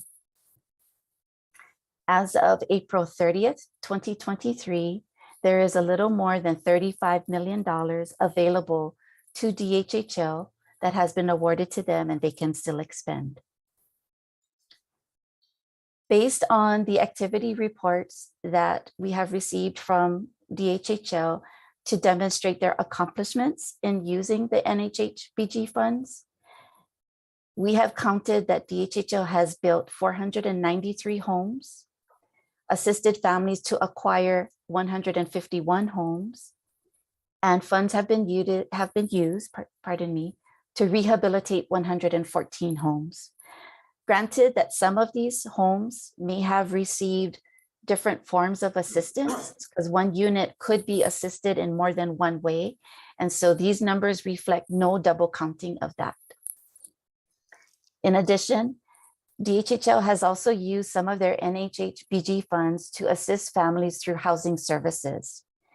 And through the reports, it recognizes that over 3,500 families have been assisted with housing services. As I mentioned earlier, the Native Hawaiian Housing Block Grant provides affordable housing opportunities to low-income Native Hawaiian families eligible to reside on the Hawaiian homelands.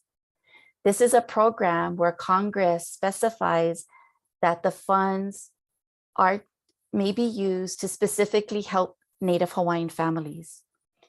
And so it is not considered a violation of the Fair Housing Act because these funds are specifically designed to assist Native Hawaiians. But subject to that, there is still fair housing requirements that despite these funds can assist Native Hawaiians, it is still prohibited to discriminate when providing assistance on the basis of race, color, national origin, religion, sex, familial status, or disability. So what I wanted to do is just break down a little bit of what I mean by when NHHBG can provide affordable housing. Affordable housing means housing that is either developed or assisted with the NHHBG funds, or housing that meets the criteria of Native Hawaiian housing, affordable housing under the Native Hawaiian Housing Block Grant. Low-income families are families where the household income does not exceed 80% of the median income for the area. Native Hawaiian families are those families where DHHL determines those families are eligible to reside on Hawaiian homelands pursuant to the Hawaiian Homes Commission Act. The housing area is defined as on Hawaiian homelands for home ownership activities. For rental assistance, the home could be located either on or off Hawaiian homelands, but must benefit the family that is eligible to reside on Hawaiian homelands. The Native Hawaiian Housing Block Grant funds can only be used for certain types of eligible activities, and these are defined under the statute of NAHASDA. The funds can be used for housing development activities, which includes housing acquisition, new construction of housing, reconstruction or rehabilitation of affordable housing. It could also be used for housing services activities, for such things as housing counseling, financial literacy education, or even tenant-based rental assistance. It could also be used for housing management services, which means providing management services for affordable housing. It could also be used for crime prevention and safety activities.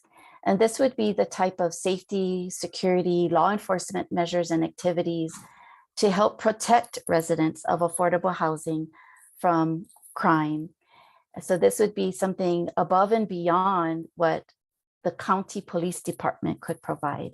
So for example, the establishment of neighborhood watch safety activities, installing speed bumps for the community, security cameras and lighting, those sort of things. And then the final activity of eligible activities is called model activities. These would be for different types of affordable housing activities that do not fit neatly in the previous 4 categories, but are designed to carry out the purposes of NAHASDA. These would be activities that DHHO would have to describe and propose as an inclusion in the housing plan. And if that housing plan is approved by HUD, then that model activity is considered approved by the secretary, as model activities must be approved by the Secretary of HUD before DHHL can implement them. These are just some examples of the activities that the Department of Hawaiian Homelands currently includes in the current housing plan that they are carrying out.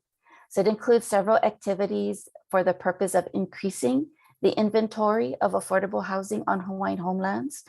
The activities include infrastructure development, developer financing, to help those developers that are contracted by DHHL to add to the financing stack to construct vertical housing on lots.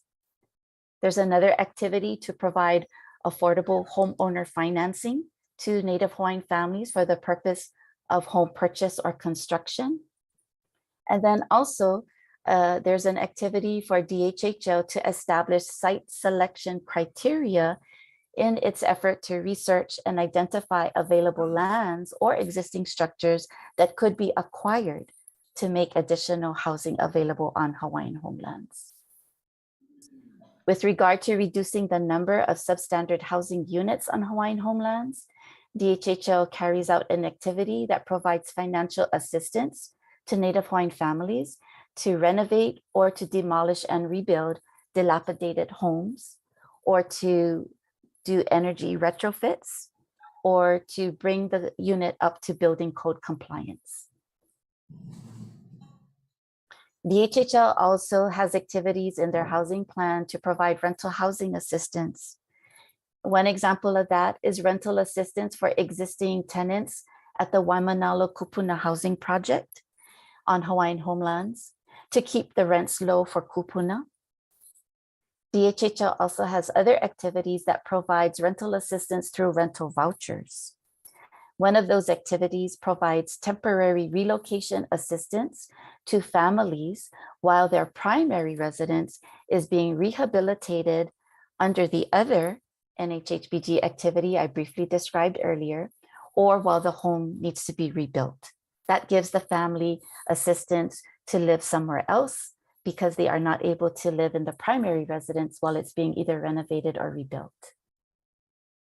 Another rental voucher program provides temporary emergency rental and utilities assistance to help mitigate financial hardship associated with the COVID-19 pandemic to help stabilize housing for Native Hawaiian families. DHHL just recently implemented a rental subsidy program for kupuna age 62 years and older, where the kupuna is the head of the household and is on the Hawaiian Homelands wait list.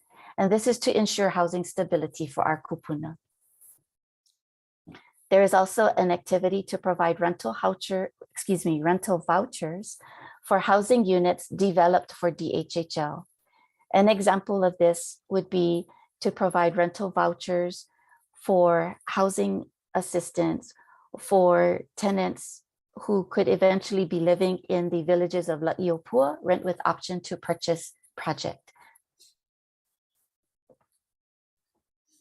DHHL also has an activity in their housing plan to convert an existing structure to transitional housing for affordable rental housing to address homelessness.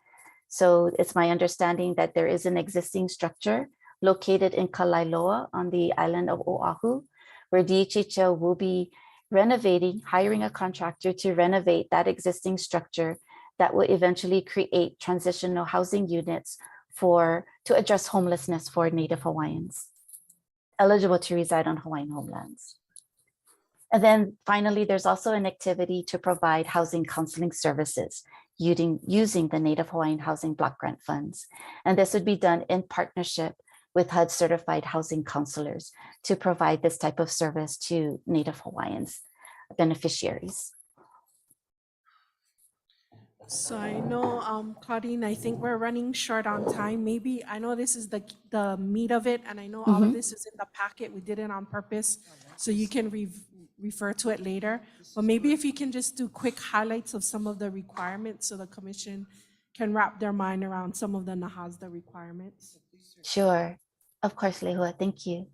So yes, these funds are made available to the Department of Hawaiian Homelands for this purpose. These are examples of how DHHL is using the funds to provide affordable housing opportunities to Native Hawaiians. With that, of course, federal funds comes with a lot of restrictions. And so I would like to briefly give you a list of the different types of requirements that DHHL, as the direct recipient of these grant funds, is responsible to comply with. These requirements come out of the statute of NAHASDA and the regulation that Congress created that explains how to implement the statute. And so there are requirements that DHHL has to submit the housing plan. It has to be in a specific format. Specific information needs to be included in the housing plan. As I mentioned, there are certain categories of eligible activities. So the funds have to be used for an eligible activity that is consistent with the activities that DHHL includes in the housing plan. The activities must benefit eligible families as defined by NAHASDA, which are low-income Native Hawaiian families eligible to reside on the Hawaiian homelands. There is another requirement where there has to be an affordability restriction tied to these funds. So for example, if these NHHBG funds are used to construct a home for this low-income family, depending on the amount of funds from NHHBG invested in that home must be made available for a low-income family to reside in that home for a minimum number of years. And that would be the affordability period tied to that unit. So that's a very quick example and explanation of what that requires. DHHL must, NAHASDA again stands for Native American Housing Assistance and Self-Determination Act. So although NAHASDA specifies certain parameter requirements, there is also some discretion allowed by DHHL to come up with their own housing policies, written policies for them to implement the activities that they identify in their housing plan. And so admissions and occupancy is one area where DHHL must establish written policies to implement their housing activities. DHHL is required to monitor itself every year, and then HUD is required to monitor DHHL as well to make sure that the program is being implemented in accordance with these requirements. In addition to an annual housing plan, DHHL must submit an annual performance report. So not only to describe what they intend to do, but to report what they actually accomplish. Then of course, they have to submit a federal financial report to report on the amount of funds spent each year. And then also DHHL is also required to be audited each year by an independent auditing entity. There are also requirements regarding insurance coverage for units that are assisted with more than $5,000 of these federal funds. There must be adequate insurance coverage to indemnify against loss from fire, weather, and making sure that the coverage is in an amount for replacement costs of the home to protect the federal investment in these homes. If the program generates program income, that program income must also be used like regular NHHBG funds and is subject to all of these program requirements.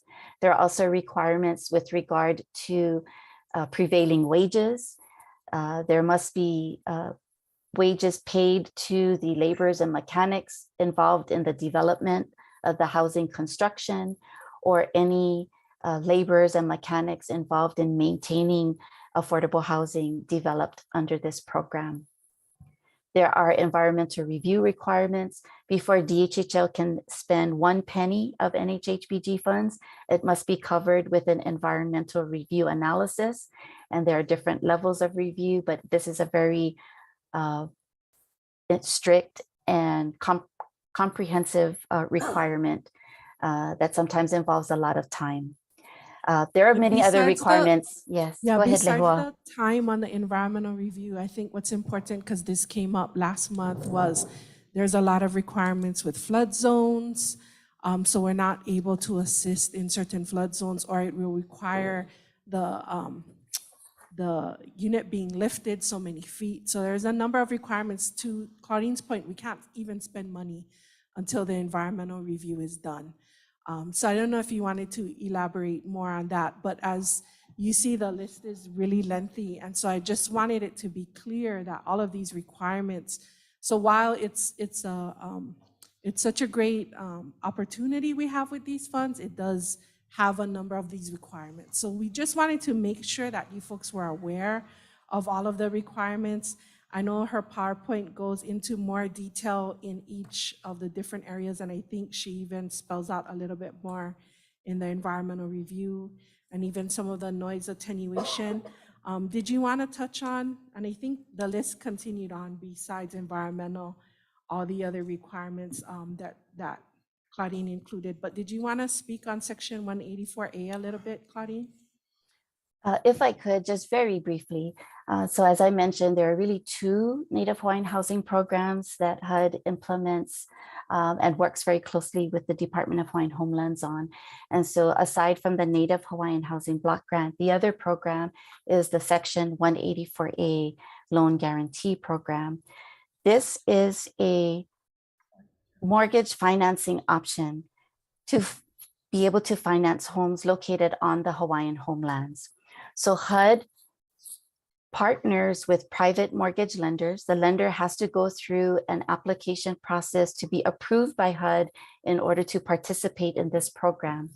So Native Hawaiian families could apply for this mortgage product to a HUD-approved lender. The lender will work directly with the borrower through the process. So this is very similar to HUD's FHA Section 247 loan program.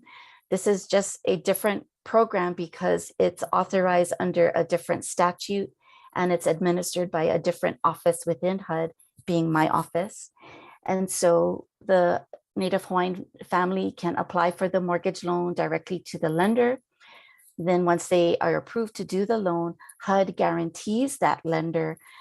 As you all know, any mortgage that is consented to by the commission must be guaranteed or insured by one of the federal agencies, and this being one of those products. And so it thus makes private funds financing available for homes located on Hawaiian homelands. And this just gives you some of the highlights and some of the what makes this program a little bit different from some of the other programs. But again, very similar to other programs offered under FHA, the VA, and the US Department of Agriculture. So I know we're short on time, Lehua, but I just wanted to just quickly describe that. And thank you for the time. Mahalo, Claudine. I have no questions. Commissioners, any questions? Yeah. Go ahead. Thank you. I know we're short of time. I'll be real quick. Thank you for this information on NAHASDA and funding and all of these programs that was set, because as this is all new, and I guess when I came on board, what struck me was I didn't realize that NAHASDA funds could be used for repair, for kupunas, for wheelchair or improvements, for ramps and things like that. And I think in my district, a lot of the beneficiaries weren't aware of that. So they have the opportunity to apply for NAHASDA funds should they need help with our kupunas to home repairs and wheelchair ramps. That is truly important.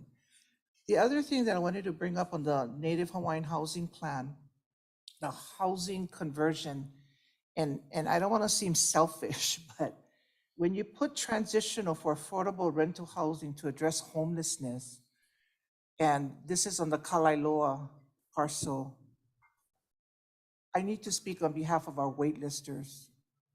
It is, I don't sure how you're gonna identify that parcel to address our homeless families, or are they on the list, or are we gonna get them right off the street? Or how do you identify them as homeless? Are there waitlisters that are gonna be in this facility? So that facility in Kalailoa, and I'm not sure how we're gonna approve this. I think you folks would package everything and then we went to vote this on. I remember the zoning was industrial and it was supposed to come back as a conversion to change to residential for that proposed 10-unit with the improvement of the cost of how much money is gonna be. How much, I know the discussion was like maybe 2.3 million for that improvement on that 10-unit parcel in Kalailoa, just to So- house 10 units. So it's actually 20 units, but 2 of those 20 units, units. one will be used for a, like a washer dryer facility, and one will be for the manager of the facility, so 18 units. We do have a memorandum of agreement with Partners in Care. Partners in Care does the point in time count for homeless and identifies homeless who are Native Hawaiian, and we've married up that list against our applicant wait list. So we have identified applicants on DHHL's wait list who are homeless right now. So that would be the priority, would be So for was the zoning changed from beneficiaries. industrial to residential now? When the That general parcel? plan update was done and approved by this commission, one of the allowances for that area is we can do this type of housing was an allowed activity within that what is deemed as industrial. So the new general plan update allows. Yeah, and so I have that concern that the people that are gonna be in here are on the wait list, ready to be either homeless or homeless, and not just pick any family that are already homeless. And it should be somebody, a beneficiary on the wait list. Yes. Because we see this in my district in Miley, on Department of Hawaiian Homelands, Ulukekekui, non-Hawaiians. And so currently, right now, we have that used as a transitional homeless, back to the homeless, but there's non-Hawaiians. And so that can be a question to people on the wait list, that they should be prioritized to be in that kind of facility. So I really, really concerned about when we have these kind of things. The governor has an initiative of housing homelesses. That's his kuleana. I don't think we're in the business to house homelesses, but if we're housing and helping our waitlisters who are gonna be homeless, I can agree to that. Thank you. Thank you. Chair, Go ahead, Sam. yeah, I'll be very fast. You said April 30th, 2023, there's a balance of $35,474,000 available, correct? Now, is there a timeline for that money to be spent? So the housing plan that was submitted to HUD included, by the end of the fiscal year, we had projected to spend about 20 to 21 million. So the goal that we're shooting for now that Congress has increased our appropriation to 22.3 million is to match that and be expending about that amount every year. That's what we're working toward. And you're doing your best to get those people on the wait list, correct? All beneficiaries, as Claudine went through, we even help with the rehabilitation. Those are lessees. So it's lessees, it's applicants, yeah, it's all beneficiaries. So out of that amount of money, how many homes would you think would be able to build with that balance amount? You don't know by. So what we budgeted in the housing plan was to use some of the funds to do CIP type work for infrastructure, right? We did include funding for developer financing, so we are looking at potentially Ulukekukui, maybe using some Nahasda funds to renovate Ulukekukui. We also are looking at possibly funding Ikaika Ohana for some of the units in La'iopua, so developer financing. We are looking at The conversion, the Yorktown, as we already said, we just went through the RFP process and we have the contractor on board. So we will have a contract in place by the end of this month or I think the beginning of next month, I should say, with a contractor who was successful in the request for proposals.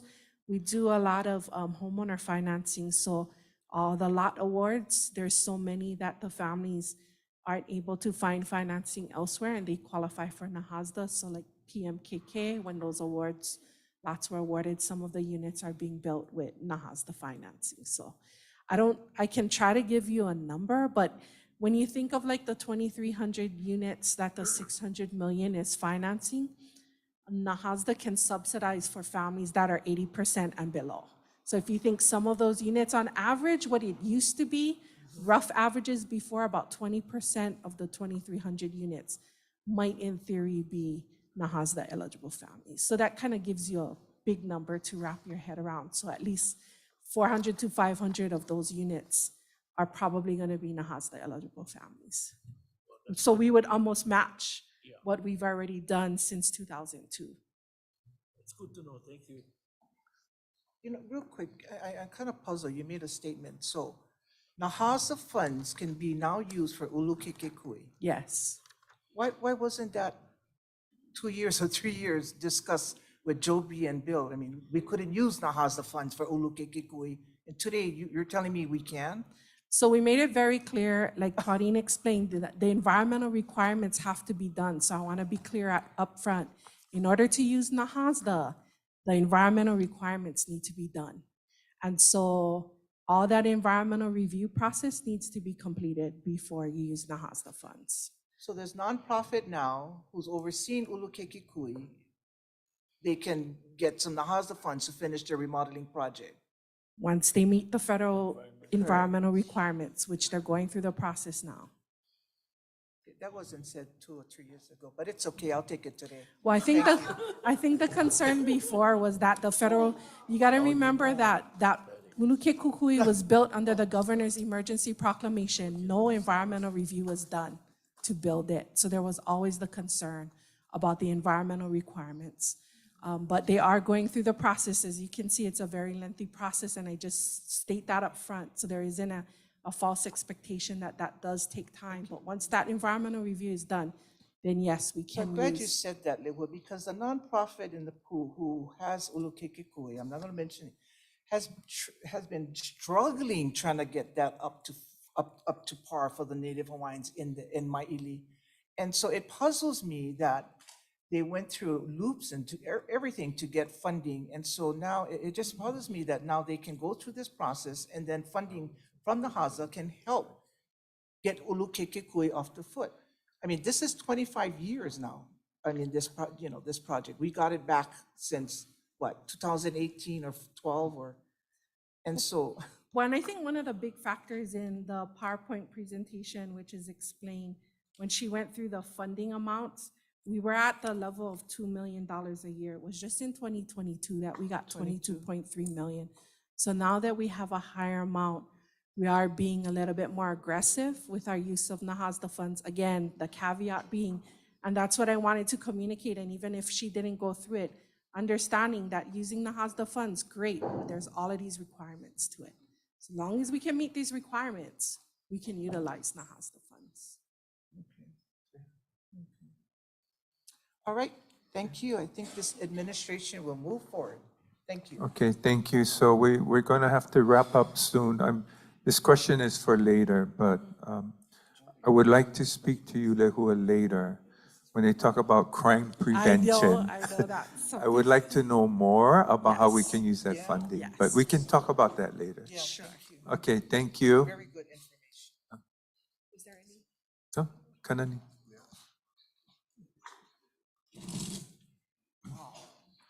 I just have one concern. The NAHASDA group provides information to the commission. The communities are not getting the information. So there needs to be a conference on many things by the department, or the community needs to know all this information. I would like a set of these, what you call it, So I just want to make that comment. There's, in order for people to participate, then also can do, but process for applying is something else. So providing that information is really key to people in the community. Thank you. Thank you.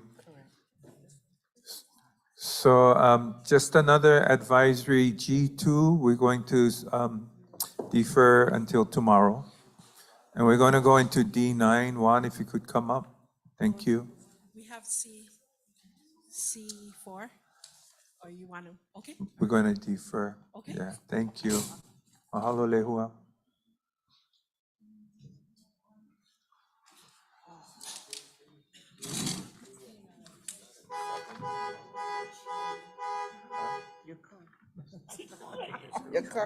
Thank you, commissioners, for your flexibility. I know we're short of time.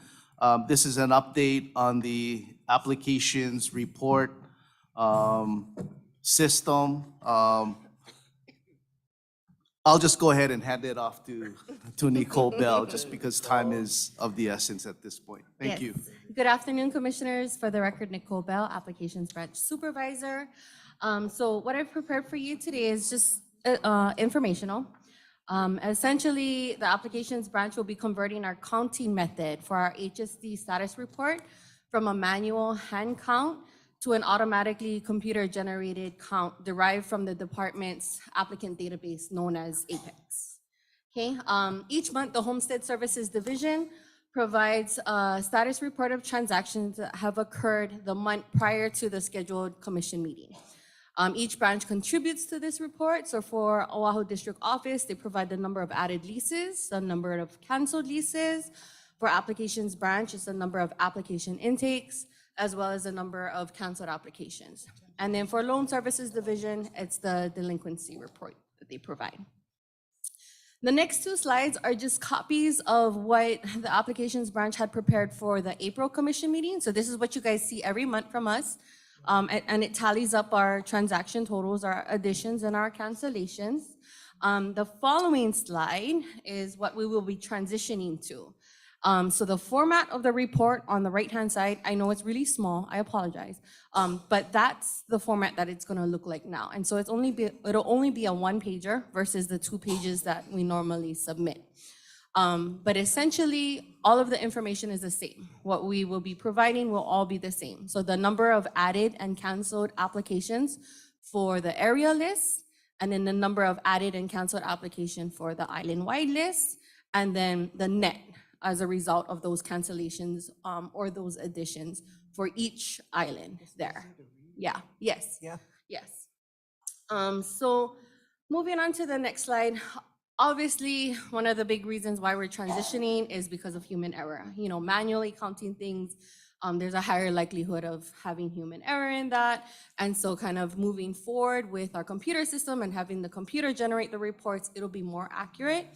In addition, right now, the way we do our counting method, it doesn't necessarily reflect what is in Apex, what is in the system, because I hand count these intakes once we receive them from Kapolei and also once we receive them from the neighbor island.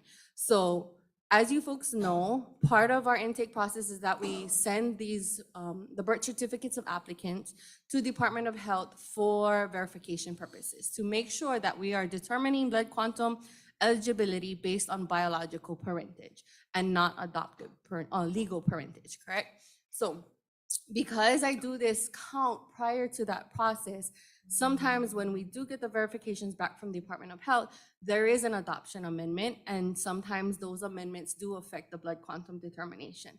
And at that point, we have to return the application to the applicant saying that, you know, we are not able to verify your blood quantum eligibility, right?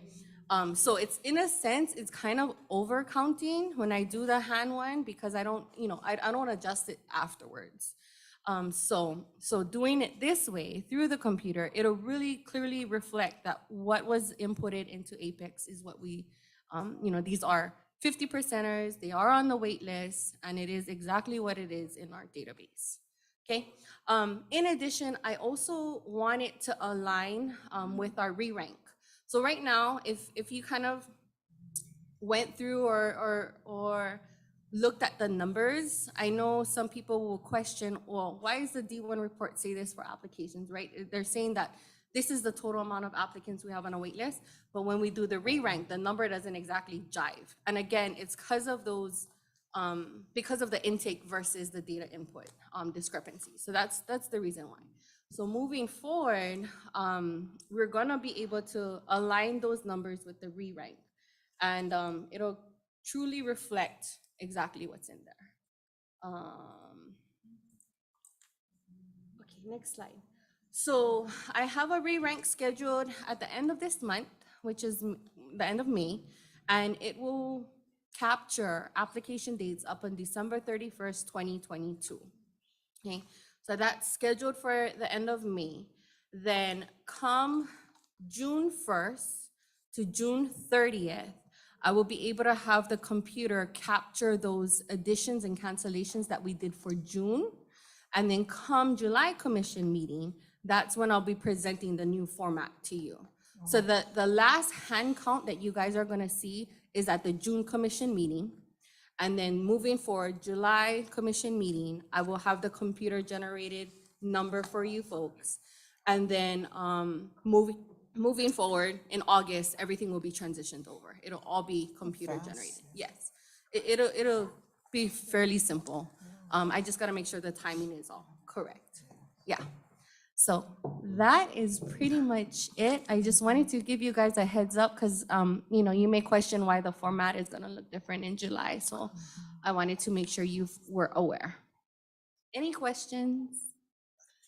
Go ahead. Real quick, I just have a comment. And so I wanted to comment, Nicole, and thank you actually for you and your department for assisting beneficiaries. And I referred like 3 to 4 people to your office to get help to get on with their application and to get on the list. And their comments back to me was really refreshing because you were just working excellent with this group of people. Several was kupunas, yeah, and they need help. So I just wanted to thank you for that, finding the time to help them with the application process and getting them on the list to get qualified. So it's just a mahalo. Thank you, Chair. Thank you, Mahalo. Commissioner Turiya. So I just want to make a quick comment. Yes. So as you were speaking, this effort to digitize or computerize our system, it's really important. And I was thinking about, there's a beneficiary who is part of the Kalima Award. And one of the things that the attorney said in their last meeting, one of the things that was most difficult for them over the 30 years of research was that our records were so poor. And then trying to, because everything's handwritten when they began.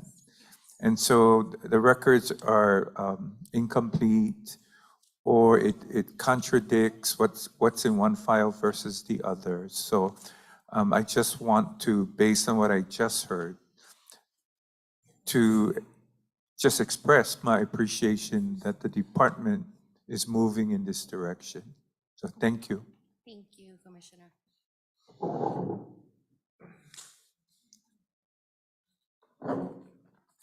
Okay. Okay. So mahalo everyone for being here today, helping us to get through some of the challenges that popped up today. Tonight we have the DHHL community meeting at Kailapa Community Center, starting at 6:30. We are in recess until 9:30 a.m. tomorrow. Thank you all for coming. Drive safe. Aloha.